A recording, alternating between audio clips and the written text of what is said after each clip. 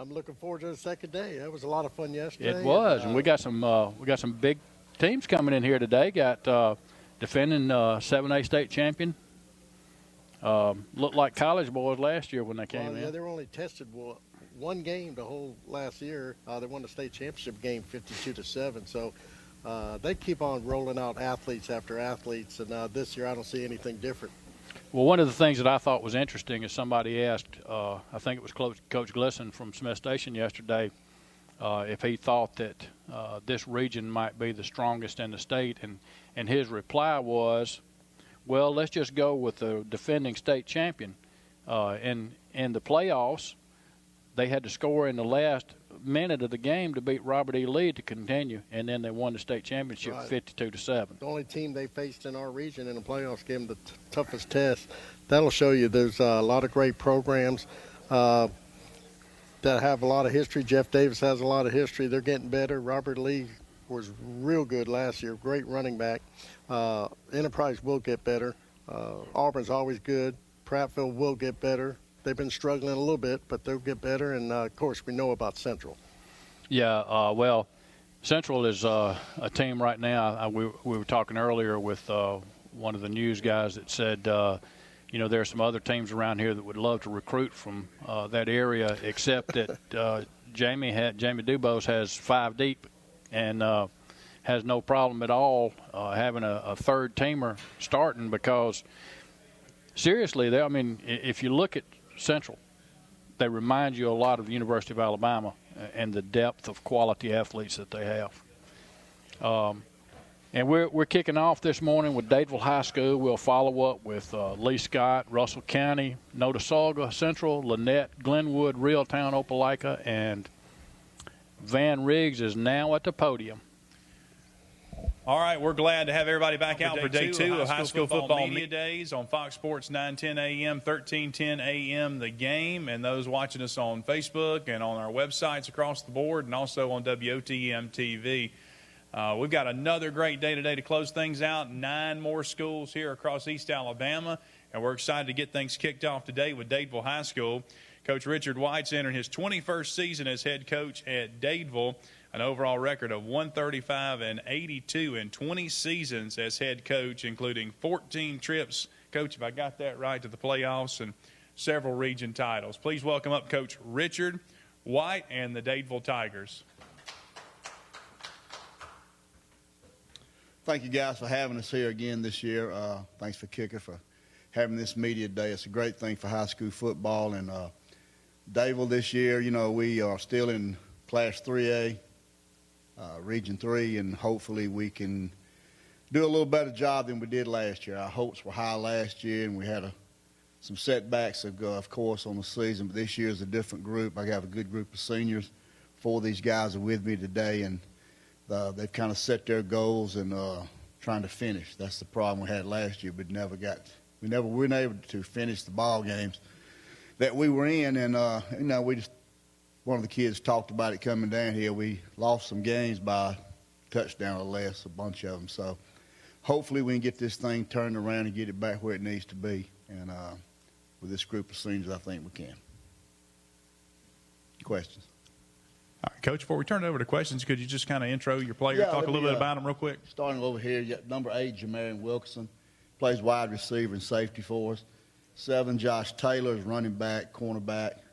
55, Max McClendon plays offensive line and defensive line for us. And number 2, Jamari Chisholm. Don't let his number deceive you. We're going to change his number. We're moving him to right tackle because we need some help on the offensive line, but he also plays defensive end for us. And these are 4 of our, I think, 12 or 13 seniors that we have on the team. All right. Dave. Start with over with Jordan. Richard, we talked a few weeks ago about last season, and y'all were in all those ball games, and just couldn't finish, and that you were looking for that this season. What have you seen from this group of guys that makes you think that this is a group that's going to be ready to finish? Well, I think they saw what happened last year as juniors, and they really led this year's summer workouts, and we've done some 7-on-7s and OTAs this year, and we've been able to hang in there the best we can. You know, we're breaking in a new quarterback, sophomore, and it's going to take a little time, of course. So we're going to have to rely on a good offensive line play to protect him and block for him, and also a defensive to keep us in the ball game. So, you know, I think overall they've discussed they want to win, where a lot of teams just kind of go through the motions. This bunch right here, they want to win. You know, they said the least we should do is 8-2, hopefully 10-0. So we'll see. You know, breaking in a new quarterback, how big is that experienced group of receivers that you have and kind of helping with that process? That's going to be the key to it. We have a returning receiving core, a bunch of seniors, and hopefully they can get open. We get the ball to them. They're going to have to make the quarterback's job a lot easier. But, again, that all goes back to our offensive line. They've got to give our quarterback time to throw the ball, to have a little confidence back there and not running for his life. And if we can establish a running game, of course, that goes back to the offensive line again. You know, everybody knows if you ever played in football, the most unsung heroes on your team is your offensive line. They don't get any recognition in the paper. You know, when we tell them that, you know, you are the unsung hero. So hopefully this year they'll get the job done, and I'm going to try to make it a point to recognize them more than the guy that's actually scoring a touchdown. On the other side of the ball, looking specifically at defensive line, how big is it, especially in y'all's region, as competitive as it is, to win the line of scrimmage? And no doubt. I mean, the line of scrimmage, that's winning and losing right there in itself. You know, we've got I got Jamari. I got Max on defensive line. I have another senior that's going to play nose. You know, those three guys, along with some others, are going to have to really step up the game to win the line of scrimmage. And if you can do that, then it kind of frees up our linebackers and put a little pressure on the quarterback, shut down some folks' running game, and, you know, that's 9/10 of winning the football game. I got a question for the players now, and I'll start with Jamarian if you want to just walk up there to the podium.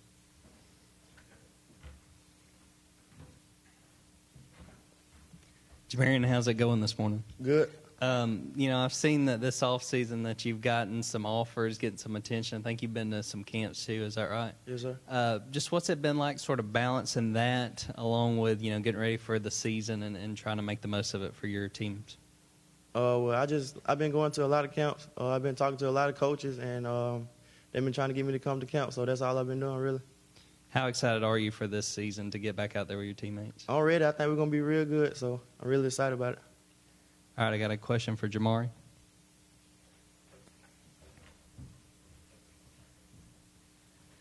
How's it going this morning? It's going good. Good. You know, you look at, like we were talking with Coach, that y'all were in a lot of games last year and just weren't able to finish. Just, you know, how excited are you to get this group together and to try to get Dadeville back in the playoffs?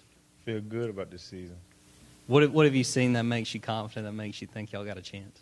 Everybody, they're excited, getting stronger, faster, better. Everybody ready to play. All right, I got a question for Max. Like I was talking with Coach, just and really on both sides of the ball, since you play offense and defensive line, just in y'all's region, how important is winning the battle up front and helping your teammates get the job done?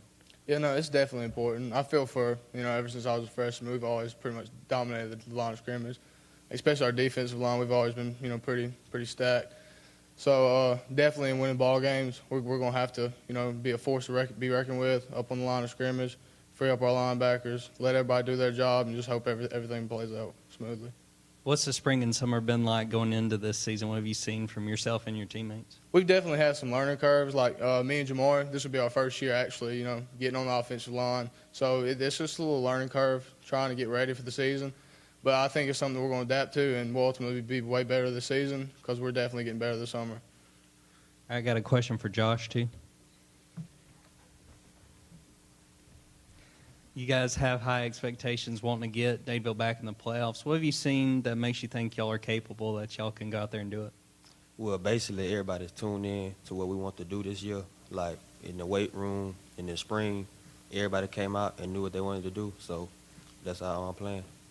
How excited are you to get back under the lights? I know y'all can only hit each other for so long and kind of, you know, getting ready to have an actual opponent again. You know, well, it's in a few more weeks we'll be able to put the pads on. You know, we've been pushing around on each other and lifting weights, so you know we're ready.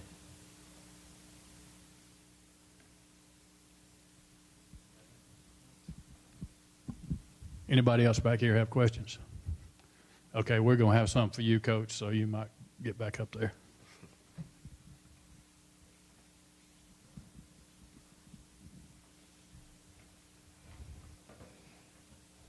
Hey, Coach. Jared Bavera with the High School Scoreboard Show. Just real quickly, how many returning starters do you have on both sides of the ball? I think last time I counted 6 on offense and probably 5 or 6 on defense. Okay, and the season's what, 3-4 weeks away? Yeah, about 5 or 6 weeks. What away. position do you feel most comfortable with going into the season? Which position do you feel like you're ready to get back out there, maybe improve before the first game? Well, the most comfortable position would be our receiver core because we're senior laden there. Running back situation is pretty good. We have 3 or 4 capable kids there. On defense, again, that's those guys that play receiver are going to play defensive back. And we're working some new kids at Jamarian's working at safety. You know, last year he played strictly offense. And I think he's learning what we're doing. We've moved Josh around from outside linebacker. We're going to put him back at corner. You know, he's just a better corner. You know, he's a great cover guy. Good. Oh, one more question. Can you tell us who's in your region and who do you look for to be the main? Well, our region is Bullock County, south side of Selma, Montgomery Academy, St. James, Pike Road, Beulah, and there's probably one more, and I'm forgetting who it is. Prattville Christian. Yes. Now the team that's probably everybody's going to talk about will be Pike Road because they're a new school. They've done well. They did not have a senior last year, so this upcoming class has got a bunch of seniors in it. So they should be picked in our region to win it all. So, but hopefully we'll be in there somewhere, you know. So that sounds like you do a lot of traveling in this region, huh? Yeah. We have to go to south side of Selma this year, and we have to go to Beulah, and we'll have to go to Prattville Christian. That's the furthest away. Okay. All right.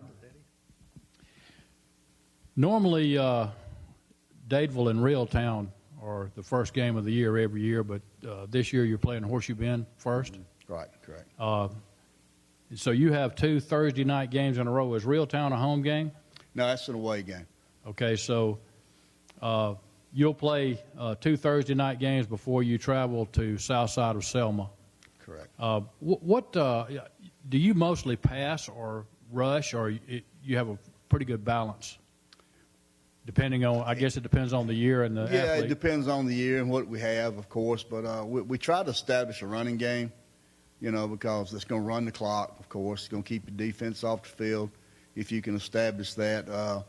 And this year we're probably going to have to rely more heavy on the running game because of course, breaking in a new quarterback. And, you know, anytime that you have a kid playing quarterback for the first time at varsity level sports, you just don't want to sit out there and kind of throw him to the wolves and expect him to win ball games for you because that's not going to happen.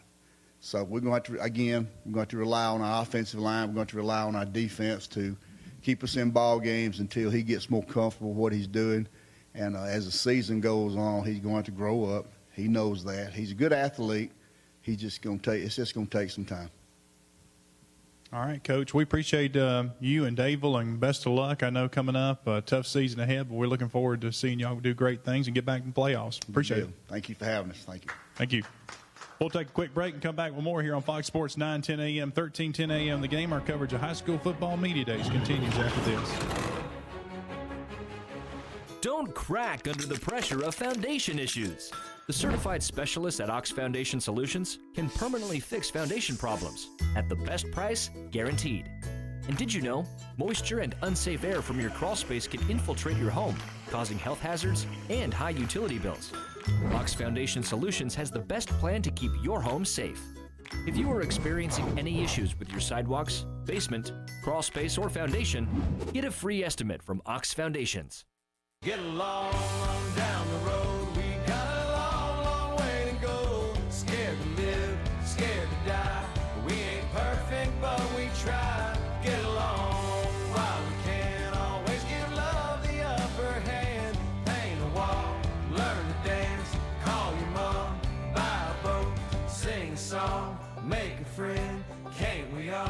get along. Huddle up and huddle in to the newly renovated, family-friendly, smoke-free Huddle House. Stop by and enjoy our new updated look on Highway 280 in Sylacauga. We have the same great food, and as always, you can enjoy any meal anytime, from breakfast to lunch to dinner, or even a midnight snack. Add one of our signature waffles to your meal for that ultimate dining experience. Huddle up and huddle in. That's right, ladies. Freshly remodeled and smoke-free, any meal anytime. Highway 280 in Sylacauga, it's the Huddle House. A funeral service represents a family's final farewell to their loved ones. Knowing this, we go beyond what is expected to ensure the ceremony is beautiful and memorable, a truly fitting tribute to that special life. We invite you to visit us to meet our staff and tour our renovated facility complete with a new dining area and catering services. We've been serving the people of this area for over 40 years, and we think that you'll be pleased to find that making lasting impressions remains our first priority. Curtis & Son Funeral Home, Sylacauga, Childersburg. Great. What am I going to do now? Time to visit Brown's Auto Collision. No problem at all. We've contacted your insurance company and we can get you back into original condition right away. And I just want to remind you that all of our work is covered by a lifetime warranty. We're done. Wow, that was easy and looks great. Brown's Auto Collision. Where quality is no accident. Repeat after me. Apple, table, penny. Apple. Bread. I remember watching Dad with the kids and thinking, geez, in 6 years, will he even know who they are? Ask me again. 1 in 10 Americans over 65 has Alzheimer's disease. Learn more today at brightfocus.org.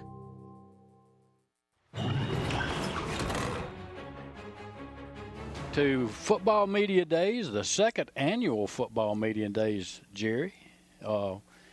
You know, this is an event that is going to get more and more popular across the state. There are already just a couple more that are doing it. I think Mobile area does it, and I know that Talladega County does it tomorrow. I don't think it's caught on in other places yet, but as it gets more and more popular, it will. We're on Fox Sports 910 AM, 1310 AM. The Game. We're also on WOTM Charter, and Jerry was able to watch replays of it last night, and he told me I talked too much. We're at the Southern Room at Southern Union State Community College, and this is brought to you by the Orthopedic Clinic. Orthopedic Clinic is one of the premier rehab centers in the state of Alabama. It's also brought to you in part by Jeffcoat Trent Funeral Home, Kenny Knox Tire Center, Rice Real Estate, Hyundai of Auburn, Frederick Dean Funeral Home, and Keith Blackman Country Financial. Interesting to hear Dadeville in here and to hear that he thinks that Pike Road, a new school, I think this will be their second year. Yeah, I heard from Rusty Henson, who does he's the voice of the Beauregard Hornets. He said, watch out for this team, Pike Road. I didn't even know they had a team first year, and they, I believe they made it to playoffs, lost they in did. the first or second round, but still, from what I heard, just like Coach Coach Weiss said, they're the team to look out for. It's interesting that the first school we had was Dadeville that had Coach White coaching for 21 years. Yeah. Now the next two schools we have, they got first-year coaches. Robert Johnson coming in for Lee Scott, and Russell County. Coach Rose is back in the area. Yeah, that's interesting, too. So I'm interested to hear. It was interesting that coaches Coach Rose – I'm sorry, Jerry, go ahead. No, I'm just interested to see Robert Johnson. Yeah. I had dinner last night with Roddy Beck, who's in charge of the Private Schools Association, and he talked highly of Robert Johnson. I'm glad he's back in this area, and I'll be interested to listen to what he has to say. And most of you know this. I hope that Jerry and I do the high school football scoreboard show on 97.7 Kicker FM on Friday nights during football season. And, you know, we like to make sure that everybody knows that we don't just cover AHSAA, but we also cover the AISA.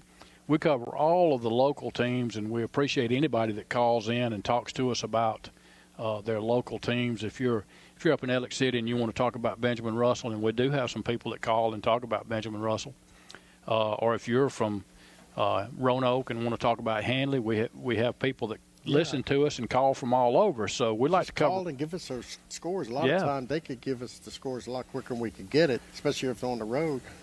We'd love to hear if you win or lose. Just give us a call and build up your school. We'd like to hear from y'all. That's right. One of the great things that about our show, Jerry, is and the coaches tell us this often, is that they appreciate the fact that we highlight the players and the positive aspects of high school football. I almost said college football. A lot of these kids look like college football players.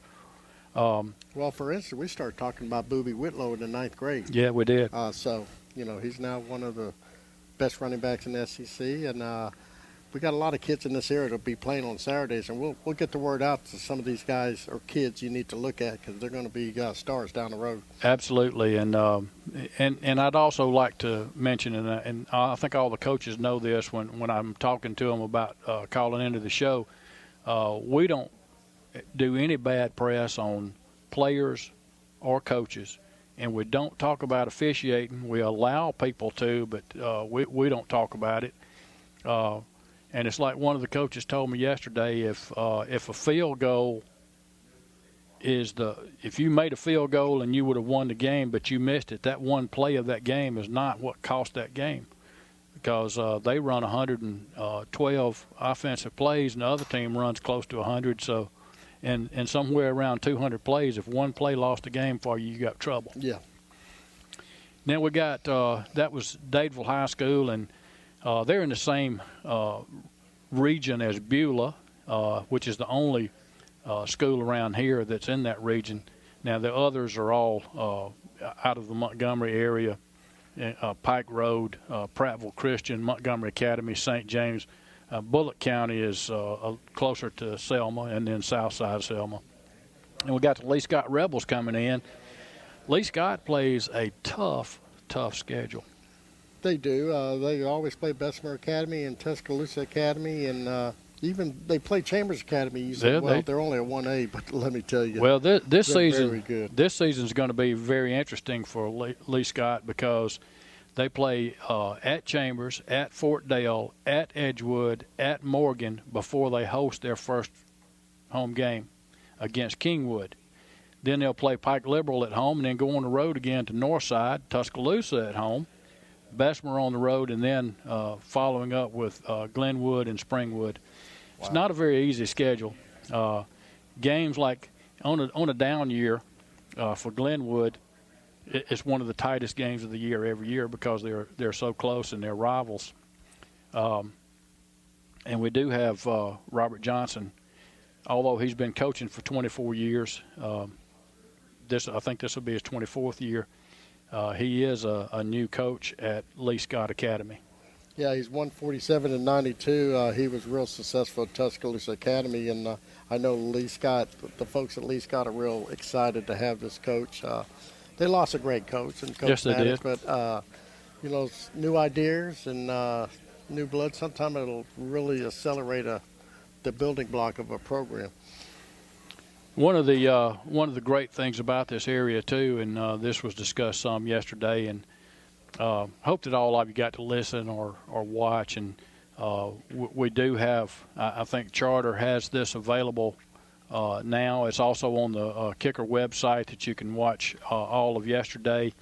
The good thing about it is if you're not watching it live, you can scoot through and fast forward us and not listen to the important stuff that's coming off of this table. Scoot through and watch your favorite team. There you go.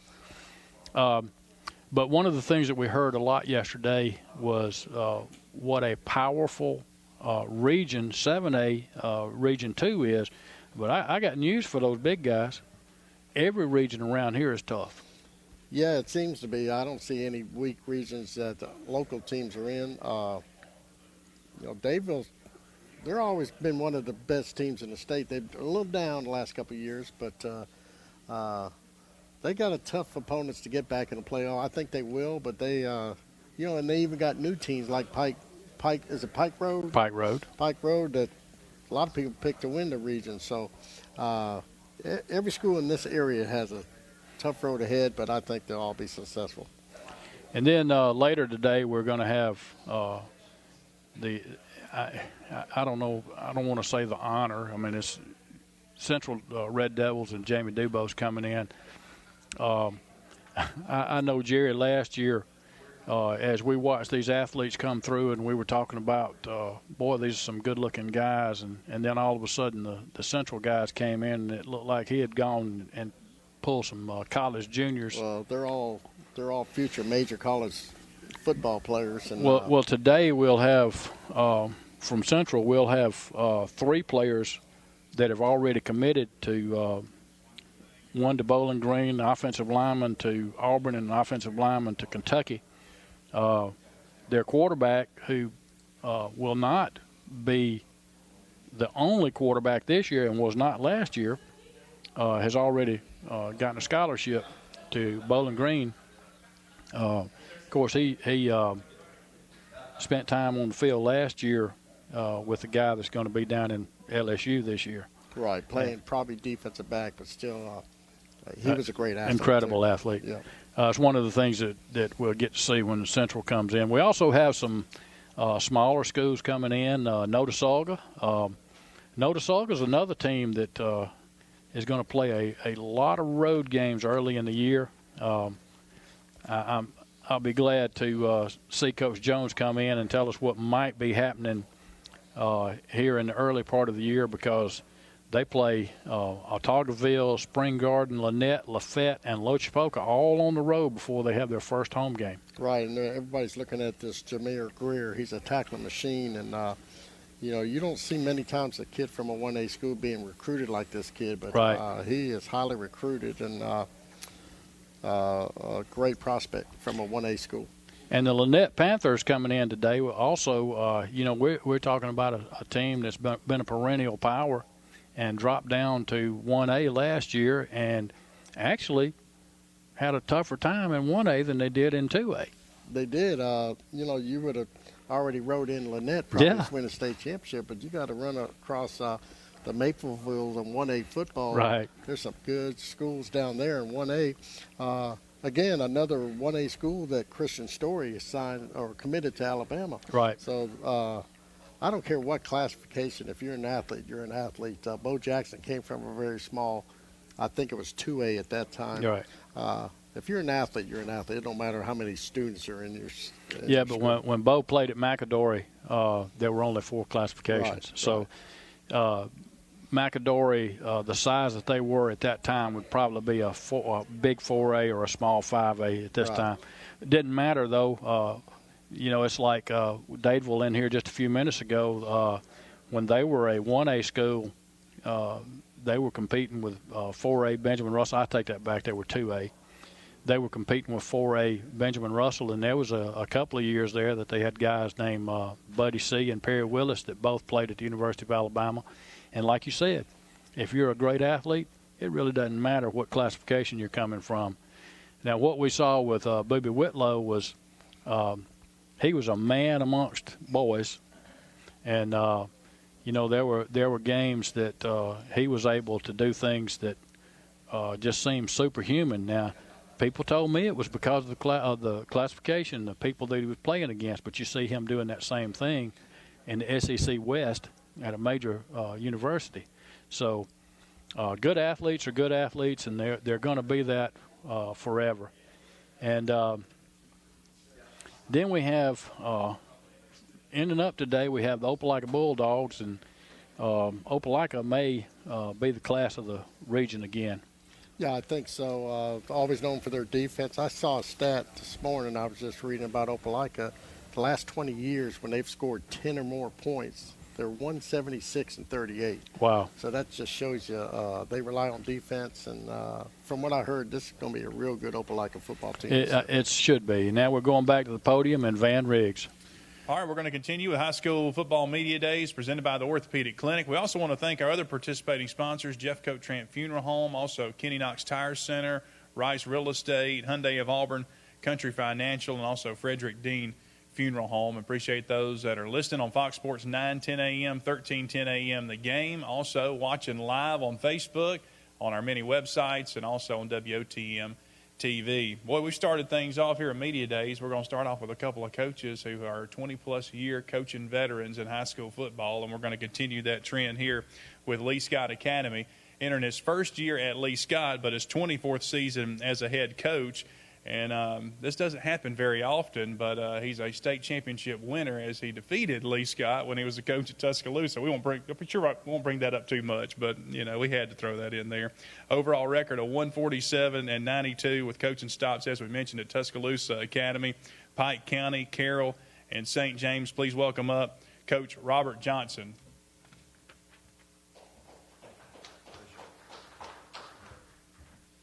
All right, good morning. I think I'm supposed to give a little state of the union at Lee Scott in football. So I got hired in January, was able to start coming back and forth from Tuscaloosa in right after basketball season, about middle of February. It's been quite a whirlwind. I've been really excited about being here. The kids are great. The parents are great. Our administration has been super supportive. We've got all brand new helmets, top of the line helmets, all brand new shoulder pads. We've got new uniforms. We've really improved a lot of the other things.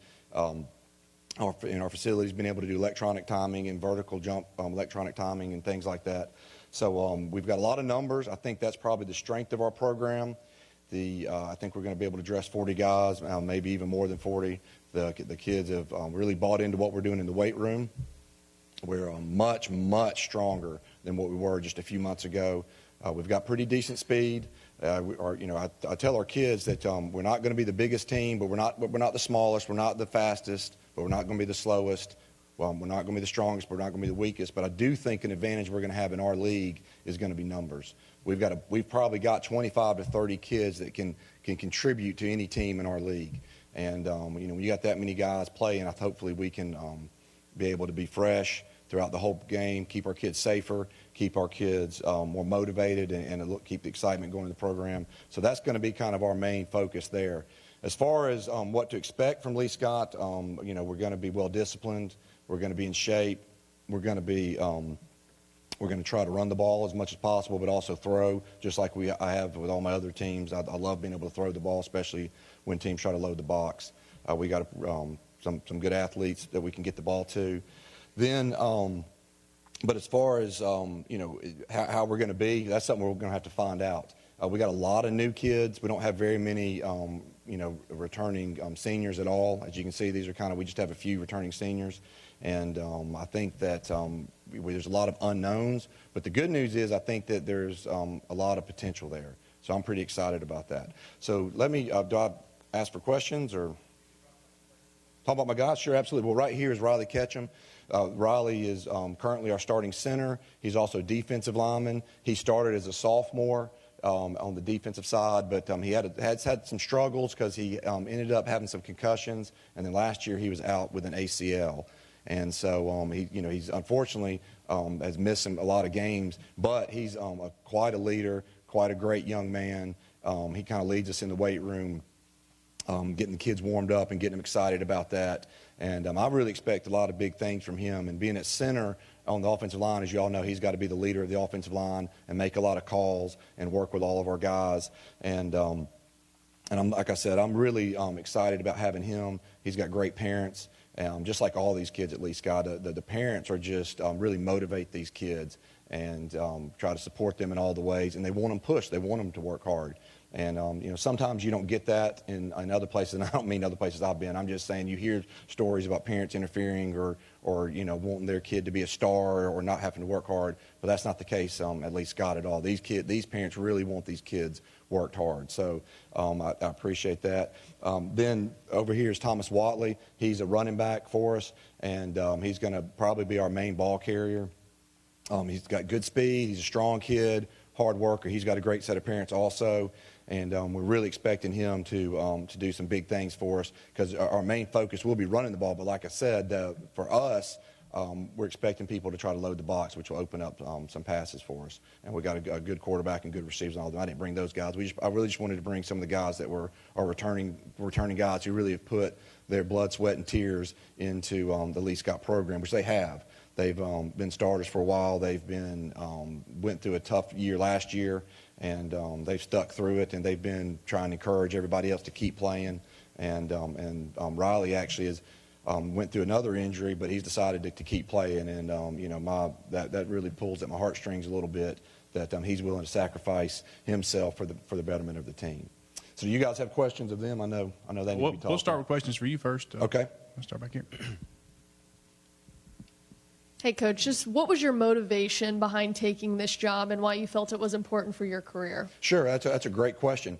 My main thing would be family. My father passed away a couple years ago, and my mother lives close by Lake Martin, so she's just 30 minutes down the road as opposed to 2 hours and 15 minutes away. My wife's family is close by. Her mom now will just live, roughly about 50 minutes away instead of 2 hours and 15 away. And then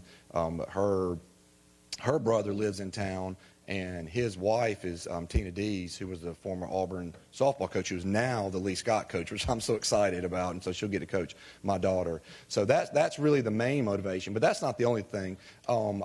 Since I've been in the AISA now for 8 years, Lee Scott just has a great reputation. I've always really been pleased and seeing their kids play. They always play hard. They've always usually had good athletes. Last year was a little bit of a down year, very uncharacteristic, but sometimes things like that just happen in small schools.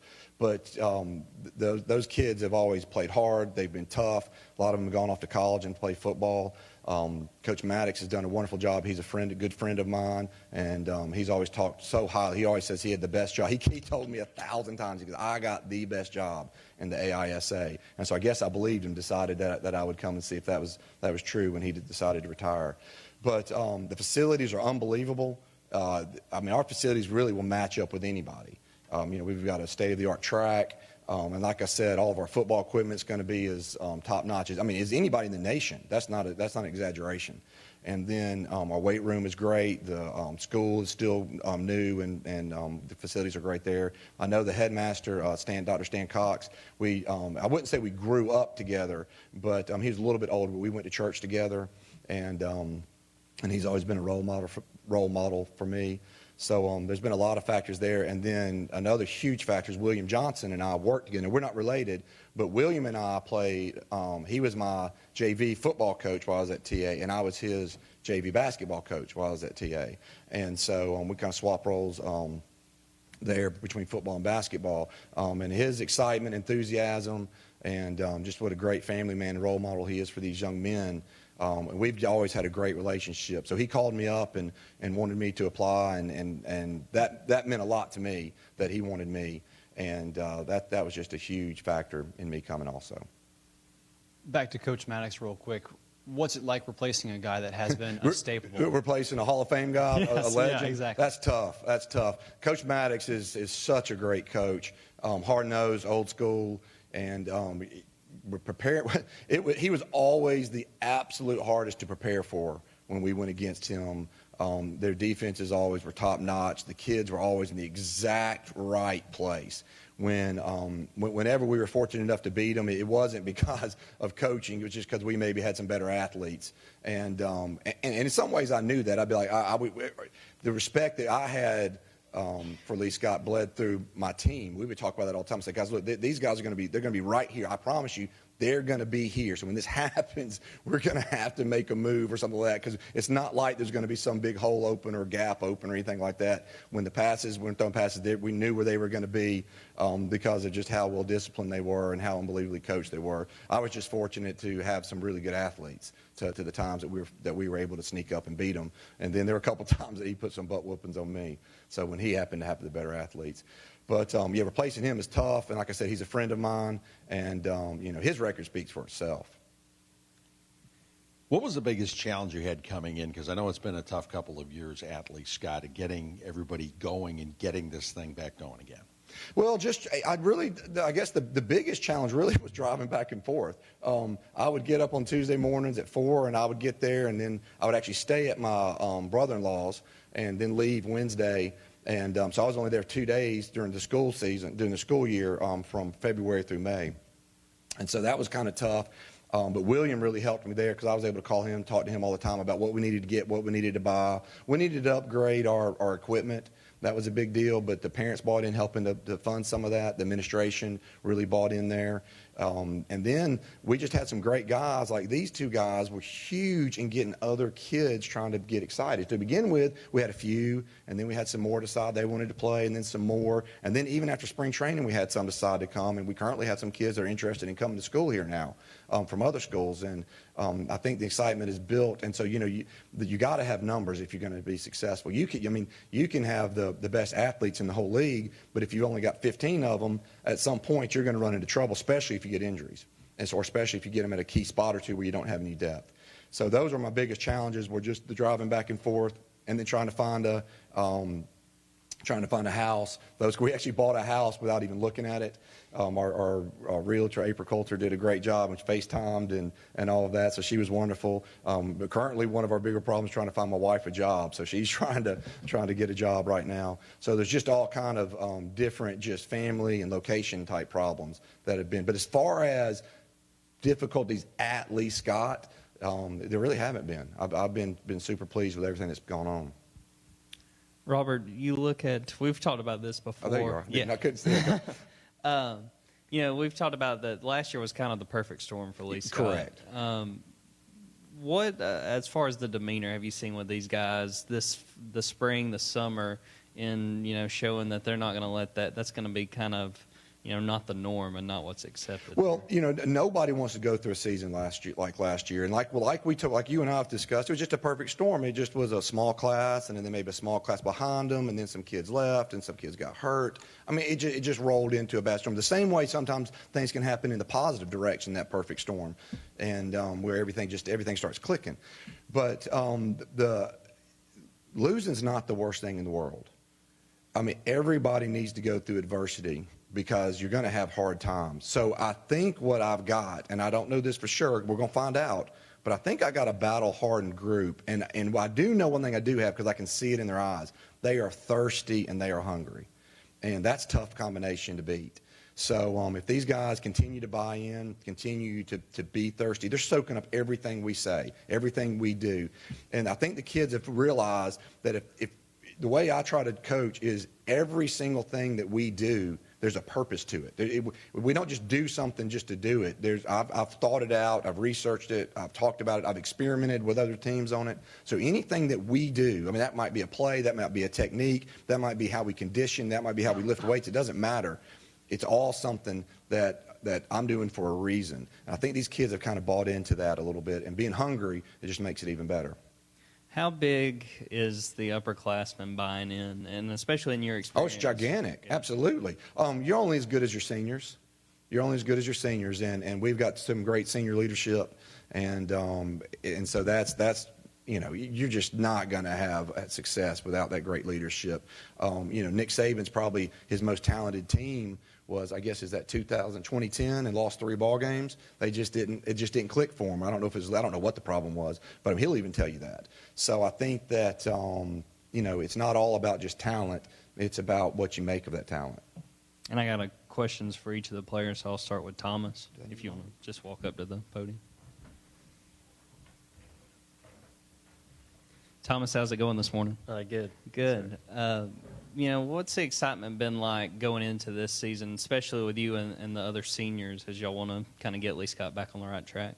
It's been very exciting. A lot of people are playing, got all our friends playing, so just got a lot of people, and it's going to be fun. Everyone's buying in, we're working hard, and I'm super excited for the season. What's it been like getting used to Coach Johnson and just, getting settled with the things he wants to do with this program? It's hard. He's a great coach, puts us through a lot of work, but I like it a lot. I'm just trying to get better, and he's really good at that. How excited are you to just start this season? I got to imagine, you guys can only hit each other for so long. I'm super excited. I've been working really hard, and I'm just craving for the season to start, and it's really close. just really looking forward to it. All right, question for Riley now. Riley, how's it going this morning? It's all right. Good. What's been the biggest difference you feel like from last year going into this year? Obviously a new coach, but just among your teammates as y'all get ready for the year. The number of guys excited to play. Having a lot more teammates is a lot more fun. What's it been like getting used to Coach Johnson and just getting ready for the first season with him? Well, it's been all right. It's kind of been very different, but I like it. I like the difference.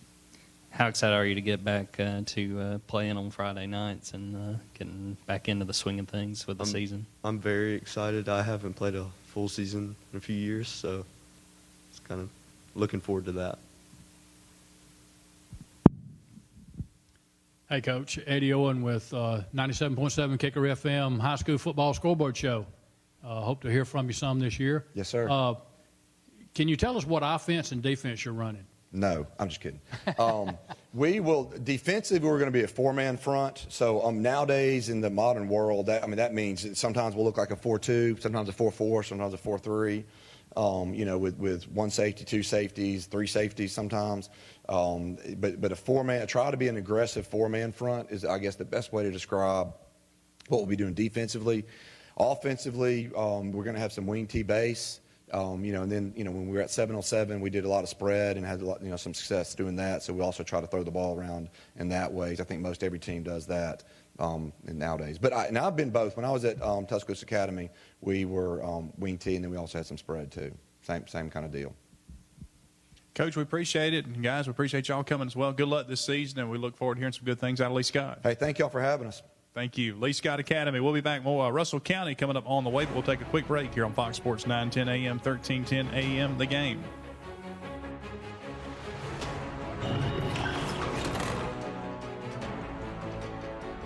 Hot under the collar because your basement is full of water? Call a local company you can trust. Ox Foundation Solutions. We use the most advanced water management system to stop water from invading your basement for good. Things feeling a little uneven at home? Ox Foundation Solutions will fix your uneven concrete sidewalk, driveway, or basement in no time. Ox Foundation Solutions has the best plan to keep your home safe. If you are experiencing any issues with your sidewalks, basement, crawl space, or foundation, get a free estimate from Ox Foundations. They gave me Vicodin after my knee surgery. They kept prescribing it, so I kept taking it. I didn't know it would be this addictive. I didn't know how far I'd go to get more.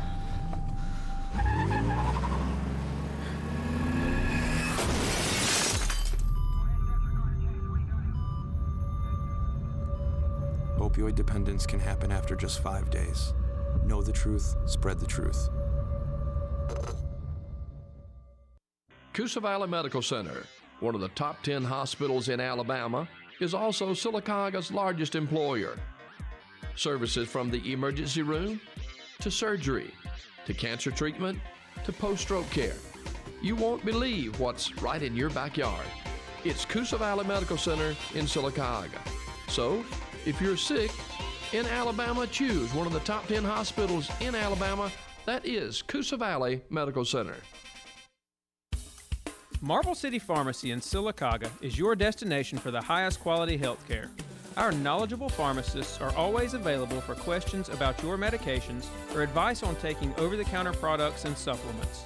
Our friendly staff can assist you in choosing from our full lines of compression hose and medical equipment. And don't forget our gift department. We have a great selection of unique gifts for every occasion. Stop by and see us today. Marble City Pharmacy, here for life.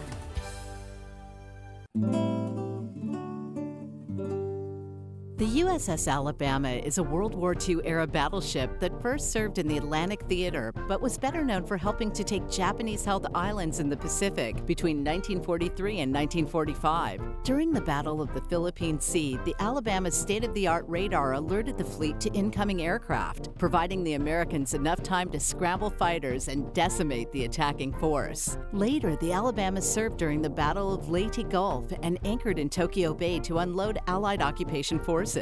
In 1964, the state of Alabama took possession of the battleship. Alabama schoolchildren raised $100,000 in nickels and dimes to help bring the ship to Mobile and create Battleship Memorial Park. The park features the Alabama, the World War II-era submarine USS Drum, and an American military aircraft collection. Battleship Memorial Park is one of the state's most visited attractions. The second annual high school football media days at Southern Union, the Southern Room, on Fox Sports 910 AM, 13 AM, The Game. We're also on WOTM Charter. It's presented by Orthopedic Clinic. Jerry Bavaro and myself, the two guys behind the microphone on Friday nights. We don't have to be behind the camera. Thank God, huh? A lot of times we got the faces for radio. We really do. Pretty interesting, Lee Scott. I think that there's a lot of excitement about Coach Johnson being there this year. And, of course, all these folks were not real happy about losing a Hall of Fame coach, but they sure were happy to get in another guy that will probably also be a Hall of Fame coach. Yeah, he's a very successful coach. He'll bring in new ideas and maybe a little different philosophy. And the thing I like, what I heard him say, is about the numbers. Looks like they got the numbers back up. Last year was a very disappointing year. They had a lot of injuries, and the senior class was, a little lacking in talent. But it looks like they're going to start turning this thing around, and Coach Johnson knows how to win, obviously, by looking at his past record. And I think the future's bright. They brought in two good-looking athletes today, and they have a very tough schedule, but they'll be much improved this year. Definitely. Yeah, they have. We say this. I think everybody gets tired of hearing us say this, and I'm sorry, but Lee Scott plays in a very, very difficult region. Their region consists of Morgan, Kingwood, Tuscaloosa, Bessemer, and Glenwood. And like we said before, and I meant to say something to this about this to the coach, that they're going to be road warriors, not just the Lee Scott Warriors, but road warriors the first of the season, because it'll be mid-season before they play a home game. Yeah, maybe it's good to get those road games out of the way early. That is tough, starting 4 games on the road, but maybe they could sneak a couple of victories there, and they're a little ahead of the schedule. Absolutely, and we got Russell County coming up, and that's another interesting coaching change. Coach Mark Rose was at North Jackson and had many, many years of great football up there, and came down to Smith Station and spent a few years here, and then went back to North Jackson. Okay, and so we got another. I'm sorry, somebody hands you a note and it just kind of throws you out of the way there a little bit. But Coach Rose coming back in here, and Coach Rose won't be with us today. He had other commitments, but Coach Rose has won 9 region titles at North Jackson, and I forgot he coached at Tallahassee. And Tallahassee was I guess that just goes to show you that this is a great area to coach in. He wanted to come back into this area, and that's not going to be an easy job at Russell County. They also have a very tough region with Carver of Montgomery, Lanier, Dothan.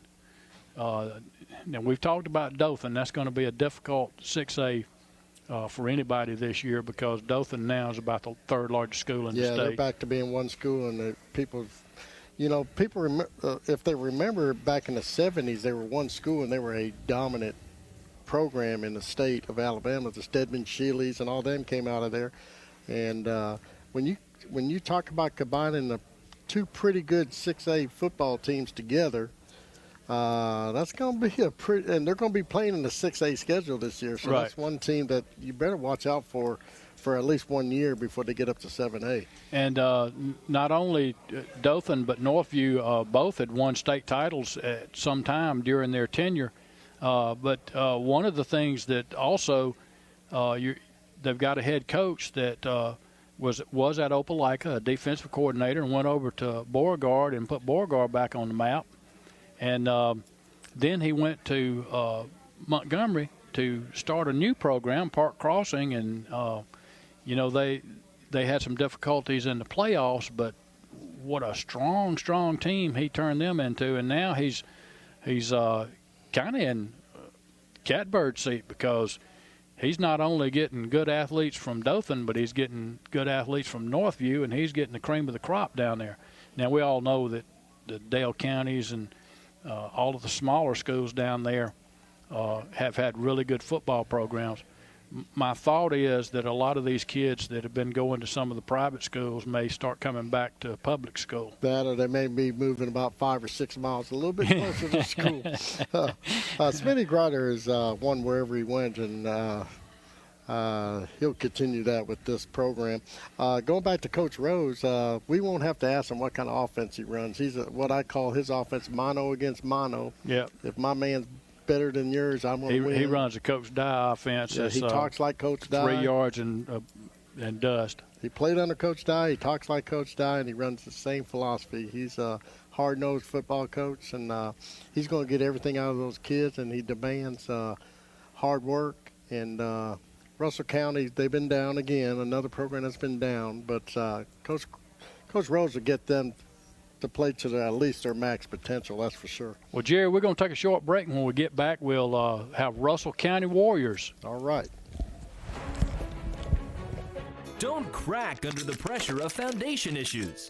The certified specialists at Ox Foundation Solutions can permanently fix foundation problems at the best price guaranteed. And did you know, moisture and unsafe air from your crawl space can infiltrate your home, causing health hazards and high utility bills. Ox Foundation Solutions has the best plan to keep your home safe. If you are experiencing any issues with your sidewalks, basement, crawl space, or foundation, get a free estimate from Ox Foundations.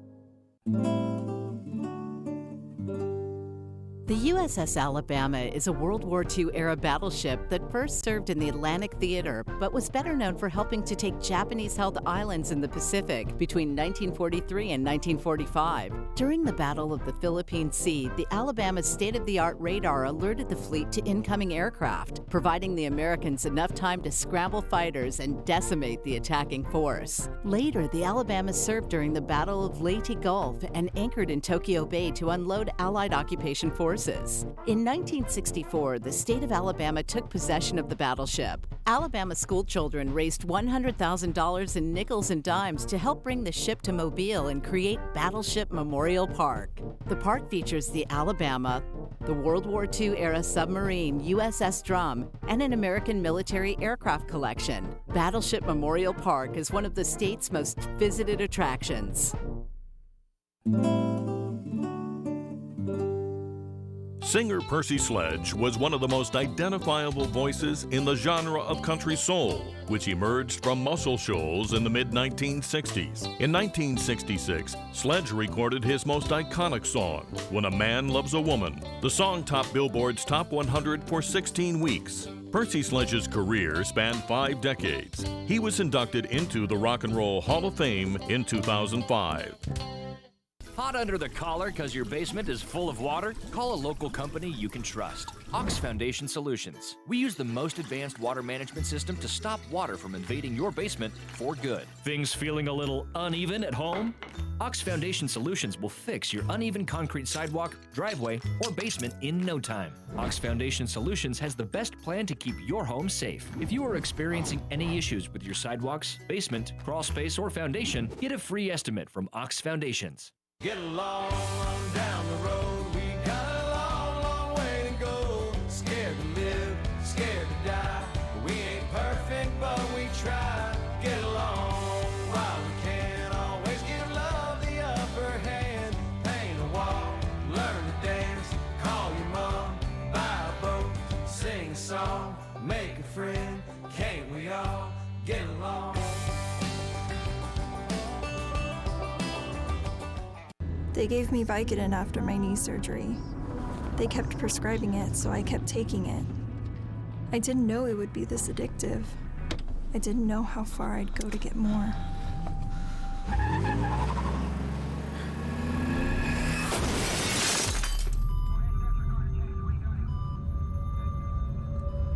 Opioid dependence can happen after just 5 days. Know the truth, spread the truth.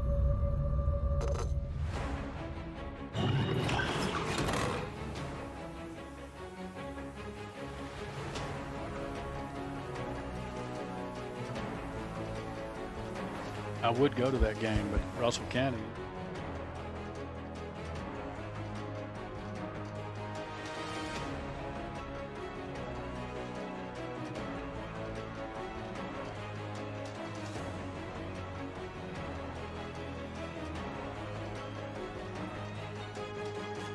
Welcome back to the second annual high school football media days, brought to you by Orthopedic Clinic. We're on Fox Sports 9:10 a.m., 13:10 a.m. The Game. We're also on the foxsportsthegame.com website, and we're presented by the Orthopedic Clinic. Jerry, we've had a couple schools in here, and now we're getting ready to introduce the Russell County Warriors. And as you mentioned a few minutes ago, they have the honor of opening up with a big 7A school. Yeah, Coach Rose coming back to Russell County, and guess what? He has to play against his first old school. Yeah. So we're going to go to the podium.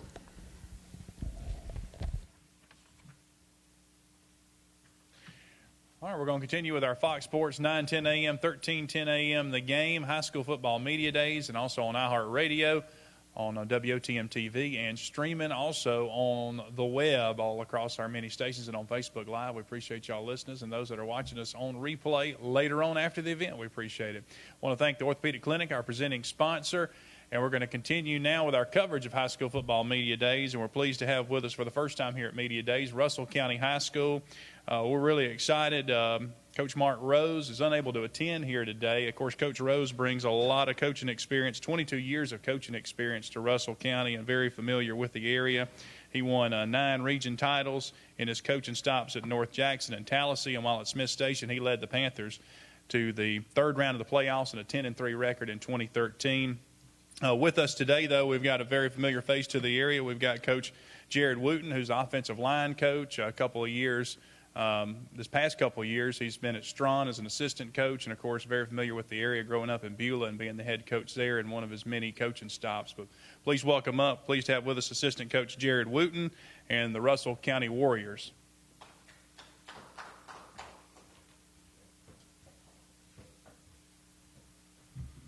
Good morning. I just want to start out by saying that I appreciate the opportunity to be here on behalf of Coach Rose. Coach Rose and I have known each other for probably 20-plus years and had opportunities along the way in the past. We've talked about working together, and things just never really have fallen into place. But when the opportunity came along this year to work with Coach Rose in this setting, I was very excited for that opportunity, and we're looking forward to doing some big things at Russell County. These guys that I have up here with me, Tariq and Myrick and Cole and Trey, just represent some of the many young men that we've been working hard with. Coach Rose came in early spring. I was able to come in April, and we've got several new coaches in place, a lot of guys that are putting in a lot of hard work, and we're looking forward to an exciting season at Russell County. All right, Coach, here we go. Thank you.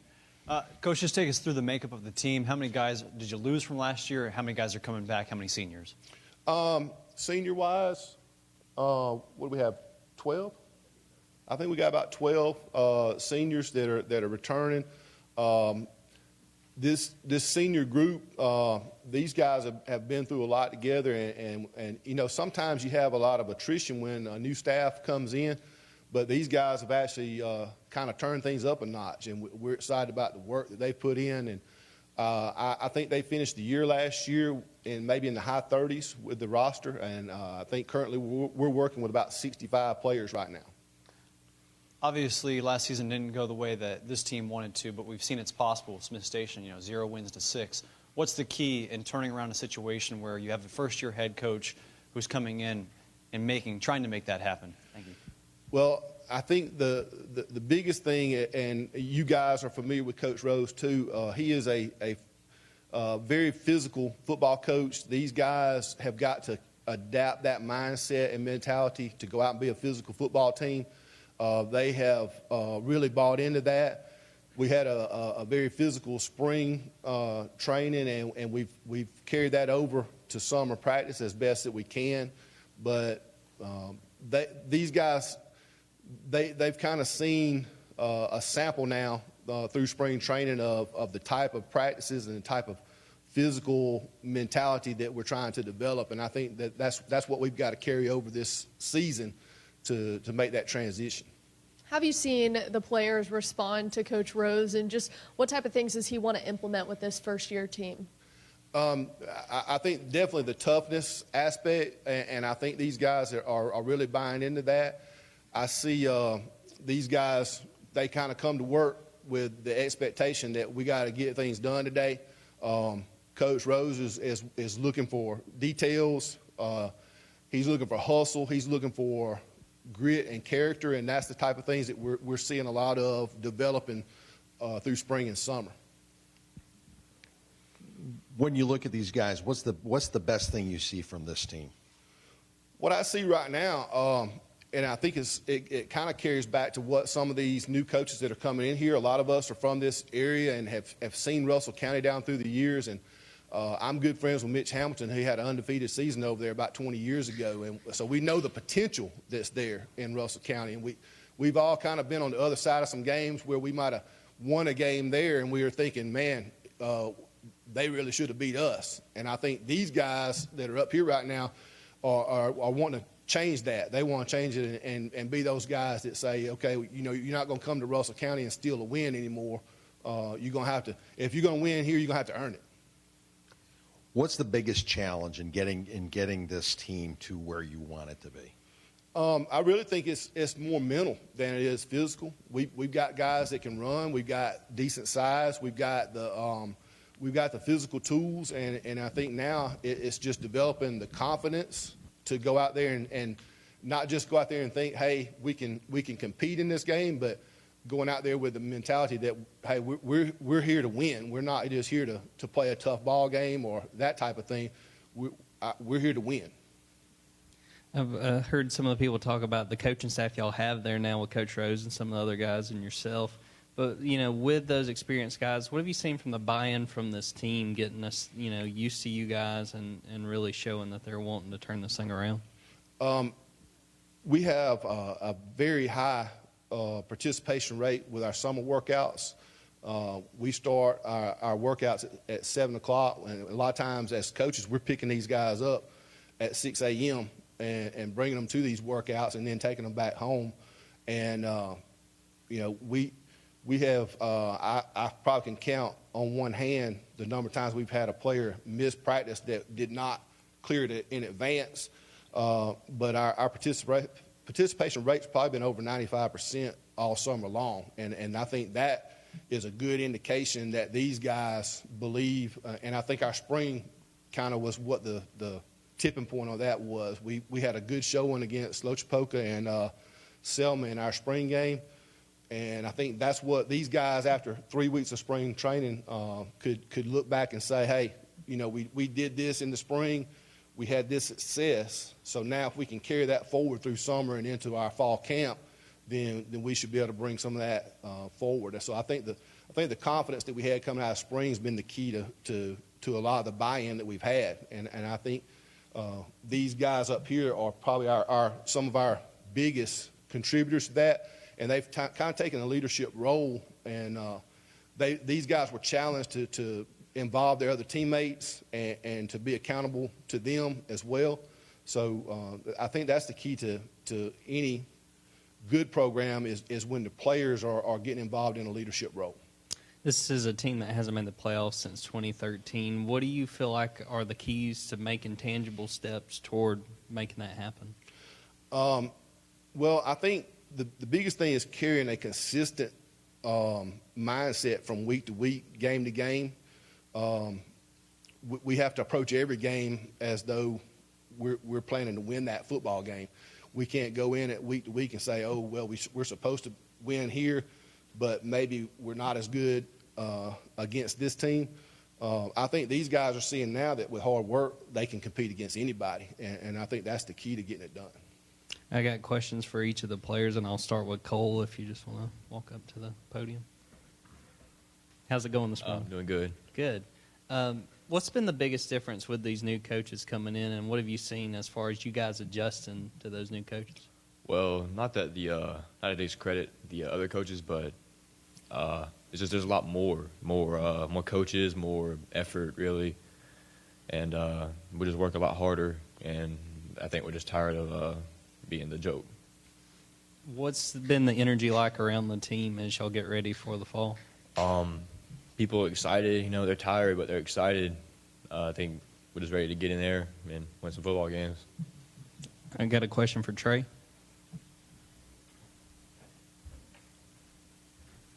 Well, what's the spring and the summer been like working with these coaches as y'all get ready for the fall? Tired, but it paid off. I'm not going to say I doubted us, but in the spring, but I didn't expect us to win both of those games. Opelika, yeah, but Selma, after we were tired, never expected that. What's Coach Rose like? What sort of your impressions with getting to work with him so far? Well, he gave me a second chance, and that really means a lot to me. I got in some trouble before he got here, and I had to make up workouts over there at the high school that I didn't do when he got there. So I'm like, he's a pretty good dude. Question for Tariq.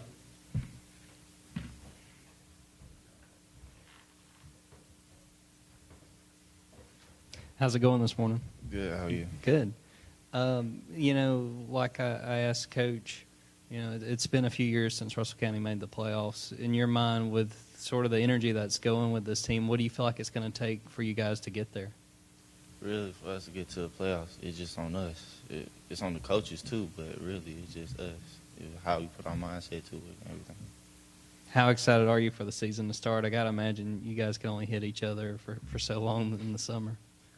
Really, I'm very excited because I like how this team is building this year. Got new faces, new coaches. Exciting. Question for Myrick.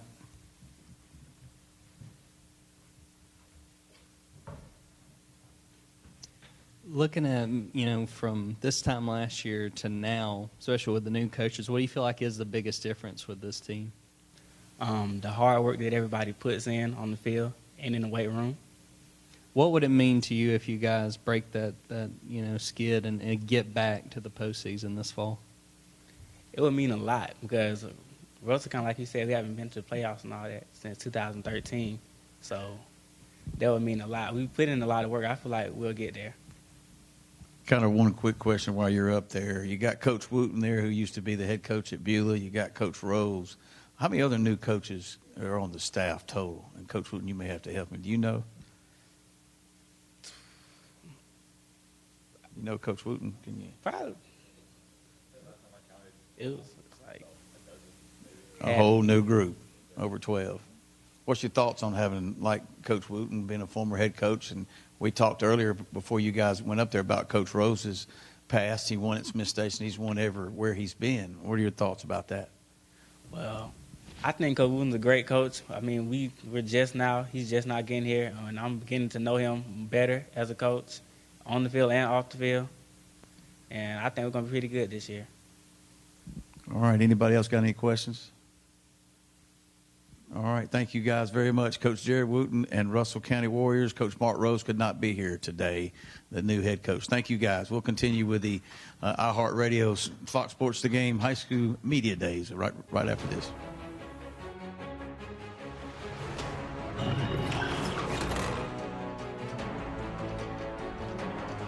Don't crack under the pressure of foundation issues.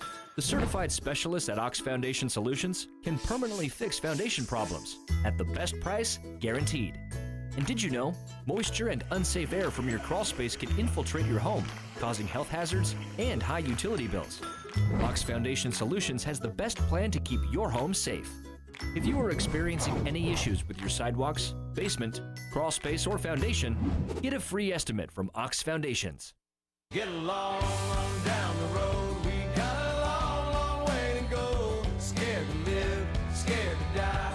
We ain't perfect, but we try. Get along while we can. Always give love the upper hand. Paint a wall, learn to dance. Call your mom, buy a boat, sing a song, make a friend. Can't we all get along? Huddle up and huddle in to the newly renovated, family-friendly, smoke-free Huddle House. Stop by and enjoy our new updated look on Highway 280 in Sylacauga. We have the same great food, and as always, you can enjoy any meal anytime, from breakfast to lunch to dinner, or even a midnight snack.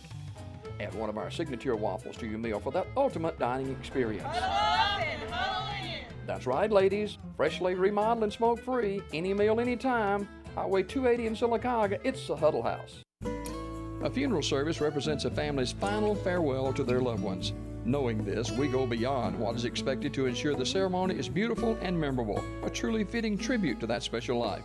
We invite you to visit us to meet our staff and tour our renovated facility complete with a new dining area and catering services. We've been serving the people of this area for over 40 years, and we think that you'll be pleased to find that making lasting impressions remains our first priority. Curtis & Son Funeral Home, Sylacauga, Childersburg. Great. What am I going to do now? Time to visit Brown's Auto Collision. No problem at all. We've contacted your insurance company and we can get you back into original condition right away. And I just want to remind you that all of our work is covered by a lifetime warranty. We're done. Wow, that was easy and looks great. Brown's Auto Collision. Where quality is no accident. Repeat after me. Apple, table, penny. Apple, bread. I remember watching Dad with the kids and thinking, geez, in 6 years, will he even know who they are? That's me again. 1 in 10 Americans over 65 has Alzheimer's disease. Learn more today at brightfocus.org.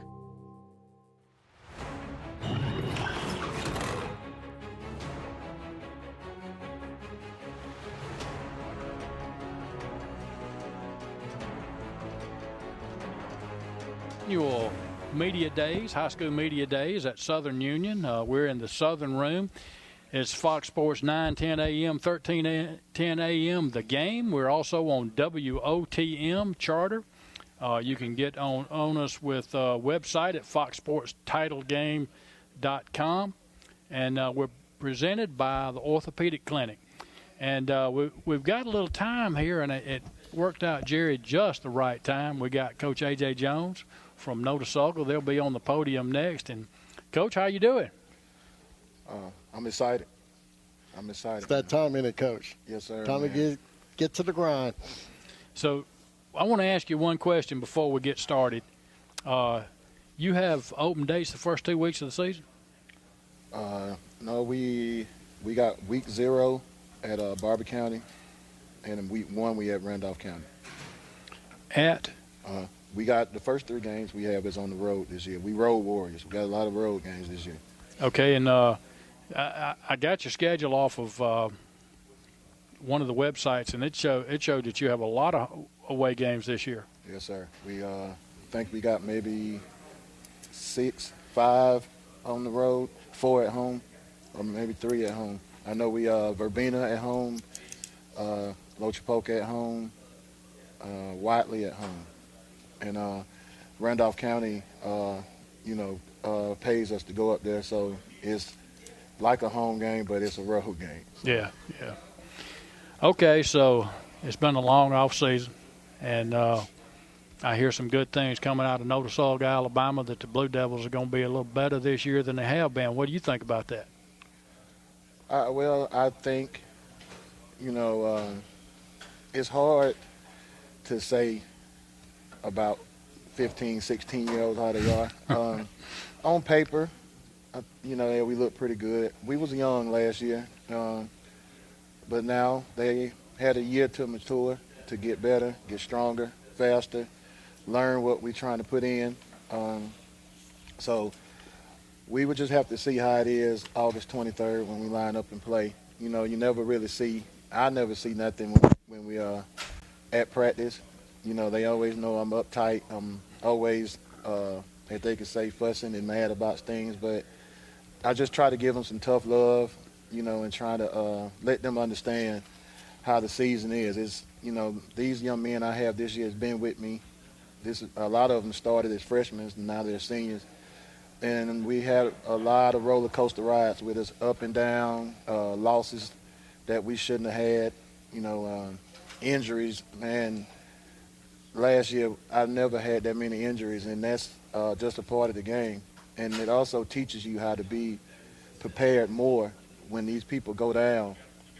Because like I tell people in 1A, you lose one person, but you lose in 3 positions. Right. It could be more than that. And a lot of my young guys that was freshmen last year had to play. So now as sophomores, they got a lot of reps on the varsity level. So, and they looking pretty good in the weight room. We've been working hard, man. So I'm just excited about this year. Coach, last year, didn't you have a couple of 8th graders play towards the end of the year? I had a handful of 8th graders. Yeah, I thought you did. Yeah. What's the numbers now? How many players do you believe you're going to start out with? We started off pretty good in the spring. We had like about 40 guys come out. But the grind got tough. Yeah. And, as it goes on, you lose a few. Right now, we maybe have about 25 kids out right now. But those 25 are some guys that got a lot of veteran, got a lot of games played under their belt. And for those of you that don't know, Coach Jones is starting his 5th year at Notasulga as a head coach. That got Notasulga in his blood, though. He played high school football there and coached there, and has coached at a couple other places like Tuskegee. Still was in Macon County. Yeah. I was at the middle school down there. That's how I cut my teeth there at Tuskegee middle school. Coach Threadgill told me to tell you hello. We were talking about you. Okay, that's a guy that got me into coaching. Right. I played under him, tough as nails, tough man. So he got me into coaching along with Coach Sykes, and as you go on up the ladder, you go to college and learn some other things from those guys. And what you try to do is when you come back is implement it to your guys, because it works because you came through it, and you made it. So you try to put it into your guys. And it works for them as well if they buy into the system. Well, one of the unique things for you this year is being starting your 5th year. Everybody on the field has been under your tutelage. You've coached all of these guys, and like you said, all these seniors, some of them played when they were in 8th grade, so they've played every year under you. Well, that puts a lot of pressure on me because now I have to. It's no excuses. They've been under me. We spend a lot of time with these guys. We do team things, man. We go out with them, just try to grow them as young men, and just tell them that it's not all about football. It's not all about wins and losses. It's about what you take from the game. And like I always say, football is a great tool to teach character, discipline. And like I tell them every day, and I told them they don't see it right now, but one day you're going to be somebody's father and husband, and they're going to depend on you. So hopefully that this thing, them being with me for these 5-6 years will help them understand as they get into the future of being a man. Coach, I'm sorry. Go ahead. Coach, you're one of our loyal callers every Friday night, and we appreciate that. I hope you continue that. When you do call in, I always hear about this Mr. Greer. Tell me about number 51, Mr. Greer. I still can't believe them 4 years has passed by, man. This guy, I think everybody we play always ask about him, man. He's just a good kid, on and off the field. Like I said, man, he's AB honor roll student. He's in the 4-H. He's like right now works 2 jobs and still come in and give me all he got. And he's taking the leadership role a whole lot better this year. We had the military armed forces come out during the summer and do some training with him, and they help with being a leadership and teamship role. And he's really took the bull by the horn. Is he getting some looks from schools? Yes, he went to a couple. He had surgery. He didn't play in the spring. He had surgery on a broke wrist. Well, you know what he could do. Yeah, last year he played a whole season with a broke wrist. Wow. And I just thought, I was just telling man, just tell the trainer to tell you to tape it up. Let's go. And he never ever complained about it. And it only got him first team region all state again with a broke wrist. And right now he's had Tennessee State, FAMU, Miles, Bama State. But the thing that I like, first time ever, and they haven't offered him, but Auburn came by to look at him. Good. Vanderbilt came by to look at him. Southern Miss, Memphis, Middle Tennessee State came by. These are schools that we haven't, we didn't even know Auburn knew where we were. And we only 10 minutes from them. But Travis Williams came down and talked to him, man. Good guy, good linebacker coach. And like I said, they didn't offer him anything, but they showed a little interest to him. And that made him feel pretty good. And it also made other kids, hey, man, that was Vanderbilt, that was Auburn on our campus, Well, that shows, though, that when there is a little interest, that if you have a breakout season, now he's already been very good the whole time he's been there. But if you had a breakout season, that might push him on up into a D1 school. I think it will. He been working hard on ACT. He made a 21 on it. He called me. He was excited. But guess what he told me? He said, Coach, I'm going to take it again and try to get higher. He's a 3.3 grade point average, man. Like I said, you couldn't ask for a better kid. Vanderbilt doesn't look at people that are not smart. Hey, you can't say anything. I can't say anything. You're definitely right about that. You got to have some type of academic background to get into Vanderbilt. So, well, Coach, one of the things that a lot of people don't realize about the smaller schools, and we talked about this a couple of years ago, sometimes their ride to football practice is the head coach. Yeah. Like I told you before, man, they took my dream car away. I had to go buy a truck, but it's all worth it. I don't mind it, man. If a kid wants to come and get better, I'll tell the parent I got him. We'll put him on the back, get in there. It don't matter. It's just the thing about it, when it rains, you got to pull your name out the hat to see who's going to get in the cab. But if not, you got to get on the back. So, but like I said, that stuff brings you together. That stuff that, like I tell these guys, memories, man, it's always something you can't get rid of. And that's how I was with Coach Sykes and one of my best coaches, Coach Johnson, that's resting in heaven right now, and Coach Hall, Coach Thompson. All those guys had trucks. And when they come by, honk the horn, you running out maybe with a ham sandwich, get something in you before you get to practice. And you just can't forget those days. Those 15, 20 years ago, man, it was just a blessing to just be a part of high school football. Well, coaches are a big thing in these kids' development. And from what I've heard, you've done a great job with these kids. And I know the people at Notasoga appreciate the job you're doing and the man you are. And we appreciate you calling us every Friday night, whether you win or lose. That shows you what kind of class man you are, Coach. Well, I tell these guys, sometimes you can't win them all. No. But as long Unless as you're Saban, huh? Yeah.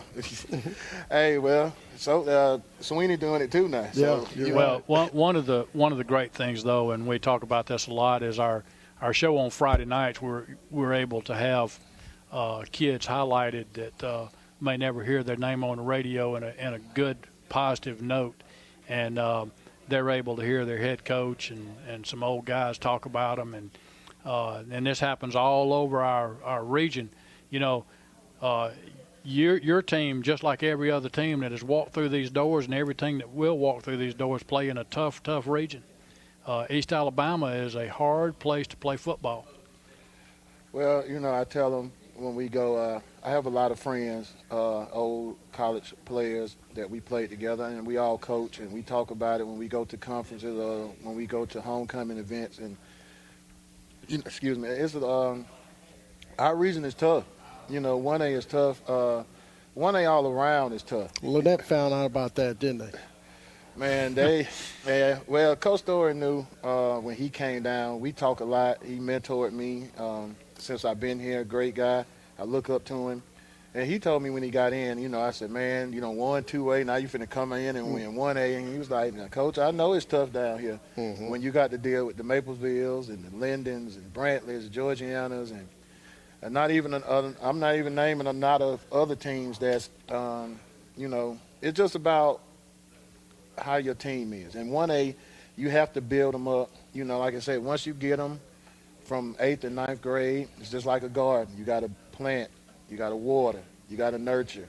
And then by the time they become juniors and seniors, that's when you feel like, okay, this is my chance. I got to take advantage of this because, it's not every day in 1A that you're going to just keep having those type of teams unless you Mapleville and stuff like that. But Coach, LC made a good point yesterday. He said that he thinks the 1A schools may need a couple of more heat timeouts, since most of those kids play both ways. And I tend to agree with him. What's your thought on that? I definitely agree. I tell, 1 and 2, pop some threes. It's when we have to get involved with the 4 through 7As, I feel like it's not fair to some of these guys. And I like how they do it. Sometimes now they break it up, small schools and big schools. We just can't compete with those type of guys, man. And, I think we should have a different layout than they do. We should have a couple more heat time now. It's just that, like I said, we only deal with 25, if you get 30 kids. They're playing both ways, most of them. They on everything. If you got 30 kids out, you've got a big team. Yeah, that and in 1A, that is real good. So, it's just it's a different type of atmosphere. And I tell, like, the college coaches when they recruit these kids, they are versatile. They don't know just one position. So when you get them, all you have to do is just really fine-tune them to what they do because they're used to doing anything you need them to do. They can play receiver, DB, some line up at quarterback, running back, special teams. So, and I always tell them, I really think that the small ball kids can really adapt, once you get them into college. Well, if you see 1As assign a major scholarship, they always have athlete beside their name. They never hardly ever have a position. It's always athlete. And, those the type of guys I've let go, like the Walter Tatums, C.J. Cook, like Jimmy Pitts, the one that we just got rid of, man. Those type of guys, it's hard to find them, man. And it don't take long for you tell them, hey, you show them, which is what we're going to do this week. By Wednesday, they already got it, and it's just like last year when we had all those injuries. We had to move Jimmy Pitts. He was everywhere, but everywhere he was successful. And well, Coach, one of the things that impresses me about you in particular and a lot of other coaches now is that, it used to be that you got kids out to play football and they did what you wanted them to do, and if they didn't, you kicked them off the team or sat them on the bench. But you invest yourself into each one of those players as a person more so than just an athlete. And you seem, as many of our coaches that come in here are trying to grow the person into a young man that can be good in society, not just good on the football field.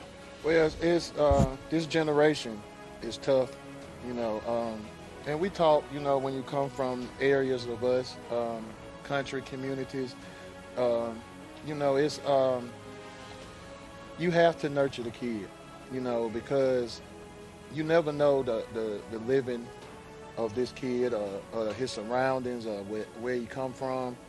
And sometimes football, sports in general, is an outlet for these kids. They want to be around positive things. They want to be around love. I was one. I grew up in those circles. And I know, football was everything to me.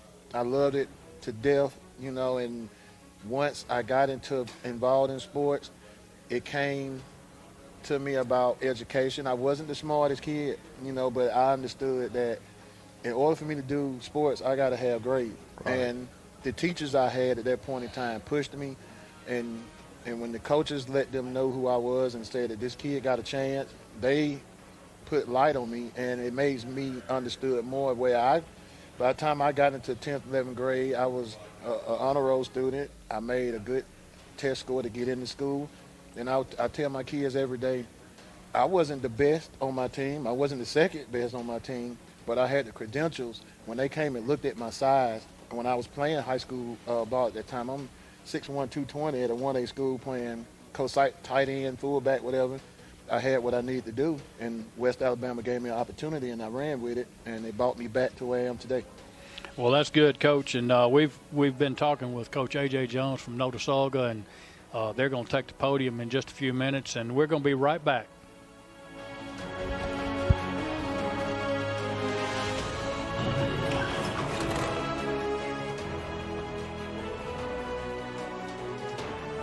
Hot under the collar because your basement is full of water? Call a local company you can trust. Ox Foundation Solutions. We use the most advanced water management system to stop water from invading your basement for good. Things feeling a little uneven at home? Ox Foundation Solutions will fix your uneven concrete sidewalk, driveway, or basement in no time. Ox Foundation Solutions has the best plan to keep your home safe. If you are experiencing any issues with your sidewalks, basement, crawl space, or foundation, get a free estimate from Ox Foundations. They gave me Vicodin after my knee surgery. They kept prescribing it, so I kept taking it. I didn't know it would be this addictive. I didn't know how far I'd go to get more.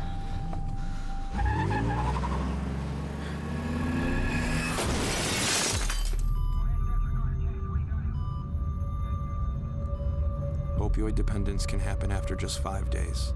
Know the truth, spread the truth. Coosa Valley Medical Center, one of the top 10 hospitals in Alabama, is also Silicaga's largest employer. Services from the emergency room to surgery to cancer treatment to post-stroke care. You won't believe what's right in your backyard. It's Coosa Valley Medical Center in Silicaga. So, if you're sick in Alabama, choose one of the top 10 hospitals in Alabama. That is Coosa Valley Medical Center. Marble City Pharmacy in Silicaga is your destination for the highest quality health care. Our knowledgeable pharmacists are always available for questions about your medications or advice on taking over-the-counter products and supplements. Our friendly staff can assist you in choosing from our full lines of compression hose and medical equipment. And don't forget our gift department. We have a great selection of unique gifts for every occasion. Stop by and see us today. Marble City Pharmacy, here for life.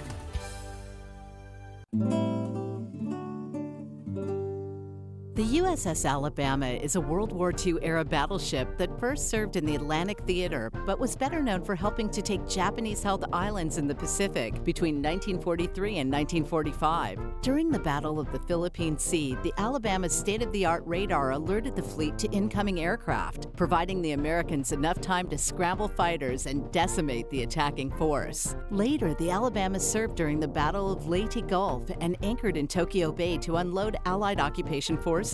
In 1964, the state of Alabama took possession of the battleship. Alabama schoolchildren raised $100,000 in nickels and dimes to help bring the ship to Mobile and create Battleship Memorial Park. The park features the Alabama, the World War II-era submarine USS Drum, and an American military aircraft collection. Battleship Memorial Park is one of the state's most visited attractions. Don't...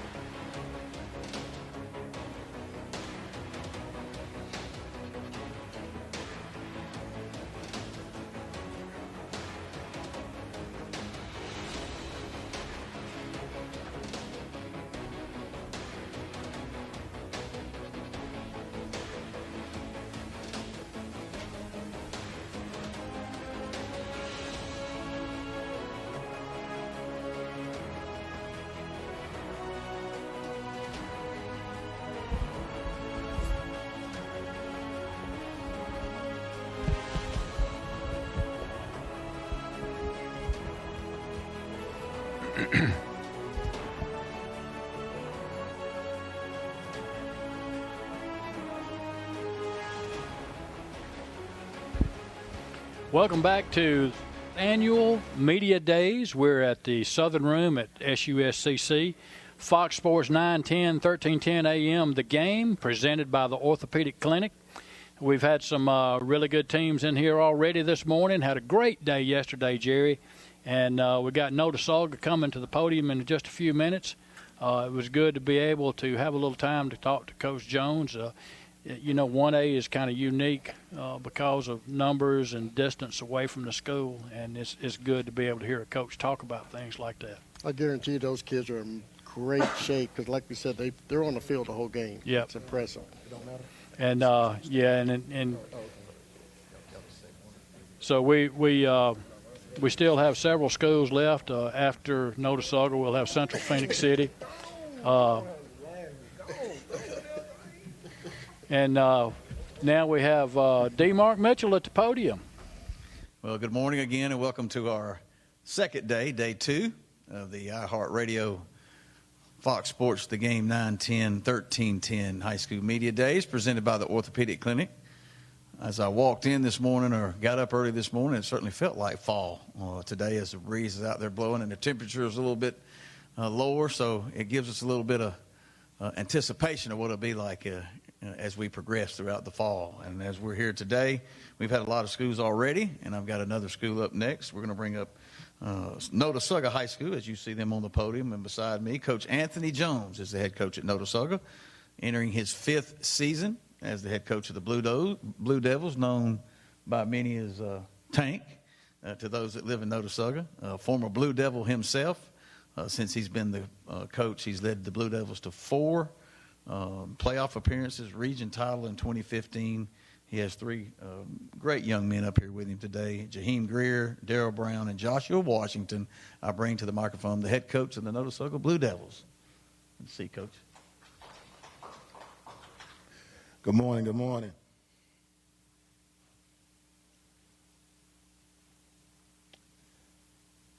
Well, we're gonna get started. This year, we hope that we do pretty good things this year. Last year, we was young, had a lot of injuries. Never had that many injuries before. Had key injuries. I mean, all 3 of these young men I brought with me this morning was hurt, but they still played. Lost my quarterback in week 2. Had lineman injuries, concussions, but it wasn't no excuses. We did what we had to do. We fought in every game, and that's one of the things they know that I always want to hear from them is heart and effort and be physical at any time. And I think when you have a chance to do those type of things on the field, you always give yourself a chance to win. And that's what I always preach to these young men all the time is just give me fight and give me effort, and you never know what'll happen because a football game is very long. You can fall down by 3 touchdowns, or you could be up by 3 touchdowns. It could change at any given time. That's why momentum always play a big, big effort in a football game. And those some of the things that I always try to teach these young men is just always fight. You never know what'll happen. We play in a tough region. 1A all across the board is very tough. I mean, from your Maplevilles and Lindens, Georgianas, and then Lynette dropped. And the thing that I tell these guys, we usually always have a tough region when you have to fight with Whiteley and Lynette. And my first 2-3 years, we had to deal with Maplesville. And, I mean, it's like the SEC West to me.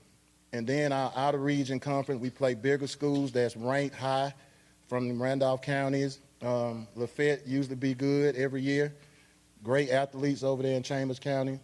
So you never know, who's watching. And that's what I tell these young men. If you're trying to get to the next level, even in 1A, we have guys being looked at by SEC schools, D1 schools.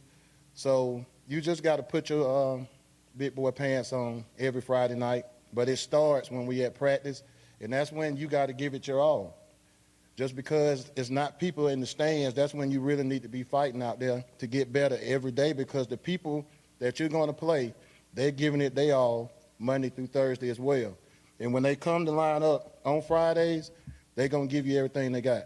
And that's all I want for my young men to do. When we take the field and the lights on and people are screaming, that's when you got to do your best and hopefully come out with a W.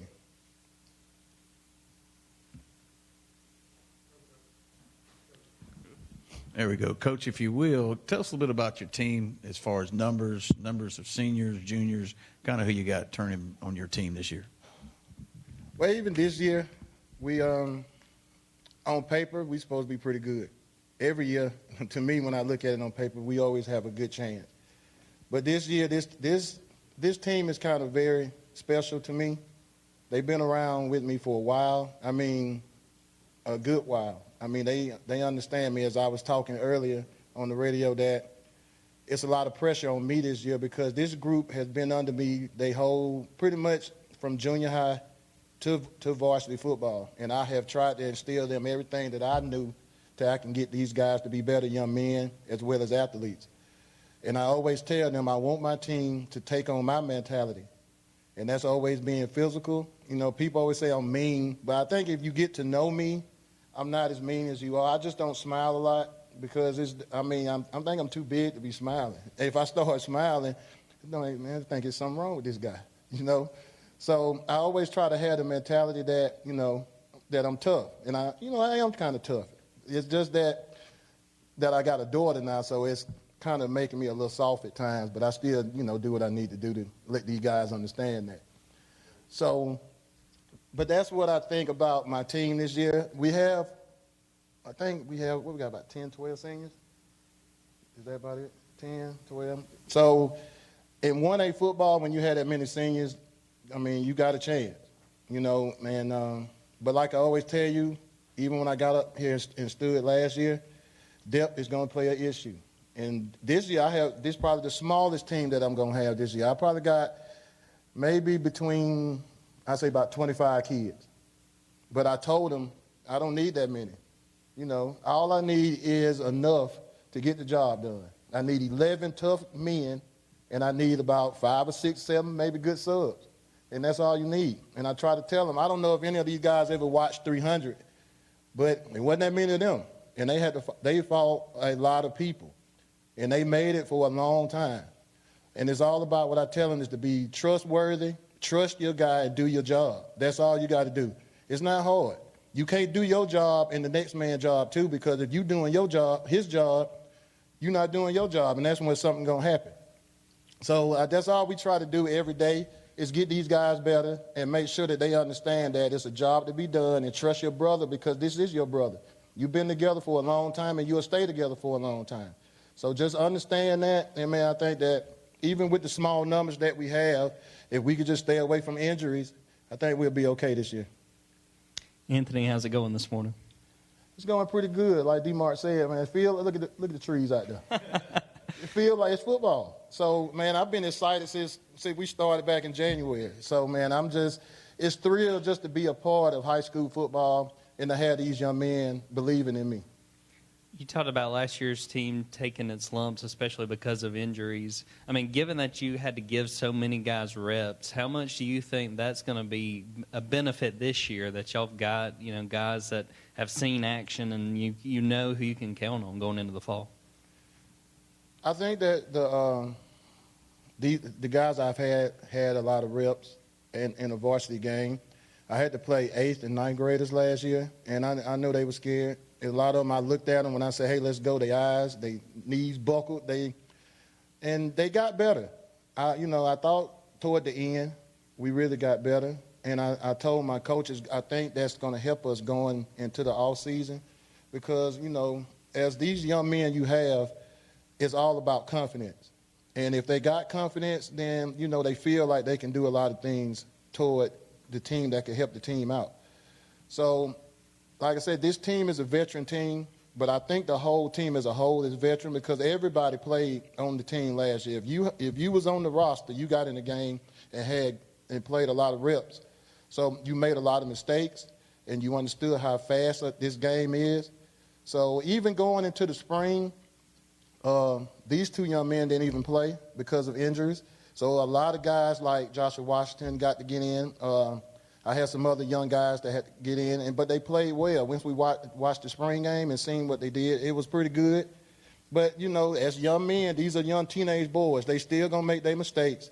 And that's pretty good because all you got to do is correct it. And that's what we're supposed to do as coaches. You got to coach them up when they make mistakes. Even if they've been in this program for a minute, they still get a brain freeze sometimes and they mess up.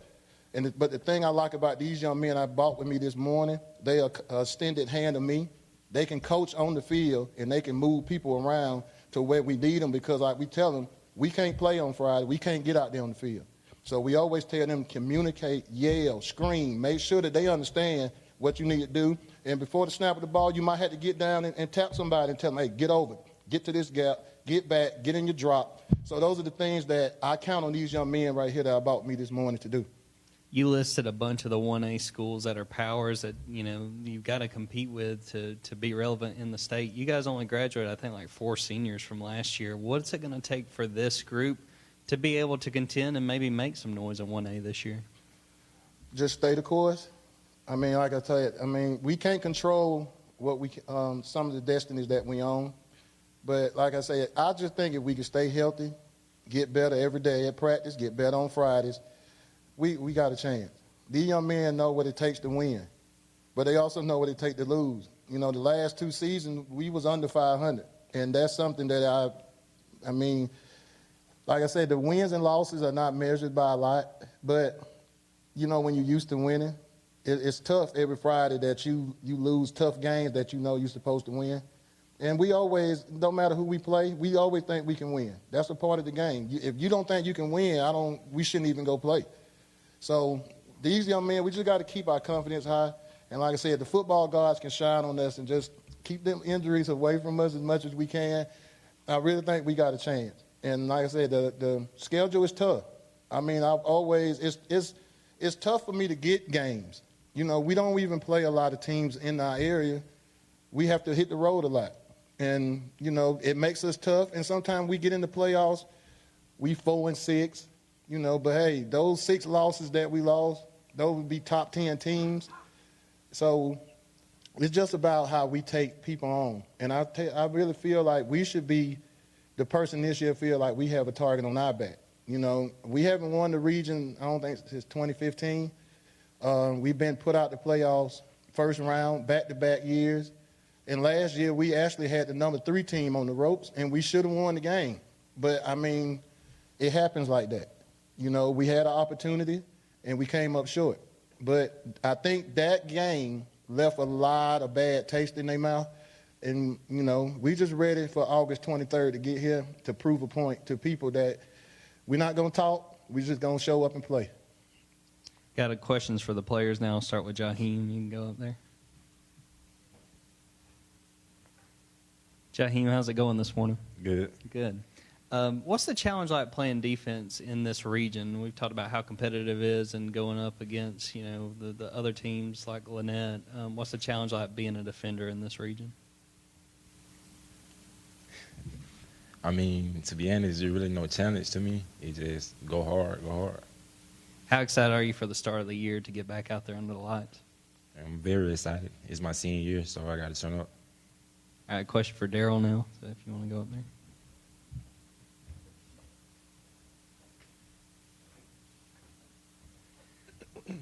Daryl, you got a lot of carries for this team last year. How much do you think getting all those carries has helped? And what things have you done this offseason to be even better this year? Work out a whole lot. That's all I did. What was the challenge like? I mean, especially when you guys got hurt, had a lot of injuries. You know, you took a ton of carries and teams knew you were getting the ball. What was that like? It was fun because I knew everybody was targeting me, and I liked that. It just gave me a better challenge. What's the energy around the team as y'all try to go into this year and try to make a name for yourself in 1A? Could you repeat that? Yeah, just what's the energy like around the team as y'all try to go out and have a really good year? We have a positive energy this year. And, we're more of a brotherhood team this year. So we're going to ride or die for each other. Got a question for Joshua now. How's it going this morning? Good. What positions do you play for Notasulga? Running back and outside linebacker. What's the excitement been like this off season, and what's the work been like as y'all get ready for the fall? The work has been very, I can say, coach has not been easy on this because he knows the potential that we have, so he goes hard. And I believe that all us together has came closer because of our coach and the position he put us in. And like Dara said, it's a brotherhood, so together I feel like it's nothing we can't overcome. We've talked about how competitive y'all's region is. What does it take? What do you think it will take to be able to stand out in the region this year? For all of us to be on the same page mentally. Coach, I ask you one more question. I know Eric Shaw's getting a lot of national attention, but that national attention is also attention for Notasulga. Can you talk a little bit about, the college coaches coming by and recruiting that sometimes can lead to them discovering other players? Yeah, Eric Shaw is he's a stud, especially he comes from a small school. So, when we're around, small schools only get those type of kids every so often. But we have studs too, and those guys, colleges come by. Like I told on the radio show this morning, Auburn, I don't know if they got lost, but they came down there to ask about Jaheim and D. Brown. Vanderbilt came to the school. We've had Southern Miss, Memphis, Middle Tennessee State to go along with Tennessee State came down. Bama State comes around. So that's positive things for these young men. And I always tell them, it don't matter where you at. If you playing, they'll find you. But you also got to do the things you need to do as well as education, get the test scores, and the most important thing is have good character, because that's the first thing that coach is going to ask. How's his character? How does he treat people? How does he treat the janitor, the cooks? It's little things that they don't think they really understand about recruiting. And social media the same way. They check that to make sure that you're not putting negative stuff on there and being, just being a good role model, because at our school, it's a K through 12 thing. So all my little kids, my babies between K and 6th grade, they look up to these guys. And they see them, and they look at them and make sure, man, I want to be like D. Brown. And they go on YouTube and put their stuff when I have them at PE, because I'm the elementary PE teacher. How you spell D. Brown name? How you spell Jaheim?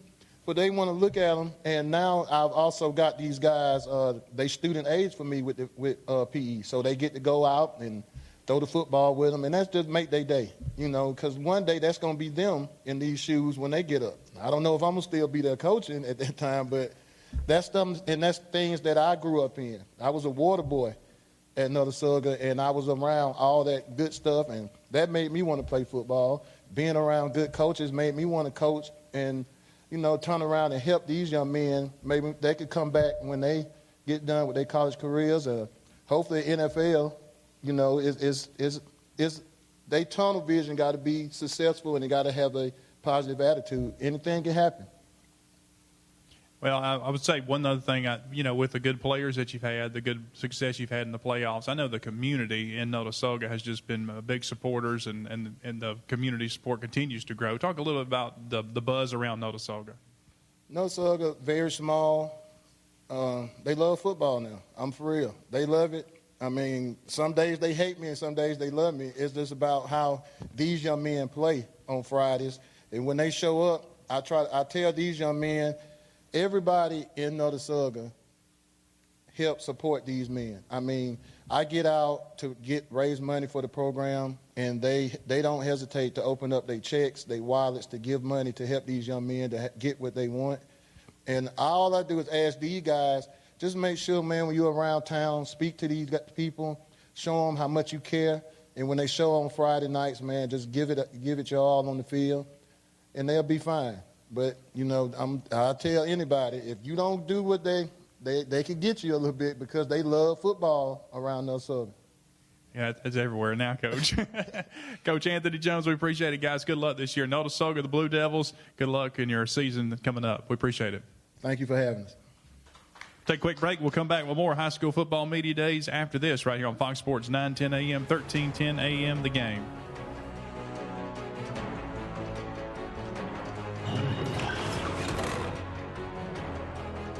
Don't crack under the pressure of foundation issues. The certified specialists at Ox Foundation Solutions can permanently fix foundation problems at the best price guaranteed. And did you know, moisture and unsafe air from your crawl space can infiltrate your home, causing health hazards and high utility bills. Ox Foundation Solutions has the best plan to keep your home safe. If you are experiencing any issues with your sidewalks, basement, crawl space, or foundation, get a free estimate from Ox Foundations.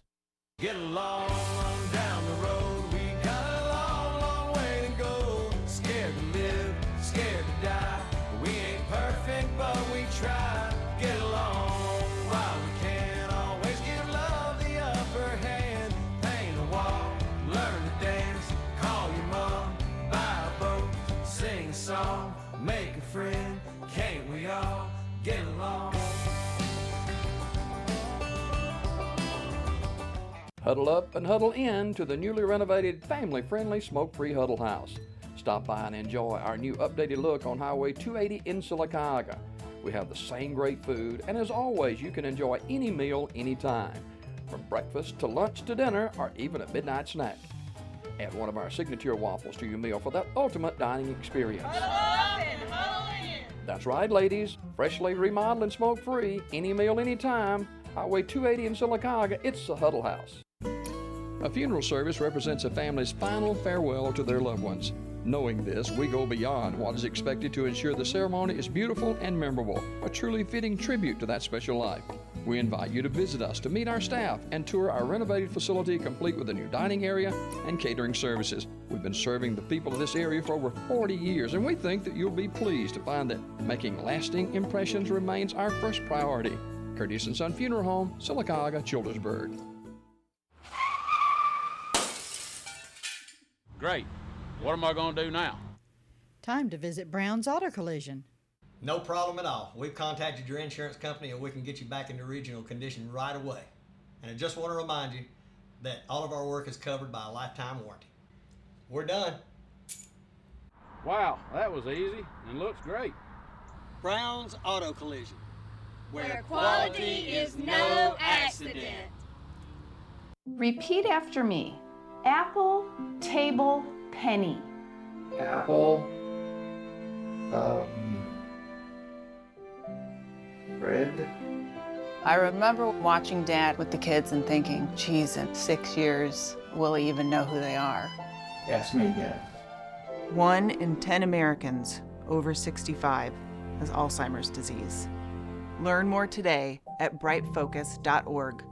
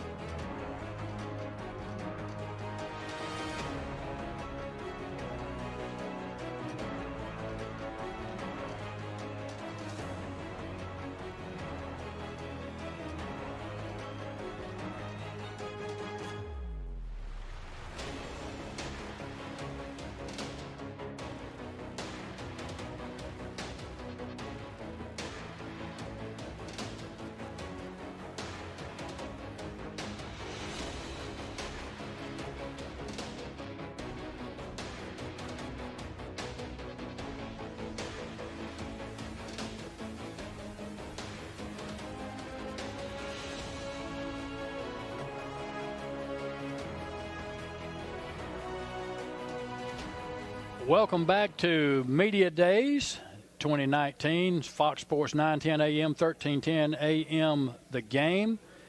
We're also on WOTM and FoxSportsTheGame.com, presented by the Orthopedic Clinic. Had Notasulga Blue Devils just come up, and the buzz right now is because the Central Red Devils are in the house. One of the interesting things about this season, Jerry, is that the kickoff classic this year is going to be number 26 Hoover and number 38 Central Red Devils. Now, that's nationally by the High School Football Association preseason 100. These two teams are perennial powers. Coach Dubose' overall record is 125-38, and he's 54-9 as the head coach at Central High School. 14-0 last season, defending state champions. They really only had one or two close games. Auburn gave them a couple of good games early. Probably their closest game was in the playoffs against Robert E. Lee. Yeah, they what a year they had. Like you said, Robert Lee probably gave them the best game. Phoenix City scored with, Central scored with 18 seconds to go to beat them. But besides that, they handled about everybody they played, and massive college prospects on that team from last year. I think they signed 20 kids that went to Division I from and that then team. you had Peter Parrish go to LSU, Ray Thornton to Clemson, and Amonte Spivey went to Arkansas. So that's three big-time names right there that are not on the team anymore. But, he's got players. The three that are here today are all headed to D1. 2 SEC offensive linemen. Right. Very talented group, and I'm sort of surprised they're nationally ranked behind Hoover. In my opinion, from what they did last year, should be ranked ahead, but they'll get to prove that maybe they are the better team this year right off the bat. Right off the bat, and of course, as we've talked about before, even the Central Red Devils, of course, they're like a lot of other teams. They're so good that they have a hard time getting a schedule, but they start off with Hoover, and then they will host Central Grove of Georgia, and then right into region, Smith Station, Prattville, then off with Opelika and Park Crossing, and back in with Enterprise, Robert E. Lee, Jeff Davis, and ending up the season at Auburn. And unless something really strange is going on, that at Auburn game will be for the region championship. Yeah, in past years, it's always been Central Auburn, so I don't expect anything different unless we have some super surprise team come out of this region. But you're always going to pick either Central or Auburn to win this region. Now, I think we have a good chance of this region being even tougher this year than it was last year, with Smith Station having a second-year coach that has this team has obviously turned the corner. Robert E. Lee was really good last year. Enterprise has a new coach. They have a great deal of potential because of the area there.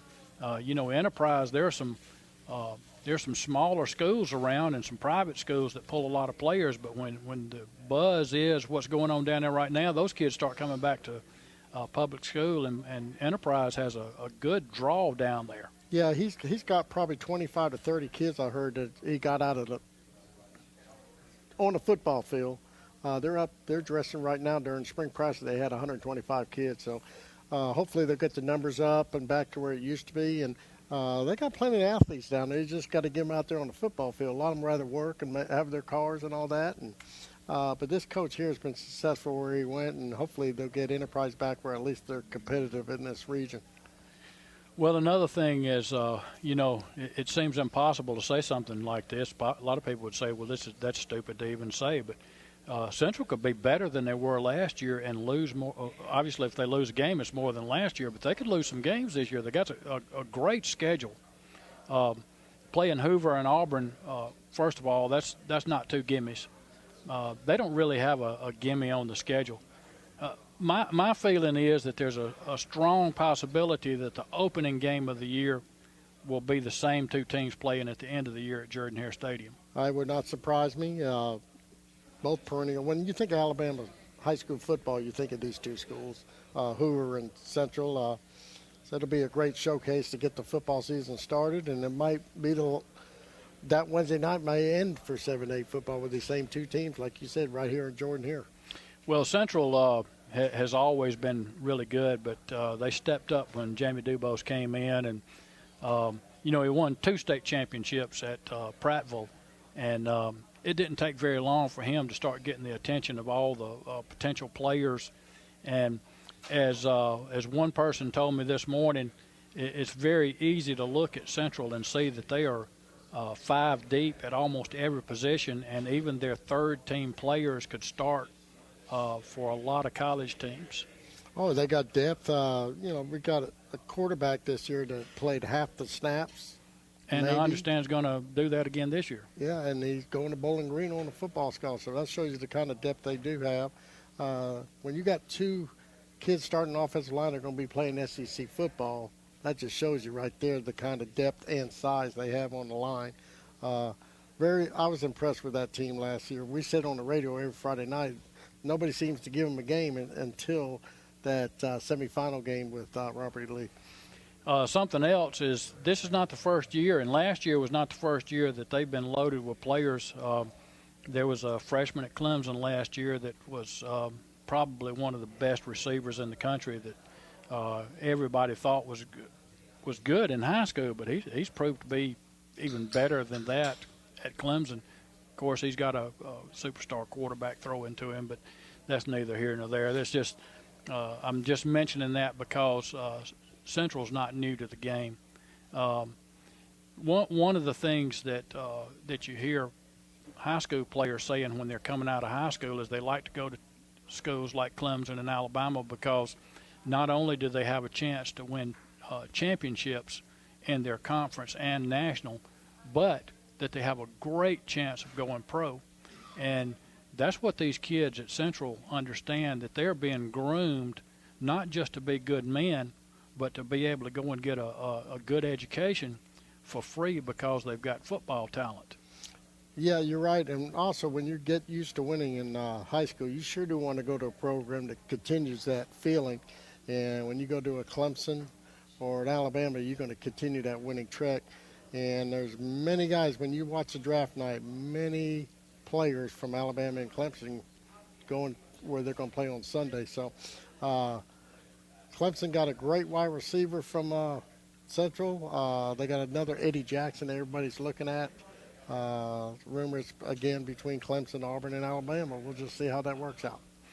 Well, and, you never go wrong picking a team like Central to win it all. And, I think that, like I said, I think it's Hoover and Central this year. And now we have D. Mark Mitchell back at the podium.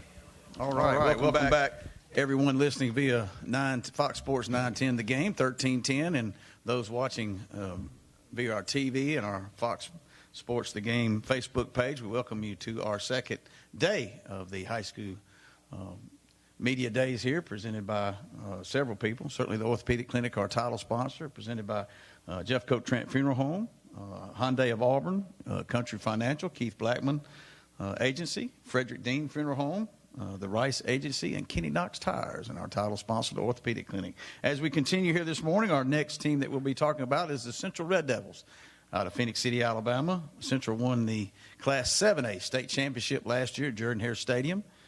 Coach Jamie Dubose is entering his sixth season as the head coach of Central. The Red Devils went 14-0 last year, as I said, winning the state championship. That was Coach Dubose's third straight championship. It's hard to get one, and Coach has three, 2008 and 2011 at Prattville, and last year the championship at Central. His overall record in 15 seasons as a head coach, 125 wins and only 38 losses in 15 years as a head coach. He has three outstanding young men that I've been able to talk to. Number 15, Tucker Melton to my right, who has committed to Bowling Green.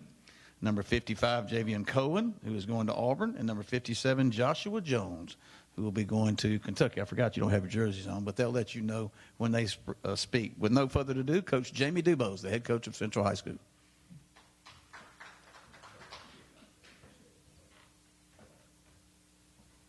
All right, thank you very much.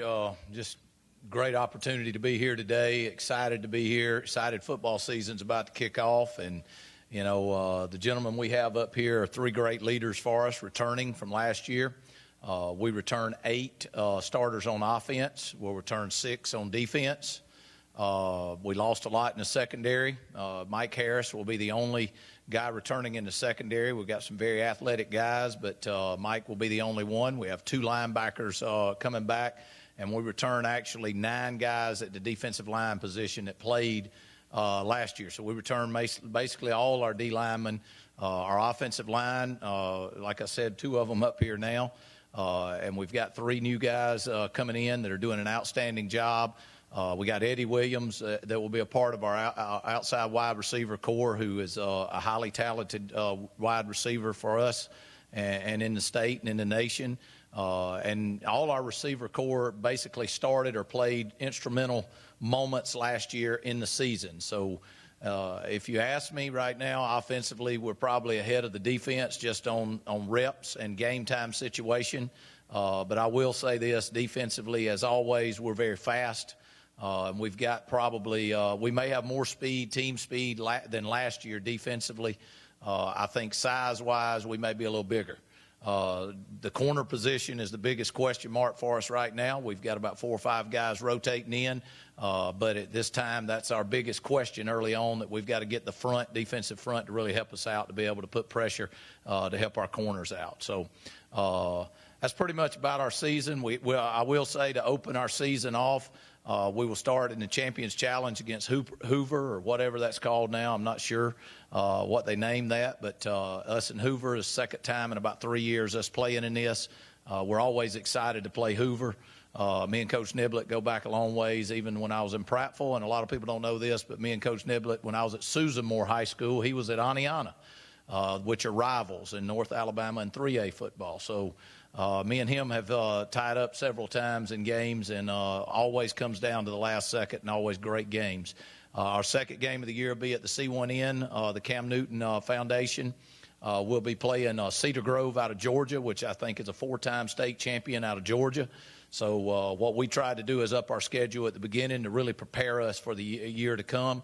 Our region schedule, is always outstanding. I mean, there's nothing I can say else about that. You got Auburn, you got Prattville, you got Robert E. Lee that we faced twice last year, and had a rough one in the semifinals. So it continues to get better, and it'll be a grueling schedule. But we feel that our schedule, we now have competed.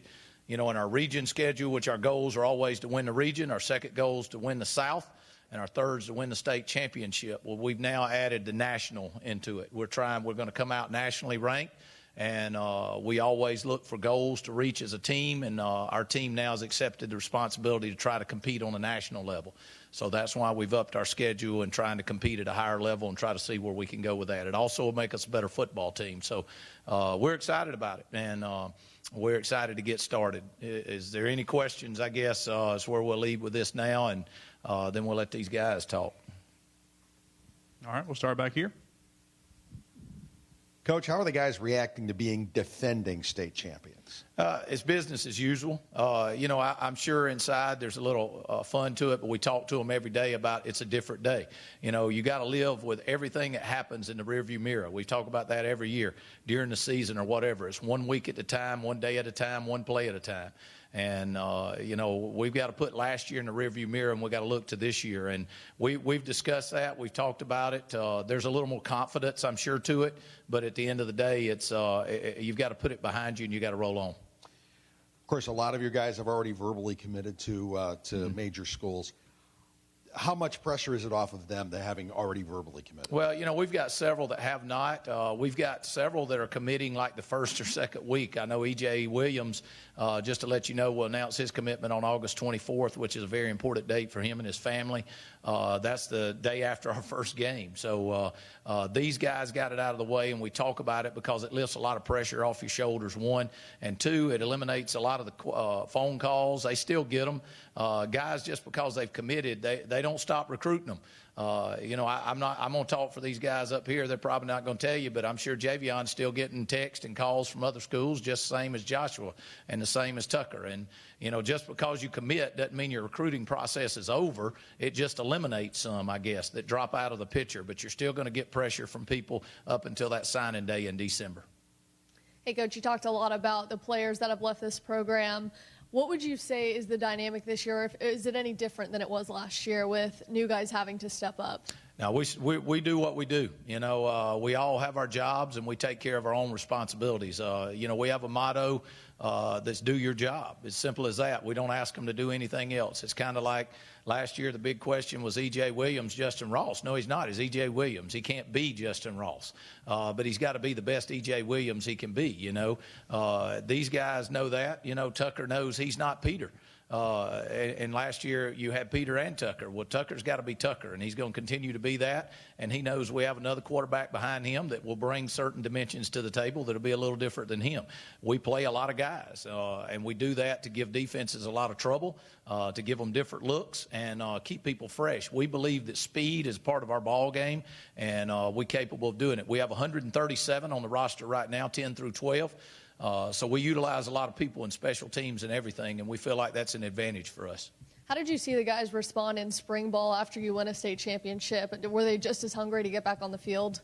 I think so. It's just it's a mental thing that we talk about every day, about putting things in the past, no matter what it is. If it's in life or if it's in athletics, you can't live in what you've accomplished that day. You've got to move on to a new goal every day. And, you know, we talk about it. We took 2 weeks to enjoy it at Christmas, and then come January, it was time to go back to work. And we worked solid every day, and we have a constant reminder of each other. You know, in our program, it's tough love. You know, if you think that these guys, because they're going in the SEC, don't get coached harder, they'll probably tell you. I mean, when you commit, you get coached harder because we're going to humble you every day. If you don't humble yourself, then you're never going to achieve what you need to in life. And these guys understand that, and it's about hard work every day, and that's where our program is. Speaking of the SEC, we had Auburn in here yesterday. Adam Weingarten called this the SEC of high school football. Would you agree with that, especially in your region? He's talking about your region. Yeah, I think I said that last year, and we talk about it all the time. It's you know, I know Birmingham has a tough region with Hoover and Thompson and the remainder of the schools in that. I hear it all the time. But week in and week out, if you have to go through what we go through, I think the state championship game was a reminder of that too. You know, we play a very physical style of football in the South. And in this region, you know, I think the winner of the Mobile region is a very competitive team each and every year. That's usually McGill. Last year it was a little different, but McGill usually brings about the same aspect that we see week in and week out. They're going to be another excellent team this year. But what we have to go through in the South, and these guys can tell you week in and week out, from the size, the speed of the game. A lot of people don't understand the speed of the game. The speed of the game, you know, sitting in the stands is one thing. The speed when you're down on the sidelines is a whole different world in our league. And it's a good league. There's some very good coaches, and I would agree totally with Coach Weingarten and the remainder of the coaches. It could be a mini SEC West. Last year this time you said people come up to you at the grocery store asking, when are we going to win that semifinal game? Mm-hmm. What are they saying at the grocery store this year? Well, now they're going to know when we're going to win the next one this year. So, I mean, it just changes. It goes from one game to the next. You know, nobody's ever happy. You're always going to want that next thing. It went from winning the semifinal to, you know, we got to win it. You know, I tell the story every time. You know, we win the we fought for several years to get there, and I've been there 5 years last year. So we completed the state championship game, and I'll never forget this moment running down to the press conference. You know, this guy in the stands, I don't even know, but some guy in the stands yells down, you know, congratulations, we expect the same next year. So it doesn't change. That was what, 10 minutes after a ball game. We just won the state championship. So that's the hunger of our program and our community. And you know, I often people say, well, that's not a good situation to be in. No, it's a great situation to be in. You want to be somewhere where they're hungry. You want to be somewhere where people want to win and demands are there. Go look at Nick Saban and the University of Alabama. You think an Alabama fan's not rabid? They lose one game and they think the world's falling apart. You know, so I mean, it's week in and week out. That's the way Southern football is all about. You look at Auburn, Alabama, whatever program it is, they demand a lot. And you look even across the road at Opelika. I know I was here. The demands in Opelika are for them to win. High school football is about that in the state, and that's why I love Alabama. You know, Alabama has the best high school football coaches in high school football there is. And I know I'm right there with Georgia, and I get to see a lot, but I don't think it is quite like Alabama. Alabama's just different, and it's hard to explain. Go look at the NFL. The guys that are competing, the guys that are playing are on a different level. We may not have as many, but I will tell you this, it's great football, and it's the coaches, and it goes all the way to the top with Steve Savarese and our High School Athletic Association, the education the coaches get and the way that we're given. We spent a week last week becoming better coaches and better people because of the teaching in the schools we go to that the HSS gives us. So I'm excited to be a part of it again. I've been in it 26 years, and this year I hope it's no different, and we bring a lot to the table. Question for Tucker. Hey, Tucker, with your role changing this year as the true starter, how have you seen your role over the past few years, I guess, help with this role now?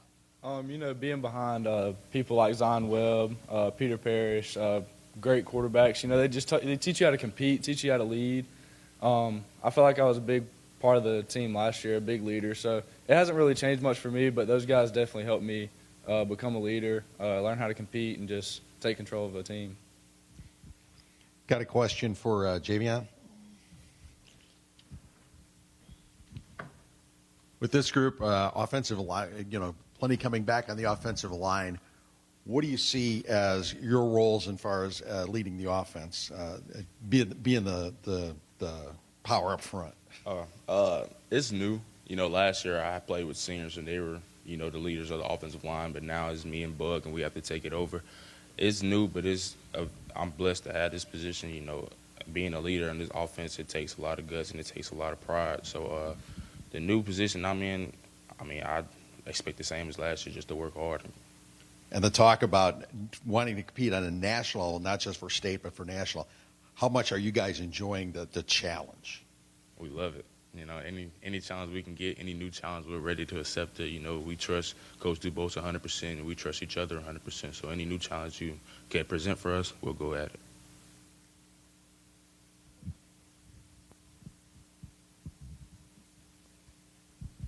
I'll stay with you, Javion, and ask, we've talked about it since you committed to Auburn, but what's that been like since then, what you've heard from the Auburn community and just sort of the feedback since then? First off, War Eagle. Second, the reaction from the fan base and the community, the coaches, the players at Auburn, it's all been amazing. It reminds me every day of why I committed to Auburn. I can't say there's too many other schools that are better than Auburn as far as, fan base goes and where we at in the SEC. So it's been great being committed there. A question for Tucker. Tucker, the fact that y'all are coming off a state championship, pretty much everyone in 7A is looking at y'all. Do you sort of embrace that challenge, especially now that you are stepping up as that starting quarterback? Yes, sir. I think anybody that has any type of competitive bone in their body would definitely love the challenge. And, we're challenging each other every day on the practice field. So, when we're out there on a game, it's just basically like practice. So, we love the challenge. A question for Joshua.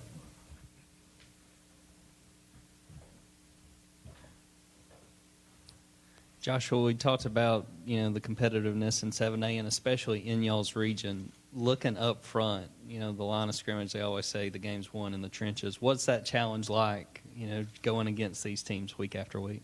It's a great challenge. We have a lot of teams in 7A that's good up front and all around a good team, but we're physical as well. So any team that's physical, we're going to be physical right with them. We're going to dominate every game, day by day, and in practice, also in the game. I got a question for Coach as well.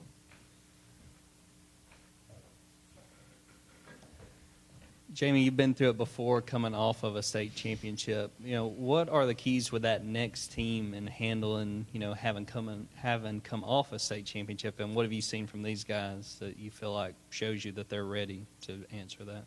Well, we've got leadership already. Senior leadership is going to be big for us to make sure that guys step up and keep people accountable. That's the biggest thing, and that's what last year's seniors did, and this year's group that's sitting up here, they've been doing that so far. The biggest thing for us is a process. We believe in our process. So these guys, if you come to our practice on Monday, you'll see the same thing on Monday now that you'll see the same thing week 16, week 14, week 12, whatever. We don't change. We are who we are. I've been doing the same practice and running the same plays since 2004. I don't believe in change. I think if something works, you continue to do it. Change is what creates major problems. So we will accept it, but at the same time, and we can adapt to it, but our guys just have to keep the process going and believe in the process. And it's all people coming together. People buy into too much about this game. Everybody runs the inside zone and runs either a 50 defense or a 4-3 defense. It's about your players. It's about the players being able to have pride in your program. outwork and outplay the other guy and trust. And that's the biggest thing with our staff and our players. And I heard somebody say it a second ago, the belief of 100%. I don't doubt these guys. When I run inside zone, I know he's going to make the read, and I know he's going to make the blocks, and they know I'm going to make the right call. So there is no question in our program who's doing what or who's going to do what. It's a belief, and it's just the accountability we hold with each other. Got a question for Tucker.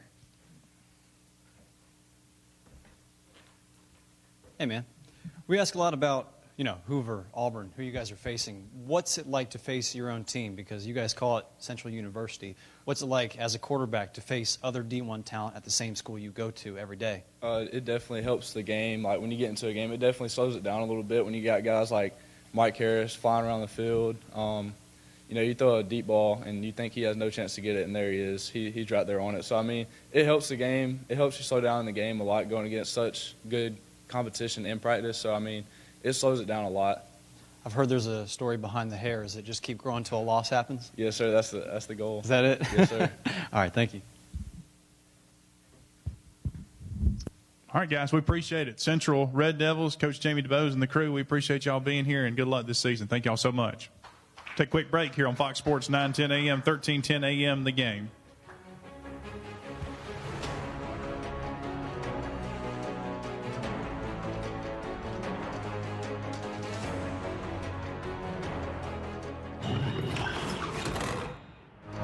Under the collar because your basement is full of water? Call a local company you can trust. Ox Foundation Solutions. We use the most advanced water management system to stop water from invading your basement for good. Things feeling a little uneven at home?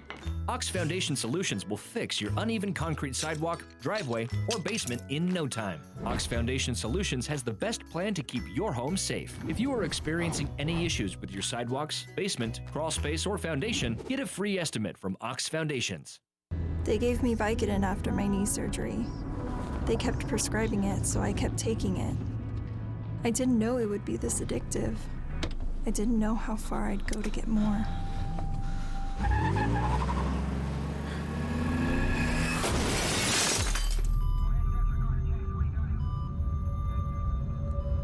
Opioid dependence can happen after just 5 days. Know the truth, spread the truth. Coosa Valley Medical Center, one of the top 10 hospitals in Alabama, is also Silicaga's largest employer. Services from the emergency room, to surgery, to cancer treatment, to post-stroke care. You won't believe what's right in your backyard. It's Coosa Valley Medical Center in Silicaga. So, if you're sick in Alabama, choose one of the top 10 hospitals in Alabama. That is Coosa Valley Medical Center. Marble City Pharmacy in Silicaga is your destination for the highest quality health care. Our knowledgeable pharmacists are always available for questions about your medications or advice on taking over-the-counter products and supplements. Our friendly staff can assist you in choosing from our full lines of compression hose and medical equipment.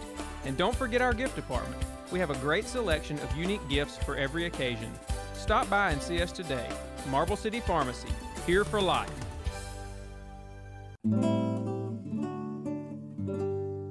The USS Alabama is a World War II-era battleship that first served in the Atlantic Theater, but was better known for helping to take Japanese-held islands in the Pacific between 1943 and 1945. During the Battle of the Philippine Sea, the Alabama's state-of-the-art radar alerted the fleet to incoming aircraft, providing the Americans enough time to scramble fighters and decimate the attacking force. Later, the Alabama served during the Battle of Leyte Gulf and anchored in Tokyo Bay to unload Allied occupation forces. In 1964, the state of Alabama took possession of the battleship. Alabama schoolchildren raised $100,000 in nickels and dimes to help bring the ship to Mobile and create Battleship Memorial Park. The park features the Alabama, the World War II-era submarine USS Drum, and an American military aircraft collection. Battleship Memorial Park is one of the state's most visited attractions. Don't crack under the pressure of foundation issues. The certified specialists at Ox Foundation Solutions can permanently fix foundation problems at the best price guaranteed. And did you know, moisture and unsafe air from your crawl space can infiltrate your home, causing health hazards and high utility bills. Ox Foundation Solutions has the best plan to keep your home safe. If you are experiencing any issues with your sidewalks, basement, crawl space, or foundation, get a free estimate from Ox Foundations.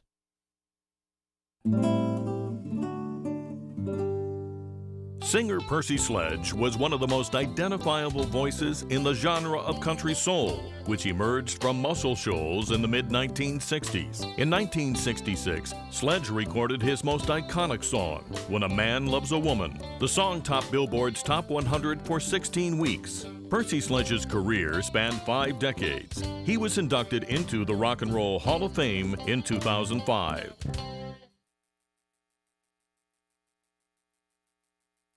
They gave me Vicodin after my knee surgery. They kept prescribing it, so I kept taking it. I didn't know it would be this addictive. I didn't know how far I'd go to get more.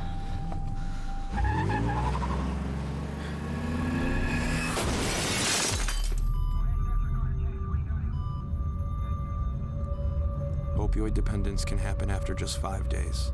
Know the truth, spread the truth. Fox Sports 9:10 a.m., 13:10 a.m. The Game, presented by the Orthopedic Clinic. Also brought to you by Jeffcoat Trent Funeral Home, Kenny Knox Tire Center, Rice Real Estate, Hyundai of Auburn, Frederick Dean Funeral Homes, and Keith Blackman Country Financial.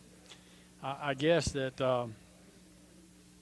when you have Central in the house, like I said, there's a buzz.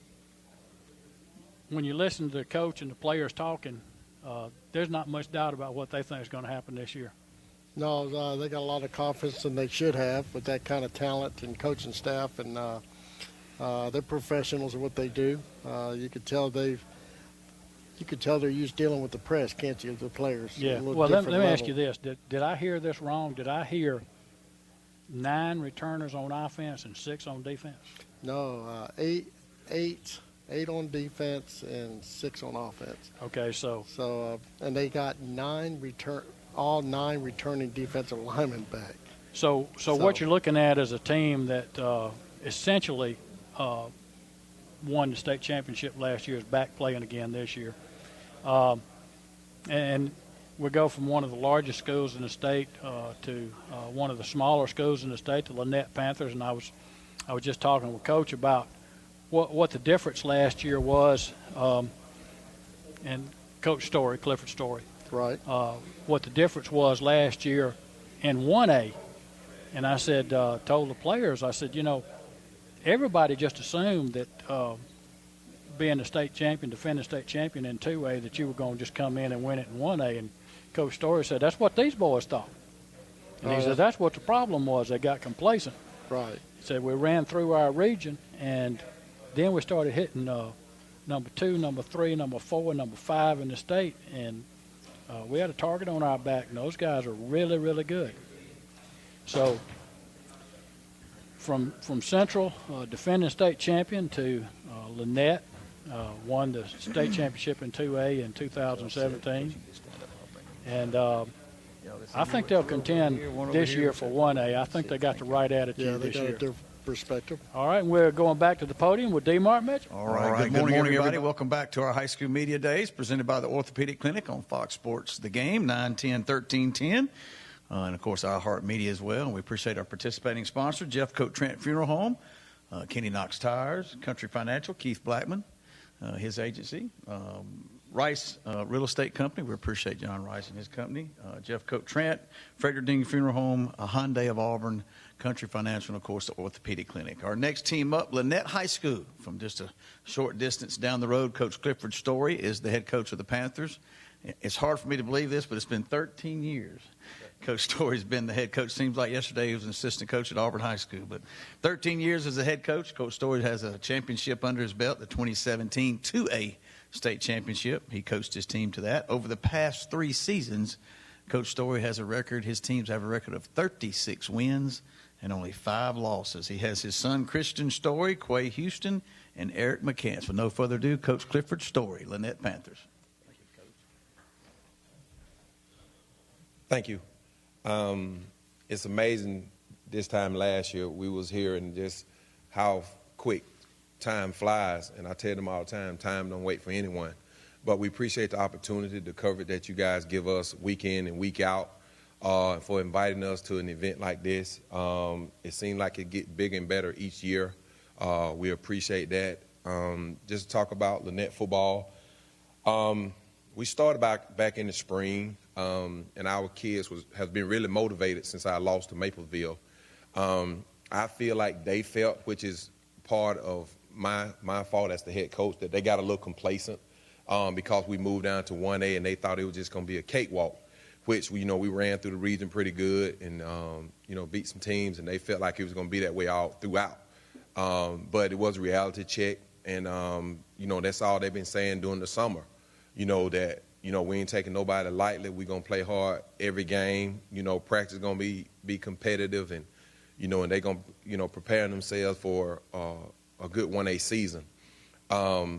We have a great group of guys. We have 12 seniors coming back. We got 6 on offense and 6 on defense that's returning. So, we're expecting a lot from those guys. They have really, really worked extremely hard in the weight room, conditioning. And what I love about this team, it sort of reminds me a little bit of my 2017 team. No matter what we told them to do, it wasn't no complaint, no gripe. They just lined up and they do it. So, we're going to be a little different on the perimeter than we have been in the past. We're not going to have those 6'7", 6'5" receivers. We're going to have some guys a lot smaller, but they're going to be faster. This team here, I think, in my 11 years as the head coach at Lynette High School, that this may be the fastest team we've had. We ran 40s as a group, and we had, 10 guys that were running 4.6 or better. And so we've never had that before. So we're really excited about this team. Just to introduce some guys that are here with me, I got Quay Houston, 4N on my left, who's, we call him Mr. Utility. He does everything for us, plays quarterback, wide receiver, DB, catch punts, kickoffs, hold, anything we ask him to do, he do it. Next to him, we got Eric McCant, who came in to us about 2 years ago from Noonan High School, who's the strongest on our team, no doubt. 400-pound bencher, 650-pound squatter. It's legit. To see him work out, I had to order him a special bar because he was bending my bars. And then I have Christian, who's in the top 10 in the state of Alabama for his total yards and touchdowns as a quarterback. So we're expecting a lot out of him, and people don't realize the pressure that I put on him because when he don't play well on Friday night, he had to hit Saturday morning at the breakfast table. So that's just how it works. But he's been able to take it, and he just let it roll down off his shoulder and keep going. But I have a great group of coaches who've been with me for 11 years. I've only lost one coach in 11 years, and he left to become a head coach, and he came back last year. So we still got the group that came with me when I first got here. And, they understand, we understand each other. They understand how I think. They know things, how I want things done. So, that plays a lot in it. Our scheme don't change. We may adjust a little bit from the talent that we have year in and year out, but we're going to do what we're going to do. And we just going to make the game simple. Sometimes we just get caught up in things that colleges are doing and things that they see on TV or even on video games. But Lynette going to be Lynette. And that's our MO, and that's how we're going to attack year in and year out. And I tell them all the time that we're not going back. When we first got there, it was a little struggle. We just had to get the kids to believe in football because they just wanted to play basketball. I had about 19 kids out, and they literally did not want to play football. But now they gravitate to it. They all work out together, whether you're playing football or basketball. And I tell them like this, I say, you've been out here the whole summer, you might as well just play football. And that's how it have been. And, I brought Coach Carter in, who's a football guy first, that helped out tremendously with helping build a program. So, we're just excited to be able to, play high school football here in the state of Alabama. I've coached at large schools, and, and I wouldn't take Lynette. Lynette is second to nobody. We've came in and mimic a lot of things that large programs do. And when I first got there, they would tell me, this is not 7A Auburn, or this is not 6A Riverdale. And I was like, yeah, it's not.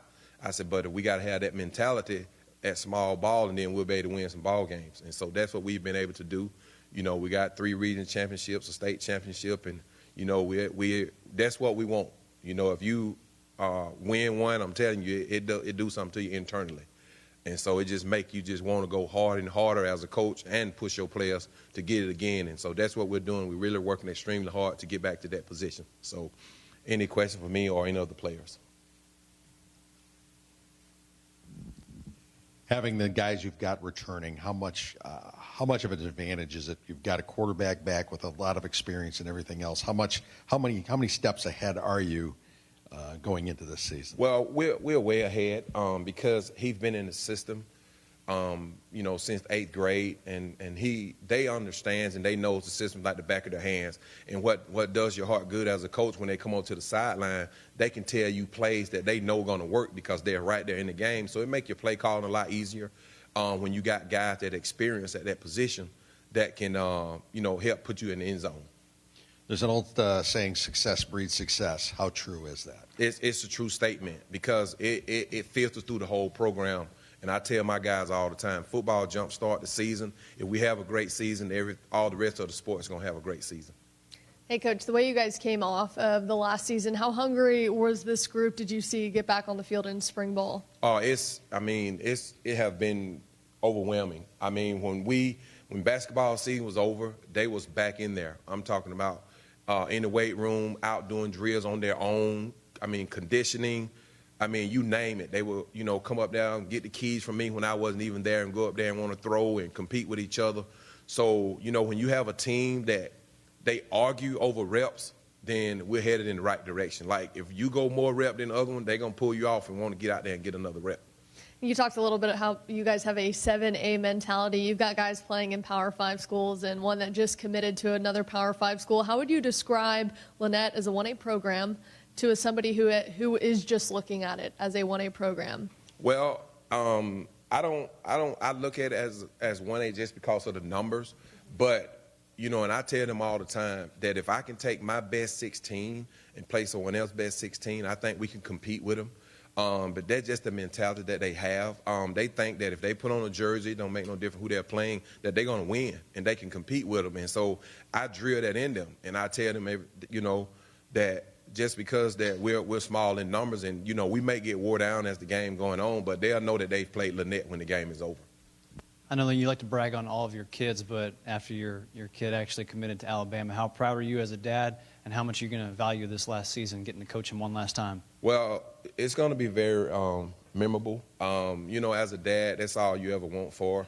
And, you know, he grew up an Alabama fan, but I told him don't base decision on that. You know, take your time and evaluate the schools. But I was elated, and it didn't really hit me, honestly, until later that afternoon. And I was in Montgomery at the convention, and, you know, tears just rolled down my eyes, and one of my coaches said, "What's wrong with you?" I said, "Man, my son just, you know, committed to play at Alabama." And I said that growing up, you know, it's a dream, but, you know, dreams don't come true until you write them down. And I know that that's what he done. He wrote his dreams down, and to actually see those things coming to pass, it really does my heart good. And, you know, we look forward to this season, you know, and we going to, you know, let him do what he's always done since he's been playing for me as an 8th grader. And I'll go to Christian for the next question.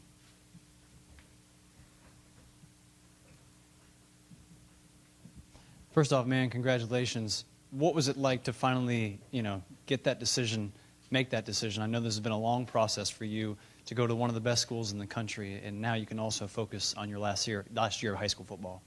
It feels good because, you know, the recruiting process, when you go through it a long time, it can start to get, you know, overwhelming and a little too much at times. Like, you maybe just want to sit around and chill, but a coach is trying to call you or something like that, and you're not going to turn him down because, you know, you don't want to burn any bridges to somebody who's offering you a free opportunity to go to school. But, you know, now I don't have to worry about one school, so it's kind of relaxing to know that I can just focus on my senior season now. Christian, you had a taste of a state championship title. How much does that motivate you to win it your senior year?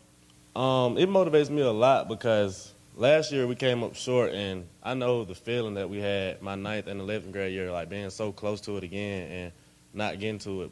And I don't want that feeling again for my senior year, so I just have to remember that feeling and be determined not to feel it again. All right, Quay, come on up here, sir.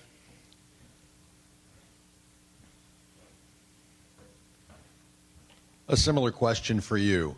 Being so close last year, not getting it, how much has it motivated you?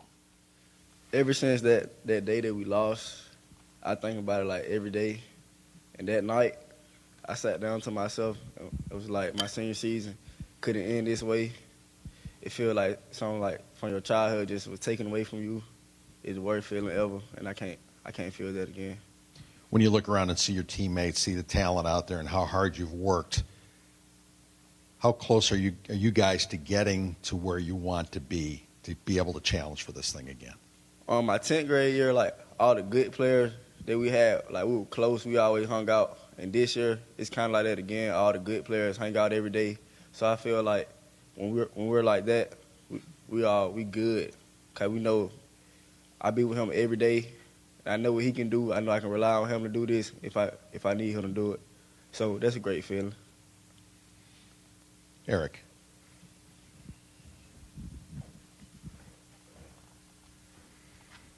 Let's kind of go to the same place here with you. How hungry are you to get back and get that state championship? I mean, I'm really hungry. We work hard every day as a team to compete against each other and just work to win and to try and get that ring. What has this off season been like in terms of work?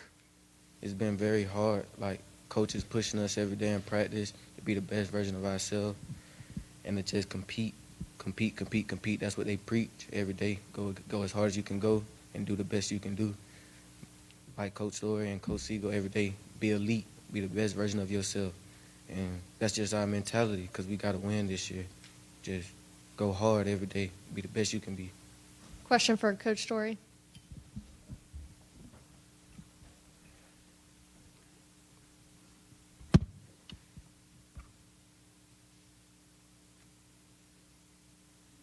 Sorry about that. How excited are you to see Triquez Brzej line up against Auburn this year? I'm very excited. Actually, he came home this weekend and he came to the school yesterday. He and I sit in my office and talk pretty extensively. He's excited to have an opportunity to be able to play at Auburn and to go against Whitlow. And I told him, I said, wouldn't it be sweet if you and Whitlow meet in B-Gap? And he started laughing. And he was like, yeah, it would be. Because I had to roll down a lot at Oregon with what they got me doing at safety. So I'm excited for him. He's worked extremely hard. And he's been, the face of Lynette football since he gotten there. And he's one of those kids that, if I had a daughter his age, that would be someone that I would want, to be in a relationship with. He's just that kind of a kid. Do you think he can earn a spot as a starting role with Oregon? Oh, that's no doubt. He and I spoke about it. He was just saying that, the playbook, he's just been working on that. And he had it with him in his backpack, actually, when he came home, that he said he's just going to study the playbook. And he said right now he getting reps with the 2s and the 3s. And so he feel like he got a great opportunity to play as a true freshman. Coach, you talked about the fact that, there's things about this team that remind you of that 2017 team. What do you think is the key for this group to put that together and to make another run like that team did? What I don't want them to do is put too much pressure on themselves. Just enjoy the game. I don't want them to just be so state championship hungry. I want them to have that pedigree, but I don't want them to just focus on that. I want them to play every minute, every second, every game, step by step. Like they've always done. But the leadership that I've seen out of them, last year, no one really wanted to grab the mantle and be that guy. But these guys are showing that they want that leadership role, because I put a lot of emphasis on being a leader and the things that it takes. And I tell them all the time that it starts with you first. If you're doing the thing that you're supposed to do, you're there early every day. You don't miss a rep in the weight room. You don't cut short on conditioning. You the first one out on the field. Those are the things that they're going to see, and you help lead and pull the young guys with you. If you do those things, then they'll follow you. And I tell them all the time that, you guys can get a lot more out of them than we can, whether you realize that or not. A question for Quay.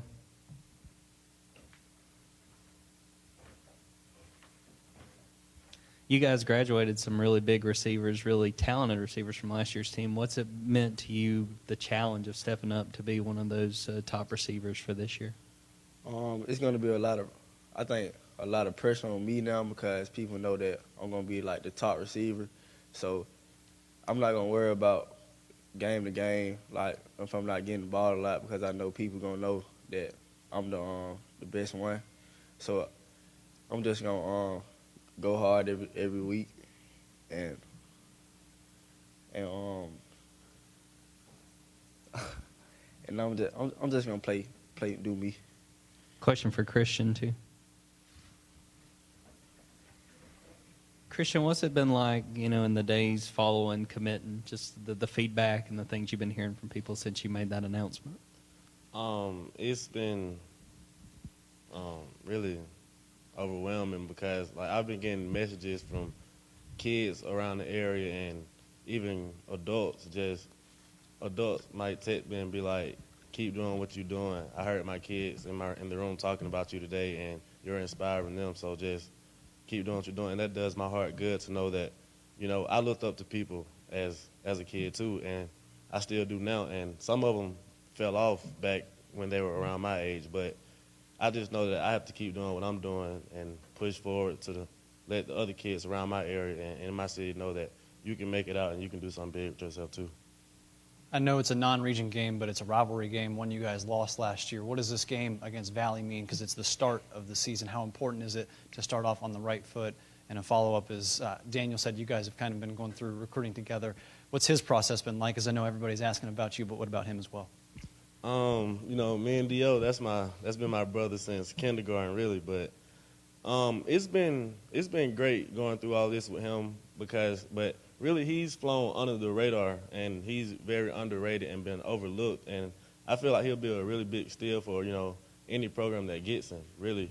But on August 23rd, that's just we're gonna go at it, and it's gonna be a dogfight because last year we kind of went into the game talking about it too much instead of being about it. But we haven't been doing that much this year because we know that we just have to show what we're about instead of talking about it. But we've been working really hard for that game, getting in shape, those type of things to be ready.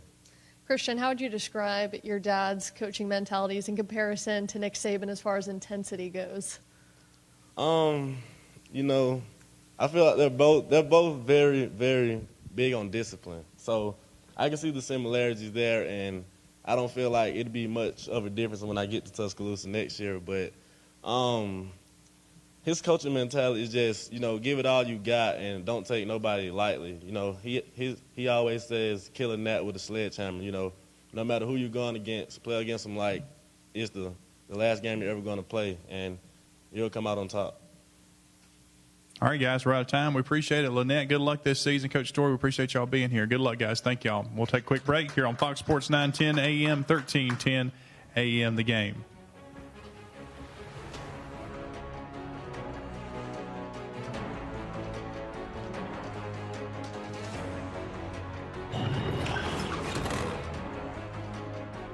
Don't crack under the pressure of foundation issues. The certified specialists at Ox Foundation Solutions can permanently fix foundation problems at the best price guaranteed. And did you know, moisture and unsafe air from your crawl space can infiltrate your home, causing health hazards and high utility bills? Ox Foundation Solutions has the best plan to keep your home safe. If you are experiencing any issues with your sidewalks, basement, crawl space, or foundation, get a free estimate from Ox Foundations. Get along down the road, we got a long, long way to go. Scared to live, scared to die. We ain't perfect, but we try. Get along while we can. Always give love the upper hand. Paint a wall, learn to dance. Call your mom, buy a boat, sing a song, make a friend. Can't we all get along? Huddle up and huddle in to the newly renovated, family-friendly, smoke-free Huddle House. Stop by and enjoy our new updated look on Highway 280 in Sylacauga. We have the same great food, and as always, you can enjoy any meal anytime, from breakfast to lunch to dinner, or even a midnight snack. Add one of our signature waffles to your meal for that ultimate dining experience. Huddle up and huddle in. That's right, ladies. Freshly remodeled and smoke-free, any meal anytime. Highway 280 in Sylacauga, it's the Huddle House. A funeral service represents a family's final farewell to their loved ones. Knowing this, we go beyond what is expected to ensure the ceremony is beautiful and memorable, a truly fitting tribute to that special life. We invite you to visit us to meet our staff and tour our renovated facility complete with a new dining area and catering services. We've been serving the people of this area for over 40 years, and we think that you'll be pleased to find that making lasting impressions remains our first priority. Curtis & Son Funeral Home, Sylacauga, Childersburg. Great. What am I going to do now? Time to visit Brown's Auto Collision. No problem at all. We've contacted your insurance company and we can get you back into original condition right away. And I just want to remind you that all of our work is covered by a lifetime warranty. We're done. Wow, that was easy and looks great. Brown's Auto Collision. Where quality is no accident. Repeat after me. Apple, table, penny. Apple, bread. I remember watching Dad with the kids and thinking, geez, in 6 years, will he even know who they are? Ask me again. 1 in 10 Americans over 65 has Alzheimer's disease. Learn more today at brightfocus.org.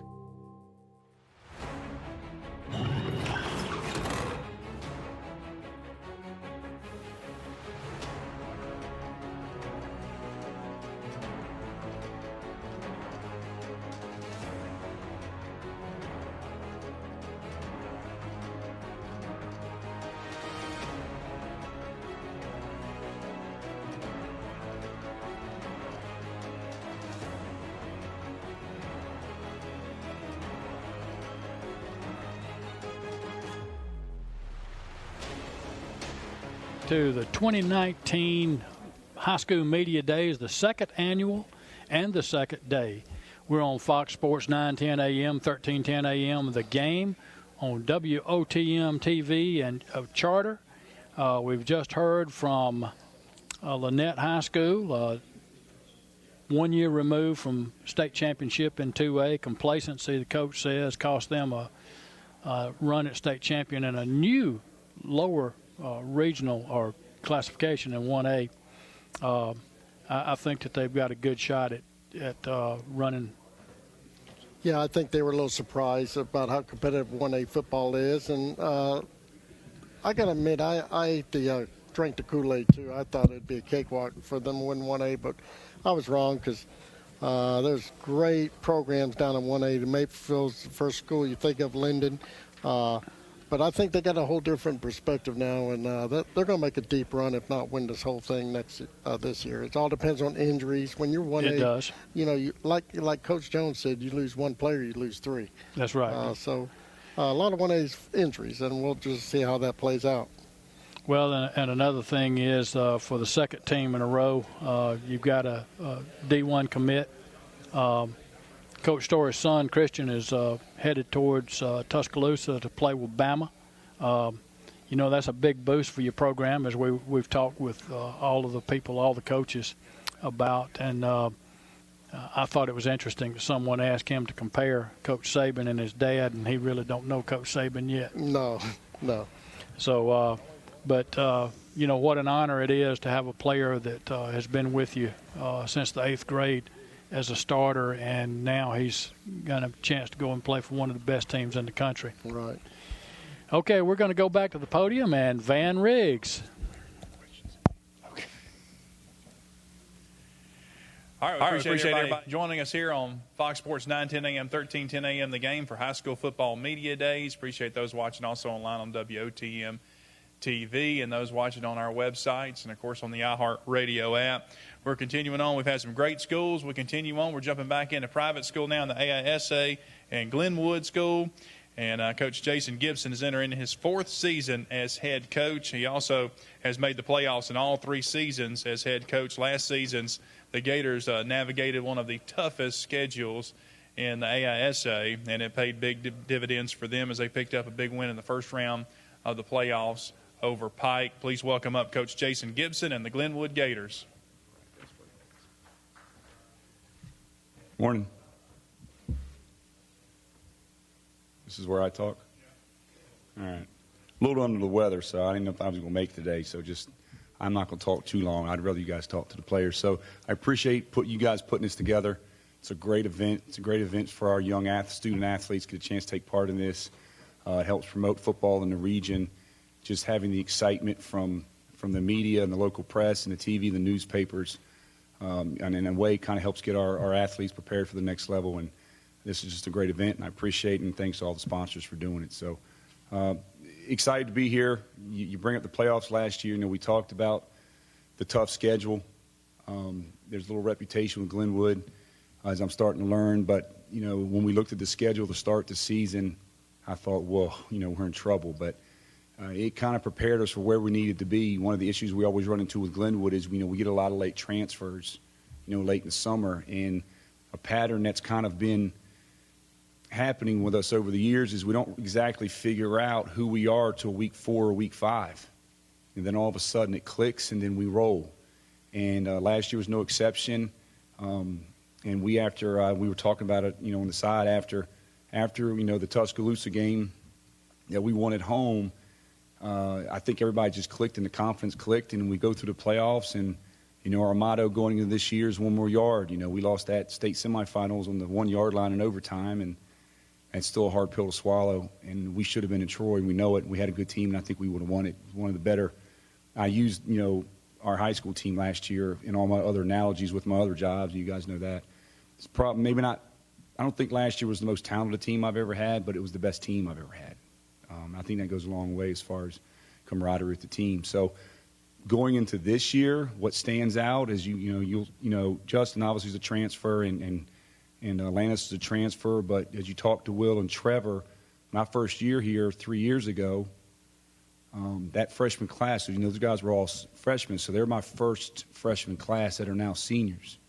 And they went undefeated that JV year, and they put a whooping on everybody because they're good. They're not only is that class very talented, but they're a good group of men. They're all 2 and 3 sports stars. They all play multiple sports, and they're just a good class. And all of a sudden now them guys are all seniors, and then we've been lucky enough to add some seniors into that class, like Landis and Justin and some other transfers we picked up this year. And so the expectations for me personally, and I'm not hiding it from the players, is high. Because of the schedule we have again this year, because of the expectation of the transfers we get in, but because of that senior class. And so, our whole motto for the year is one more yard, and when we're in practice, we're trying to figure out what we got to do to get that one more yard, get us to the next level. We opened up this year with Brookwood in Montgomery at the Crampton Bowl, so we're excited to do that. I've been wanting to, to get that game for a while. It's kind of a classic game. They play a bunch of different, I think with a nightcap, the 7 p.m. game on Saturday. So that's a good chance for us to kind of get the season started a little early. We get to play 11 games this year, which I'm excited for the players. It's more opportunity to get on film, more opportunity to get to school and get a look, which is really what it's about at Glenwood. When I took the job 3 years ago, my goal was, you'll win football games. You know what? When you get older, the scores don't really remember. Nobody remembers your high school record. But the goal is to get guys into college. I think 2 years ago we had 17 seniors, 9 of them signed football scholarships, 3 of them signed Division I scholarships, and that's a lot coming from a private school with 60 kids in a senior class. And as we continue that last year, we got a bunch of kids at Hutchinson's and Independence and Coffeyville and Kennesaw State and UAB now, and our receivers starting at Pitt next year, and you continue that, and these guys are going to be no exception. So our main focus is to win games, teach them some things here or there, try to get them into college and kind of move forward. So as we go through the schedule this year, like I said, we got 11 games. Brookwood, we get a rematch with Monroe, which we can't wait for. That's what we were looking for last year if we'd beaten Bessemer. And then gets into conference play. I think with the expectations of where we're at, anything less than Troy would be a failure of a season, to be honest with you. So that's about as much as I got today. Coach, before we jump into questions, I know you brought a big crew with you. Kind of introduce your players a little bit. Sure. Tell us a little bit about them. Will Smith. Look, I'm telling you, he don't look like much. That's a mean little. Yeah, he plays center for us. He played center for the JV. He's that freshman class. He knows every call. And if your center is as smart as your quarterback, you're in pretty good shape. And when he makes all the line calls, he makes the cadence calls. And, we run no huddle. Everything's verbiage, one word. And it kind of evolved that way. I'm a pro-I, fullback, tight end, pocket passer type. That's where I came from. But it evolved with them, and I'm okay with it. And, we got a lock-in Saturday. We actually bring the players in on Friday. We bring the players in. This is funny. We'll bring the players in on Friday at 7 a.m., take all their cell phones, lock them in. Parents drop them off with a pillow and a cot, and they're there till the next day at 7 a.m. And what happens between that's between us. They know what I'm talking about. But during that time, I'll actually sit down with the seniors, and we'll name our plays, and we'll name all the calls, and Will's instrumental in that. They're the ones that make up the calls and call it. I mean, they make up, code words. I'm like, that's a great idea. And it all comes from the center. He makes every line call, and he can run. If you got linemen that can run, doesn't matter how big you are. One of the best coaches I've ever met that I coached for, 20 years ago in Maryland with seven state championships, moved his starting quarterback to guard his senior year. I thought that guy's parents were going to flip out. But he had a bunch of 180-pound dudes that can run, and when you can run, you can win. But so, Will plays center for us, a senior.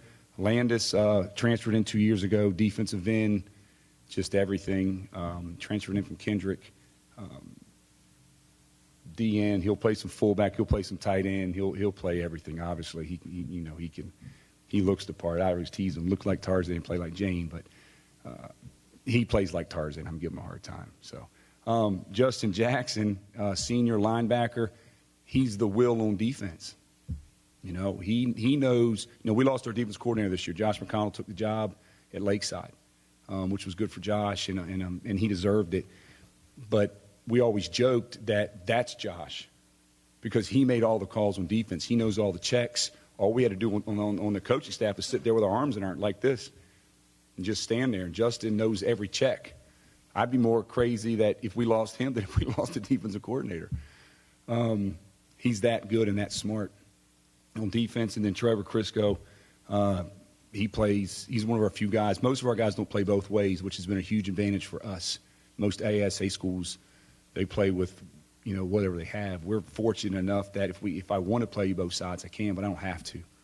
I think it makes it better for us in the fourth quarter. But Trevor's one of those guys that plays everything. He had a huge touchdown catch in the playoff game. He had a huge interception at Tuscaloosa. And he's just an invaluable player on both sides of the ball. He's probably a better receiver in DB, but we put him at DB because we can. And so that's who I brought with me. All right, let's start off with Will.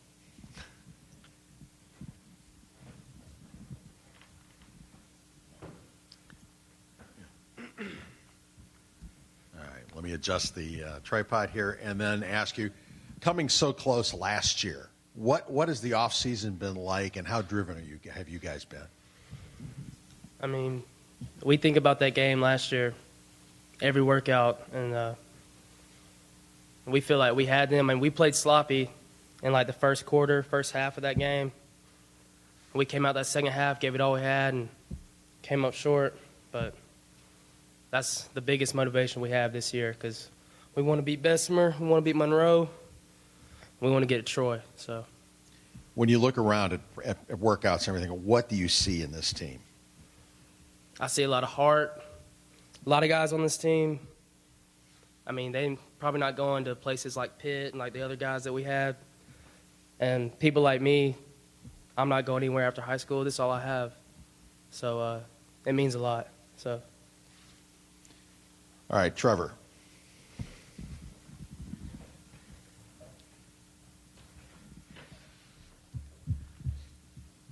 Same deal. I'm guessing that the thought of that last game still burns. Yeah, it does. When I was standing there in the end zone, the overtime actually, I was standing there by myself in the end zone. We heard the wrong play, and it was just a heartbreaker. And we think about it every day when we work out and in practice and stuff. We always talk about one more yard, and hopefully this year we'll work on that stuff. The discipline part of it, knowing the plays all the time, and hopefully we won't have a repeat of last year, and that's what we're striving for. Got some new guys coming in, taking spots. How well are the new folks fitting into what you want to do, your schemes, and to the style of play? I feel like they're fitting in really well. We got a couple new receivers and got a new running back coming in, and everybody's kind of buying in, which is what we do at Glenwood. Everybody seems to bond together really well, and I'm excited for this season, and I think we're going to be fine with that. So, Well, how about one of the guys that moved on in? Justin, come on up here. How would you describe the culture with Glenwood football and what you see? The culture there is it's amazing. It's like a family environment. You know, me being a transfer and all, coming from a different school, I thought I wasn't gonna fit in as well. But being at Glenwood it's just like being at home. It's a family environment. What about getting things together with the new faces coming in and you being transfer in? How easy has it been for you to develop with the scheme and with everything you're trying to do? Oh, it's not that hard. Like Trevor said, once everybody buys in and we work together as a team, anything's possible. Alandis, your turn.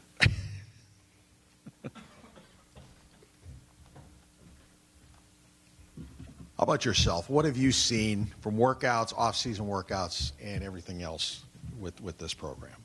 I've seen a lot of people working hard. I've seen a lot of heart. I mean, we just want one more yard to make it to the state championship game. I see a lot of people buying into the new culture, so just working hard. What is the biggest thing you guys have to work on between now and the first game? To me, discipline. And everybody just playing their part, doing what they can do. Don't try to make up for the next man.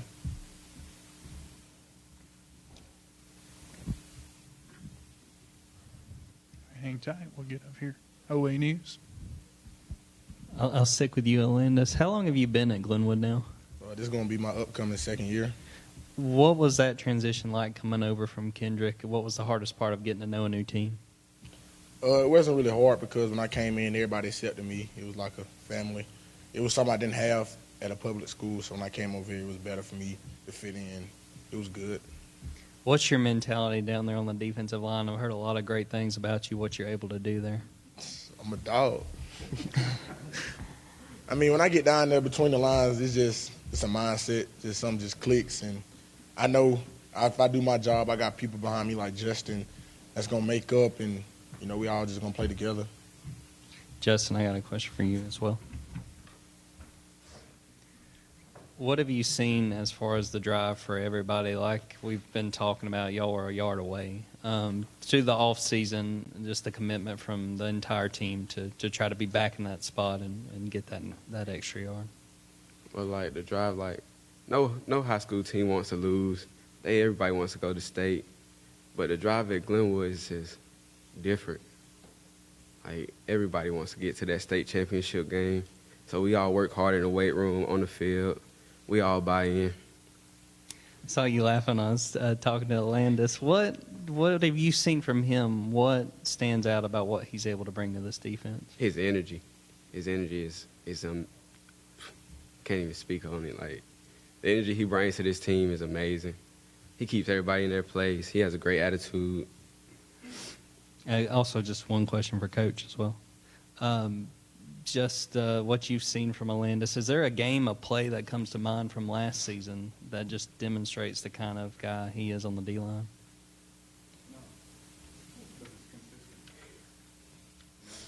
One thing about these guys that y'all, again, referring back to the lead job, they're so unselfish.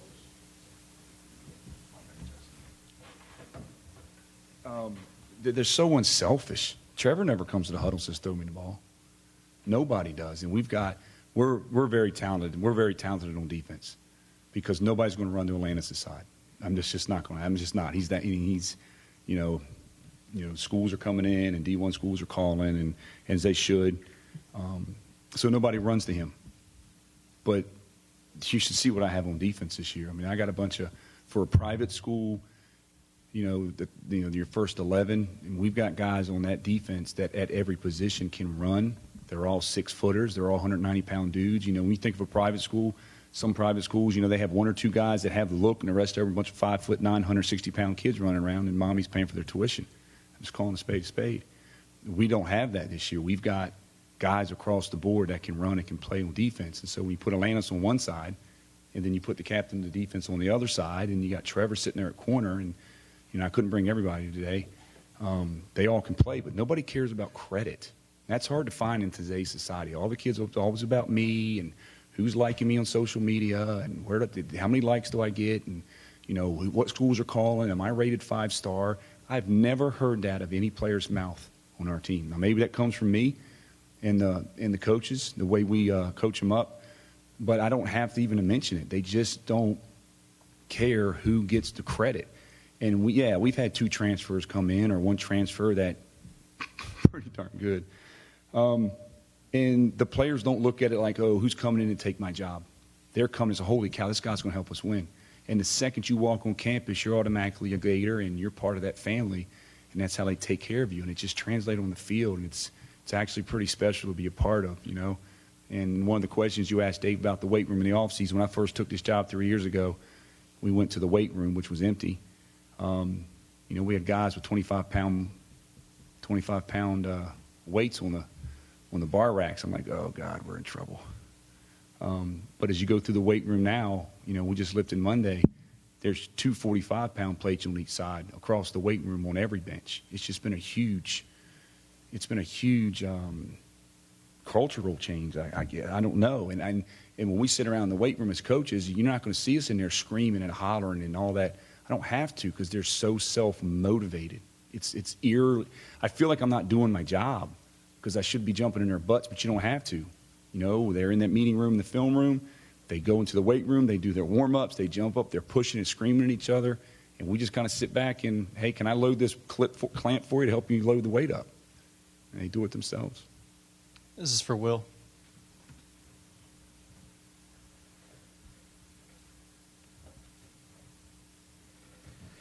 You guys replace a very talented guy in Bryce, and you're the center, so you have a lot of contact with him. How has that transition been from Bryce to who you guys have coming up next? Right now, we have Bryce Newman at quarterback, and Bryce, he's like my best friend, so, I mean, it's kind of easy for me. And he was the starting quarterback our 9th grade year, and, I mean, we were, like, undefeated that year, and he can throw it as good as anybody. We just got to give him some time, and, I mean, he knows the offense. He's been running it forever, and so I think he'll be all right. And you're a senior this year? Yes, sir. What's it been like to kind of grow up with Coach? Because this is his 4th year, your 4th year. So what's it been like to go from freshman year to senior year with Coach? Coming in, like, whenever he came in, I was curious, and but now it's like I can finish his sentences. Like, I know exactly what he's going to say. I mean, what does he always say? Something he always says. Like, run to win. Fatigue makes cowards of us all. That's on our – we have, like, in the field room, we have, like, this big board, and he's been saying that for 3 years, and then he got a board that says it. So now we just got to read it.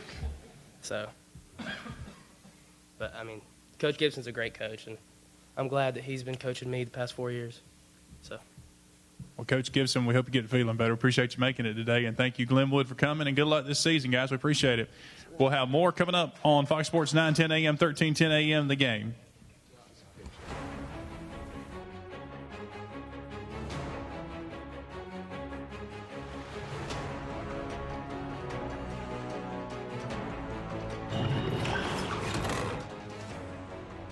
Hot under the collar because your basement is full of water? Call a local company you can trust. Ox Foundation Solutions. We use the most advanced water management system to stop water from invading your basement for good. Things feeling a little uneven at home? Ox Foundation Solutions will fix your uneven concrete sidewalk, driveway, or basement in no time. Ox Foundation Solutions has the best plan to keep your home safe. If you are experiencing any issues with your sidewalks, basement, crawl space, or foundation, get a free estimate from Ox Foundations. They gave me Vicodin after my knee surgery. They kept prescribing it, so I kept taking it. I didn't know it would be this addictive. I didn't know how far I'd go to get more.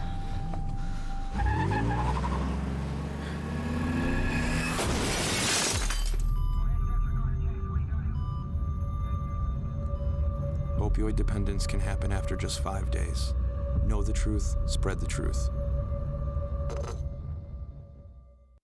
Coosa Valley Medical Center, one of the top 10 hospitals in Alabama, is also Sylacauga's largest employer.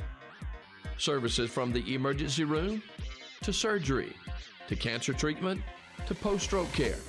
You won't believe what's right in your backyard. It's Coosa Valley Medical Center in Sylacauga. So, if you're sick in Alabama, choose one of the top 10 hospitals in Alabama. That is Coosa Valley Medical Center. Marble City Pharmacy in Sylacauga is your destination for the highest quality health care. Our knowledgeable pharmacists are always available for questions about your medications or advice on taking over-the-counter products and supplements. Our friendly staff can assist you in choosing from our full lines of compression hose and medical equipment. And don't forget our gift department. We have a great selection of unique gifts for every occasion. Stop by and see us today. Marble City Pharmacy, here for life.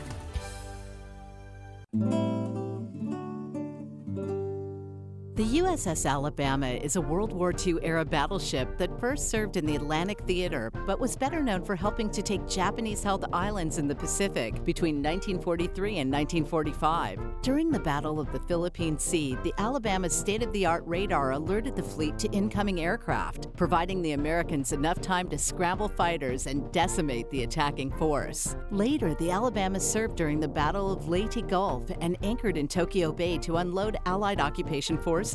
In 1964, the state of Alabama took possession of the battleship. Alabama school children raised $100,000 in nickels and dimes to help bring the ship to Mobile and create Battleship Memorial Park. The park features the Alabama, the World War II-era submarine USS Drum, and an American military aircraft collection. Battleship Memorial Park is one of the state's most visited attractions. Don't crack under the pressure of foundation issues. The certified specialists at Ox Foundation Solutions can permanently fix foundation problems at the best price guaranteed. And did you know, moisture and unsafe air from your crawl space can infiltrate your home, causing health hazards and high utility bills? Ox Foundation Solutions has the best plan to keep your home safe. If you are experiencing any issues with your sidewalks, basement, crawl space, or foundation, get a free estimate from Ox Foundations.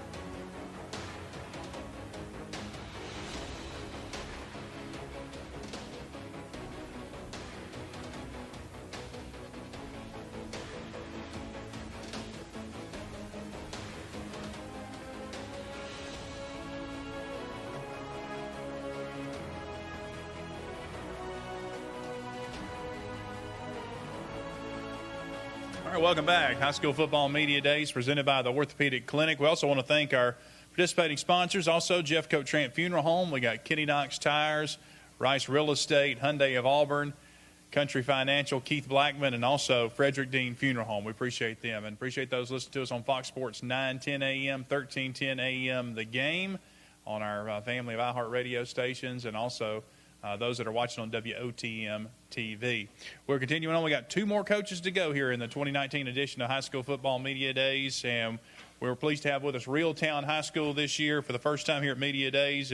Coach Matt Johnson is entering his fourth season as head coach at Reeltown, and last season Coach Johnson led the Rebels to an 8-3 overall record, a region title.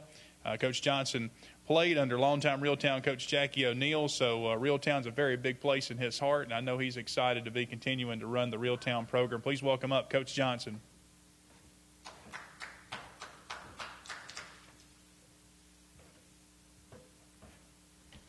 Good morning. First of all, I'd like to say thank you. Appreciate everyone doing this and putting this together to get, high school football out there for these guys to promote our programs. It's a great opportunity for us. It's a great opportunity for our kids. high school football in Alabama is as big as anywhere as I've ever seen. So just want to say thank you for that. Just kind of a state of where we're at. You know, we're coming off of a good year last year. We felt like we didn't finish. We did win a region title, which is always tough to do in our area and where we play. So that was a big accomplishment for us. Injury bug kind of caught us midway through the year. We had 4 season-ending injuries, so that kind of changed the aspect of how we play. We had to do a lot of things a little bit different, but felt like our guys still, you know, continued to fight. And we finished the year. We came up a little bit short in the first round of the playoff to a good, kind of underrated Delville team. But so we've had a kind of a bad taste in our mouth since then. But saying that, we've probably had the best, or not probably, this has been the best off season that we've had since I've been at Reeltown. The guys have really been motivated. The weight room's been totally different. A lot of self-motivation, a lot of encouragement, a lot of leadership that has really stood out, and that's carried over into the spring. Spring, we just focused on each other. We didn't play a spring game just to kind of focus on what we do, because we did have to change a few things schematically, defensively, from losing a good bit to graduation. Offensively, stayed a lot the same, but spring ball, we just played a blue-white game against each other, so we hadn't seen an opponent in quite some time. We've had a couple of OTAs this summer that went really well. So, but until August 22nd, we don't get to put the pads on against somebody else, and that's been a while, and it's been a long time coming. So we look forward to that against Bullitt County on Thursday night, August 22nd. Going into the summer, our guys have had a great summer. This, like I've said, you know, this has by far been the best our guys have worked in the weight room, and that's a huge part of our program. Our process, we feel like, starts in the weight room at Reeltown. That's something that we've changed a little bit over the years, and it has become an identity of who we are.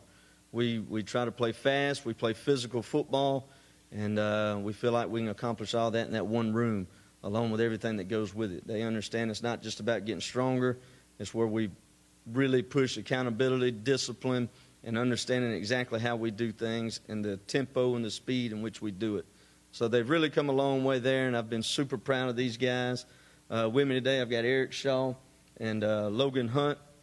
Both two guys are huge leaders on our team.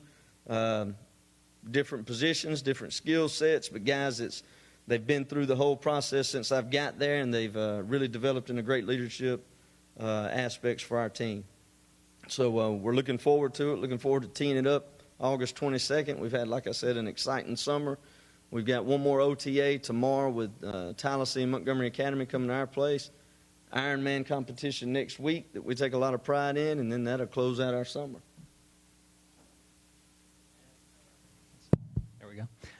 You talked about the commitment to the weight room. How important is that, and was that this offseason, especially coming off a year where injuries were an issue for you guys?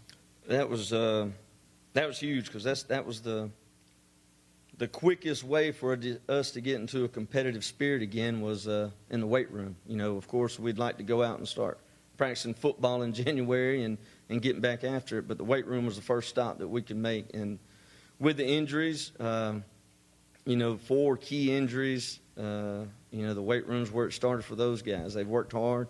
Eric was one of those guys, and, they really embraced everything that it offered and worked their tail off to get back. A lot of them are multi-sport athletes. Most of our guys are. So spring sports, that gave them a goal to reach immediately, a little bit quicker goal to work and get back out there to compete. You guys accomplished a lot last year, including winning the region, and obviously didn't end the way y'all wanted it to. But with the guys from that team that are coming back, how thrilled, how happy have you been with their response through the offseason, the work they've been putting in to try to replicate what they did last year and hopefully take another step forward? Right, and that's the main thing is we want to get over that hump. We expect to win. We expect to be playing, messing up some Thanksgiving holidays. That's what we want to do. That's what's expected at Reeltown. So the guys we got coming back, we return a lot of depth offensively. Some spots defensively we had to fill, and we felt like we've done that in the spring and the summer. with guys being open and really working hard, and the staff's done a great job. I don't say enough about those guys, but our coaching staff's done a remarkable job this offseason. Best all around that we've had since I've been there by far. Wanted to ask about Eric. I mean, he's going to have his choice of SEC schools whenever he decides to commit. What just sets him apart from so many other high school football players? His humility, his the way he carries himself. He's got a lot of God-gifted talent. There's no doubt about that. There's a lot of genes, but people don't realize how hard he works in the weight room. He had an ACL injury week 5 in the region championship game last year, and he was back and won 3 state championships in track in the spring. So that's a testament to how hard he works, how hard he pushes himself. But what he's taken to the next level is, we talk about all the time with these guys, and it's one thing that I say all the time with them is, you can't have team accountability without self-accountability, and you got to have that first. And they've developed that, but now is to that ultimate stage of where they're holding each other accountable and motivating each other, and that's what he's really done this offseason, both of these guys. What have you seen from Logan as he's been in that battle to replace Connor and the things he's done that you think is going to help you guys this fall? That's been a very healthy competition at quarterback, but I tell you one thing that Logan has done that really probably hadn't got out there yet. You and I have talked about this, is one big replacement that we had to make was defensively, and that's linebacker. Overall, on our whole team, that was our biggest question was our linebacking core, because we lost a good bit there. And Logan's put on 20, 25 pounds since last year. He's worked his tail off in the weight room, and so we moved him to inside linebacker. And as of right now, he's our best inside linebacker that we've got. He's already got the quarterback mentality. He's a quarterback of the defense. He communicates well. He makes all our checks, and he's really done a fantastic job there. So the quarterback competition is very healthy. It's still going on, but he's really set himself apart at inside linebacker. Wanted to ask about a guy that's not here, Cameron. With him coming back, just how big is that in the things you guys want to accomplish as an offense? Oh, Cam's a huge part of our offense.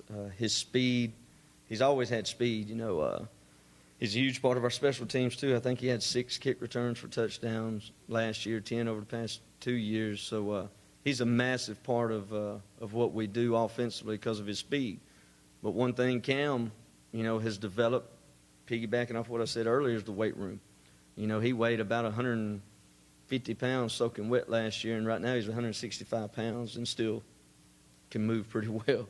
So he'll be a huge part of our offense. He'll be a little bit different running back than what we've seen in the past. He'll still be that hybrid guy as a H-back, running back, move him around a little bit. I got a question for Eric, so if you want to just go up to the podium.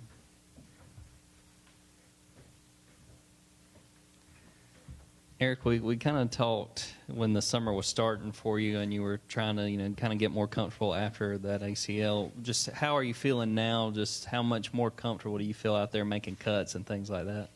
I mean, I'm 100% now, so, it's no pain, no nothing. So I really don't think too much about it now. So it's just go out there and play now. What's this offseason been like with balancing the recruiting, balancing the rehab to get back to where you were, and also just, general, commitment to the team to try to be back for your senior year?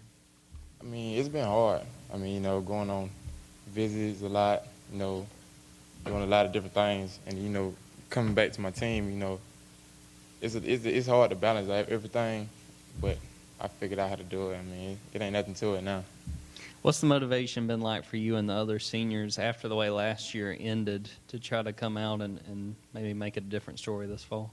It's like a whole different energy now. It's like everybody wanted it. Everybody bought in the weight room, like Coach said, on the field. Everybody done bought in now. So it's like we think about that loss and, the injuries, and we just take it as motivation now. I got a few questions for Logan.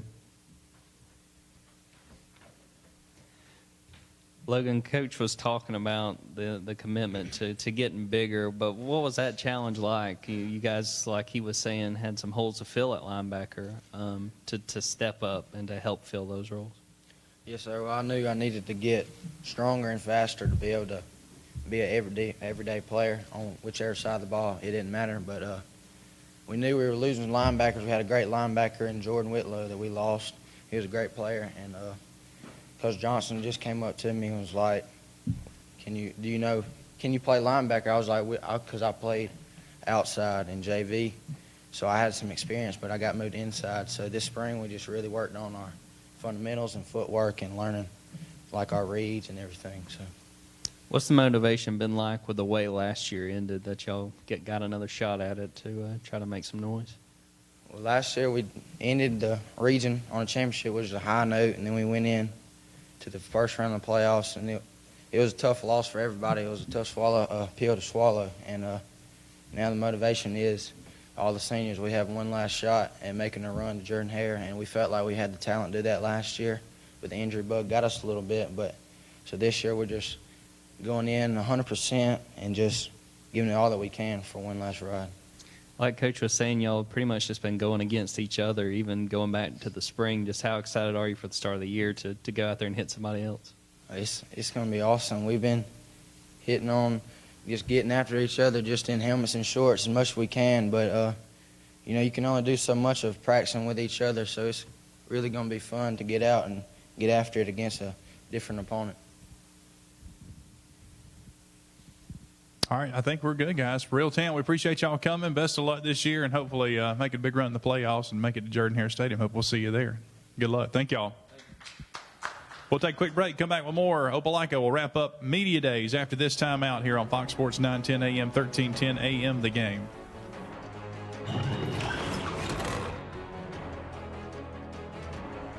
Don't crack under the pressure of foundation issues. The certified specialists at Ox Foundation Solutions can permanently fix foundation problems at the best price guaranteed. And did you know, moisture and unsafe air from your crawl space can infiltrate your home, causing health hazards and high utility bills?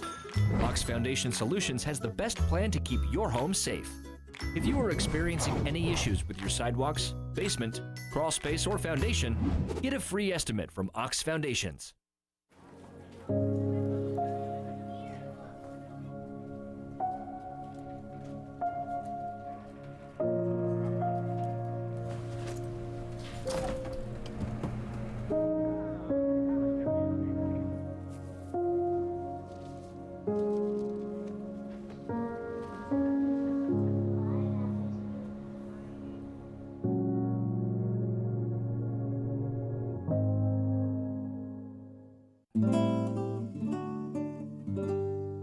The USS Alabama is a World War II-era battleship that first served in the Atlantic Theater, but was better known for helping to take Japanese-held islands in the Pacific between 1943 and 1945. During the Battle of the Philippine Sea, the Alabama's state-of-the-art radar alerted the fleet to incoming aircraft, providing the Americans enough time to scramble fighters and decimate the attacking force. Later, the Alabama served during the Battle of Leyte Gulf and anchored in Tokyo Bay to unload Allied occupation forces.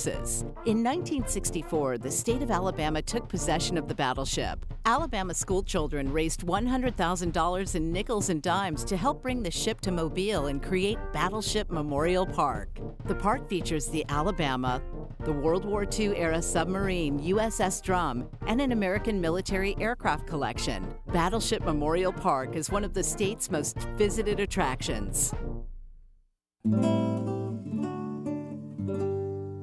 Singer Percy Sledge was one of the most identifiable voices in the genre of country soul, which emerged from Muscle Shoals in the mid-1960s. In 1966, Sledge recorded his most iconic song, When a Man Loves a Woman. The song topped Billboard's Top 100 for 16 weeks. Percy Sledge's career spanned 5 decades. He was inducted into the Rock and Roll Hall of Fame in 2005.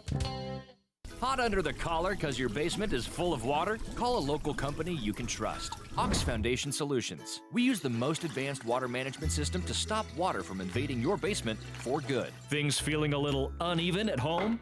Ox Foundation Solutions will fix your uneven concrete sidewalk, driveway, or basement in no time. Ox Foundation Solutions has the best plan to keep your home safe. If you are experiencing any issues with your sidewalks, basement, crawl space, or foundation, get a free estimate from Ox Foundations. Get along down the road. We got a long, long way to go. Scared to live, scared to die. We ain't perfect, but we try. Get along while we can. Always give love the upper hand. Paint a wall, learn to dance. Call your mom, buy a boat, sing a song, make a friend. Can't we all get along? They gave me Vicodin after my knee surgery. They kept prescribing it, so I kept taking it. I didn't know it would be this addictive. I didn't know how far I'd go to get more.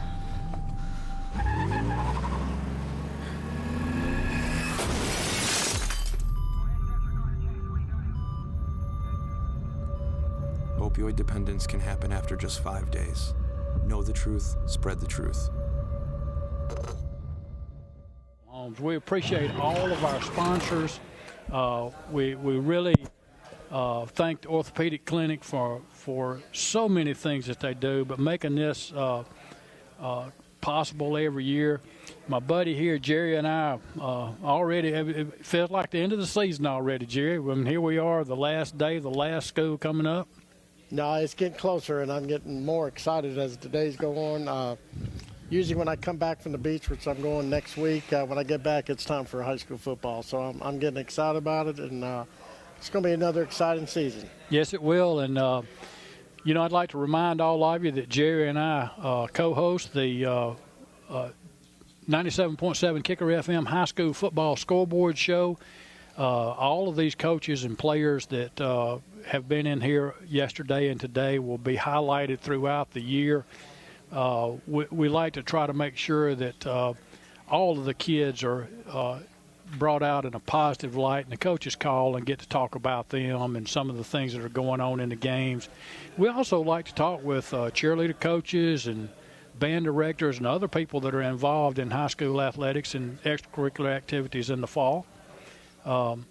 We have a lot of fans that call and talk with us, and we're really proud of the show that we have. And I feel like that along with Kicker and our sponsors, Jerry and I are able to put on a pretty good show every Friday night.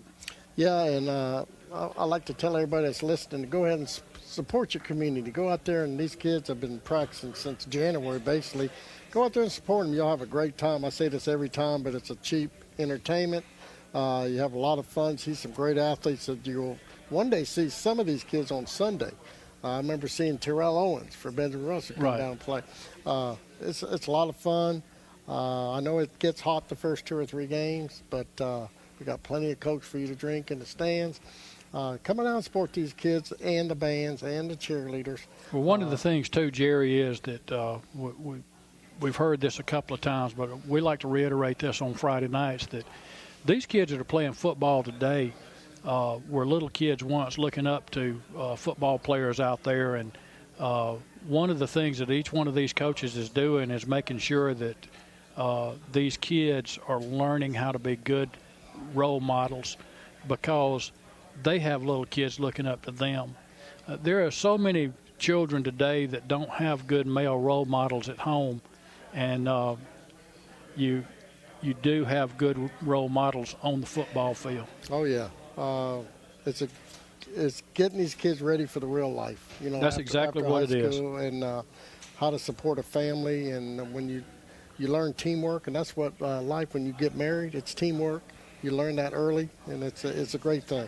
It is, absolutely. I like to see kids get involved in something, be it in the band, the girls cheerleading, or playing sports. It could only help you in the future. Something that I want to bring out too, last year, almost all of these schools were here last year. We've got a couple that weren't here last year, Russell County and Reeltown. But one of the things that I see that we didn't see last year is a lot of these schools, the kids are just so much stronger looking than they were last year. Now, the Opelikas, the Auburns, the Centrals, those schools have had good weight programs all along, and they pound the weights a lot. Smith Station was a good example. Last year they came in here, and they were much stronger looking than they have been in the past. But I'm just really proud of the fact that we're able to bring this not just to the public, but that these players are able to get a taste of what it's like to be in the spotlight. Oh, yeah, and this is for some of these kids, it's practice because they're going to be playing on Saturday, and you have to deal with the press. You see some of these kids intimidated by it, but it's a great learning experience. I remember as a kid, I hated public speaking. That's a good way to get started. You're going to have to learn how to public speak, and that's just a good start for these kids, and gets exposure to themselves, to their school, and it's a good thing that we started this, and I think it's going to be really growing every year. One of the things, too, that we heard just a few minutes ago from one of the Glenwood players, when somebody asked him about recruiting, he said, you know, or how he was looking at his senior year, and he said, you know, this is it for me. When this football season's over, I'm done with football. Now, I've got friends that are going to be. Like all of us, most of us. Yeah. You know? No, same way. But this gives them an opportunity to, just like we were talking about playing at Jordan-Hare and Bryant-Denny, it gives them an opportunity to do something that most kids don't have an opportunity to do. And that's one of the things that is really exciting about them being able to come here to football media days. And now we're going to go to the podium for the last time on media days with Van Riggs. All right, welcome back. One final time here. I want to thank all our many sponsors. Again, the Orthopedic Clinic, our presenting sponsor of High School Football Media Days here on Fox Sports 9:10 a.m., 13:10 a.m. The Game. Another big shout-out also to our other sponsors, Frederick Dean Funeral Home, who's helped us out, Keith Blackman Country Financial, also Rice Real Estate, Kenny Knox Tires, Frederick Dean Funeral Home, and also Hyundai of Auburn. And WOTM TV, appreciate their coverage. And those that have watched online and those that will continue to watch, as this will be archived leading up. A great preview for high school football, and we will have, after our next school, 18 high schools featured here at Southern Union State Community College. So a wonderful preview of high school football. Appreciate everybody, Jerry and Eddie and everybody at WOTM TV, D-Mark, and everybody and the entire crew here at the radio stations also for their hard work. And Mackenzie also, who's been back behind the scenes helping out, making everything possible on our web and digital and social. Want to welcome up our next school, Opelika High School, to close things out here. Coach Eric Speakman is entering his second season as head coach at Opelika High School. Last season, the Bulldogs had to navigate one of the most difficult schedules in the state. And after starting off 1-4, the Bulldogs went 6-1 down the stretch with a tough loss coming in the third round of the playoffs on the road at Saraland, a team that went on to play for the state championship at Jordan-Hare Stadium. A lot of returning faces for this Bulldog team, a lot of excitement. So please welcome up, with no further ado, Coach Eric Speakman and the Opelika Bulldogs. Hey, good afternoon. Thank you all for doing this. Van, D-Mark, I know it's a lot of work to get this set up, and it allows us to showcase our kids and all the hard work that they put in, basically starting last January. You know, we lost in the third round. I think it was Thanksgiving week to Saraland. Gave the kids a couple weeks off, and then they were right back in the weight room. And that's for everybody up here. They all play some second sports, so they're still in the spring playing their second sport and then come into the weight room with us. So these kids put in a ton of work, and this is just a great venue and a way for us to showcase our kids, which, you know, that's what we're here for is the kids. Right now, going into the summer, ending the summer, really today, I guess. Well, not for them. They'll snake the field on Tuesday. If anybody wants to come watch some fun, 7 o'clock, Bulldog Stadium Tuesday morning, we'll have 101 kids doing what we call snaking the field, and that is how they become a Bulldog. So we'll finish up our summer workouts with that, little annual tradition that we do. So ending the summer, we've got 101 players out, which is probably the most that we've had probably in about the last 10 to 12 years. We've got a great group of seniors. I'm really excited about this group. We've kind of been watching them as they've come along since 7th grade, 8th grade, 9th grade. Then we finally get them as 10th graders, and some of them have played a lot, you know, going in 10th grade, 11th grade, and now 12th grade. So we have 25 seniors right now. And like I said, it's just a really good group. I've got Marshall Myers up here. He's our kicker. We'll let you talk to him in just a second. But funny story on Marshall. A few years ago when I had just first taken the job, he walks up at a baseball game. And I'd just seen him around, soccer kid, new kid in town. I said, hey, when's your first day at football practice? And he kind of looked at me. I said, well, it's tomorrow. You'll be out there with me tomorrow. You're going to come kick for us. And he's just done a great job of taking on the kicking responsibilities, and I think he's got a bright future with how hard he's worked doing that. Brody Davis is our starting quarterback this year. He'll take over for Cade Blackman. Brody actually started a couple years ago as a sophomore. He, one of those injury situations where he wasn't really expecting it, and got thrown in the fire up at Ben Russell. Brody's done a great job of kind of being the next guy. That's one of the hardest positions, is playing the backup quarterback spot, because you think you should be in there, but you need to learn. You're always one play away. And Brody's done a great job of following Cade, looking at what Cade does, Jake before that, even probably growing up watching Matthew Christian a few years ago. Marcus Tyson has played a lot of weak safety for us. We're going to move into corner this year in order for us to get our best 5 DBs on the field, and we'll end up with 4 seniors and a junior in the backfield, in the defensive backfield this year, which is a big luxury for me because I coach those guys. So it's kind of nice to have a lot of veterans back there this year, guys that have been in big games for us. And Marcus is going to move to the field corner position and really help us shore up our defensive backfield. And then Jalen Stinson is the last guy. He's kind of a do-it-all guy for us. Punts for us, kick return, punt return. If his brother's not doing it, they're not fighting for the ball back there in the back. We can't leave them on the field at the same time because they fight over who's going to catch the ball. That resulted, I think, in a fumble last year, if you remember that, Jalen. But he'll play some offense this year, and he's just one of those electric players. The guy, you want to see the football in his hands, especially if you're a fan or you're his head coach. You want to see him touching the football. And I'll be honest, all 4 of these guys are some of the, you always hear coaches say they're the hardest workers. Well, that's the honest truth about these guys. That's not just coach speak. All of these guys put in their time. They're leaders for our team, leaders for our seniors and our younger kids that come up and watch how they work. And then they know that by the time they get to playing for us, they know how things are done at Opelika. And I think that's the biggest thing of building and sustaining a program, is teaching your young guys how things are done. That way when they get to you, it's just smooth sailing. So with that, I'll turn it over to any questions for me or the players. All right, we'll start back here with TV. You mentioned the loss of Saraland. I'm guessing that off-season workouts have not been an issue. No, whenever you make it, in 6A football in Alabama it's probably one of the most competitive leagues there is. 7A has some really good teams, but it's not as many as 6A. So we make it to the 3rd round. You go down. I think we got beat 25-19, something like that. Had it 4th and 7 with 2 minutes to go. Don't convert. And it's kind of like now your season's over. And I think any team that ends that way ends with a loss. The only team that wins, Pinson Valley last year ended with a win. I think it just motivates your kids for the next year of coming back, trying to take that one step further for the next season. And having Brody, who has had some good playing experience, stepping in as the starting quarterback, how much of a jump start is it for the offense? Well, the offense, number one, it hadn't changed. So there's no new terminology. Our coaching staff is still intact. We didn't have any changes there. So that'll be a positive. He's been in the offense since he was in basically 8th grade. So terminology-wise, he knows it all. Now it's just going to be distributing the ball to all the playmakers that we have on offense.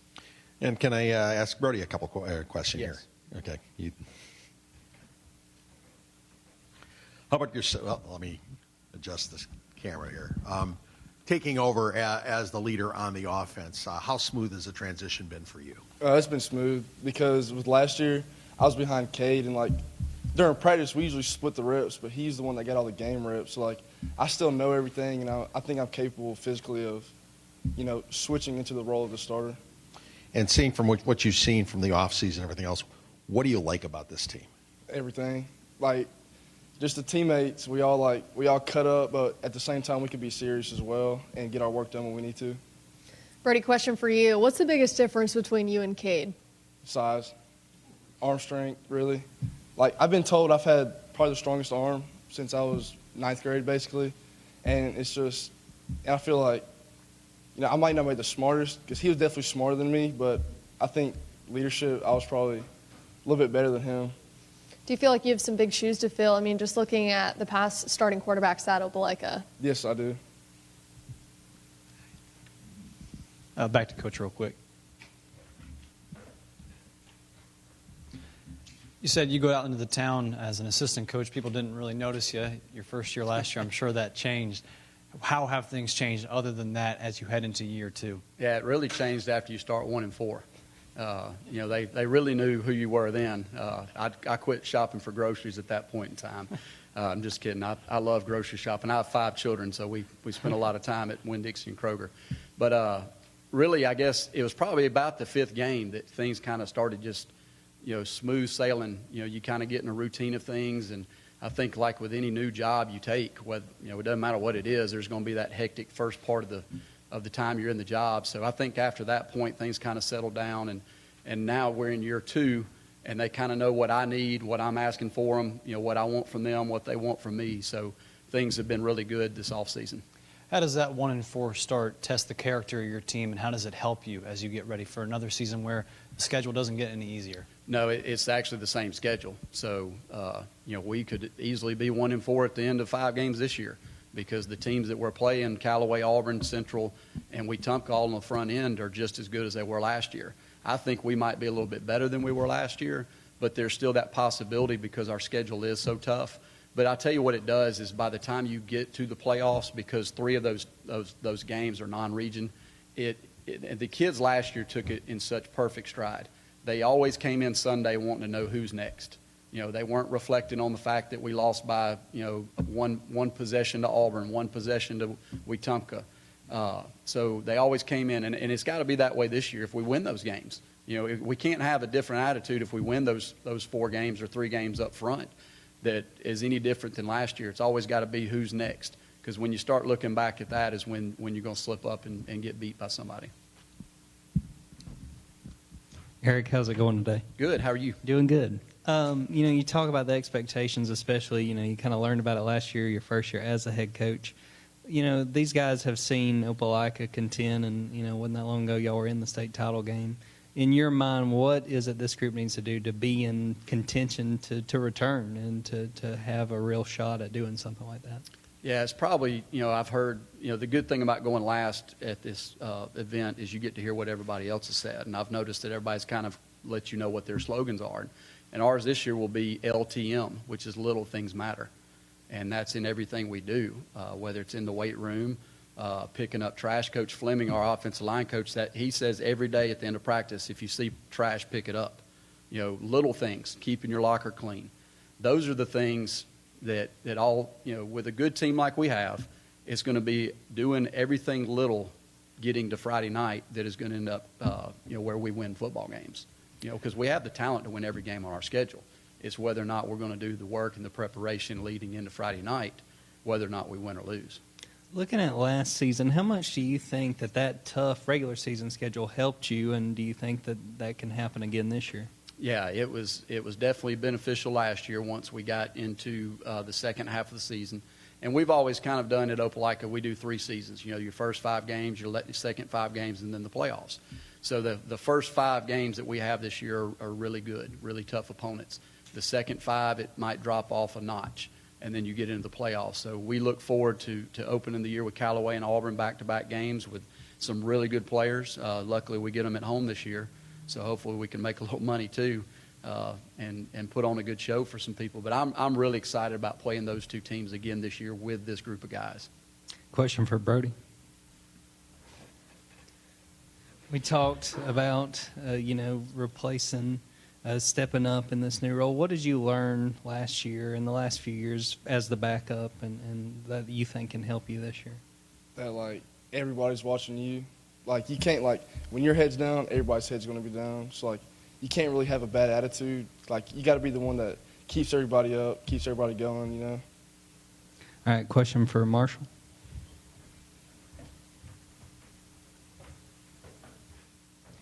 What's the pressure like for you as a kicker? I mean, the running joke for kickers is always nobody knows your name until really the game's on the line. What's the pressure like in those situations? How do you handle them? For me, I've always felt like I've thrived under the they say the lights and all the pressure, especially being a kicker, the only one out there doing a lot of the action. But I feel like it just honestly makes me perform better, and I like having that pressure on me.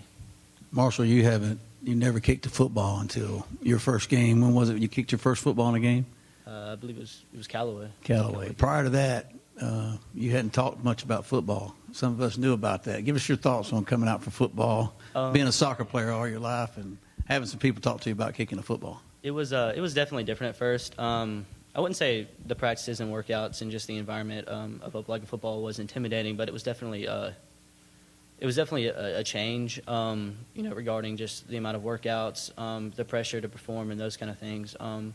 But I'm very grateful to be the kicker for Opelika, and just be able to go out there on Friday nights with these guys and play. But I've absolutely loved it too. I think it's probably one of the best decisions I've ever made to come and kick for Opelika. Question for Marcus. Coach talked about the motto is little things matter. Just in your mind, what does that mean as a football player and as you get ready for the season?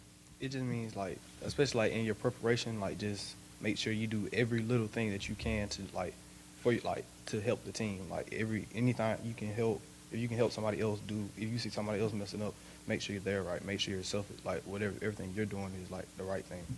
So like, we talked about y'all's schedule and how tough it is. I mean, it's every week it's another tough challenge. How do you embrace that, and how do you kind of make the most of it as a player to know that the competition is going to be stout each and every week? I feel like for most of it, it's like exciting knowing that like we're getting like right into the season. Like there's no like easy games starting off like how some teams do, where like jumping head first into like some of the best competition we're going to play all year. Question for Jalen.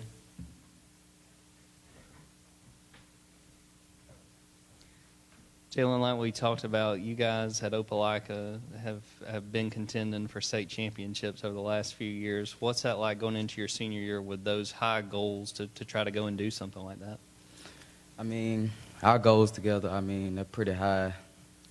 The young guys, they look up to me. Since my freshman year, I've been playing, so, they going to look up to me because if I do something wrong, they probably going to fall right behind me. I do something right, they'll fall right behind me. We talked about y'all's schedule, especially the non-region. How much do you think that can help again this year as, you try to return to the playoffs and play some of the best teams in the state? It can help a lot. We're playing some of the best players in the state, and it just will help us get better as a team. So, yeah. How excited are you to get back under the lights? I'm sure y'all can only hit each other for so long. Yeah, I'm very excited. I've been waiting months. So, yeah, I'm just ready to battle it out with my boys. Jalen, are you as good as your dad? Yes, sir. Coach, how many starters do you have back from last year? It's 6 on both sides.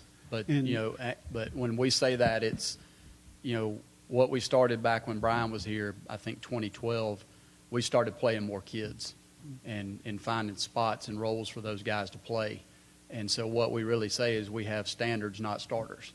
And so with saying that there's 6 on both sides, of the defensive linemen, there's 9 of them that have played meaningful snaps. So we're going to run 4 starters out there, but there's also 5 guys behind them that have played a lot. Okay. On your offensive and defensive, what's your strengths on each side? Probably on offense, I would say our skill players this year. Now, our offensive line is a lot bigger than it has been the last few years, which is good. But our skill players is probably one of the fastest offensive teams we've had in a few years.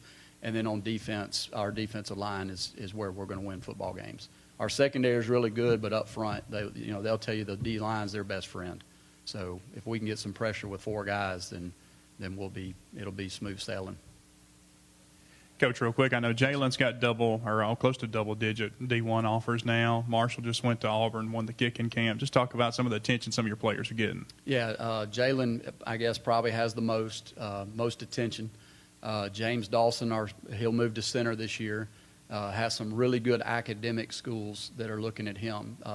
Good quality football, but James, this is probably the smartest senior class we've had. I feel really not intelligent sometimes sitting in there.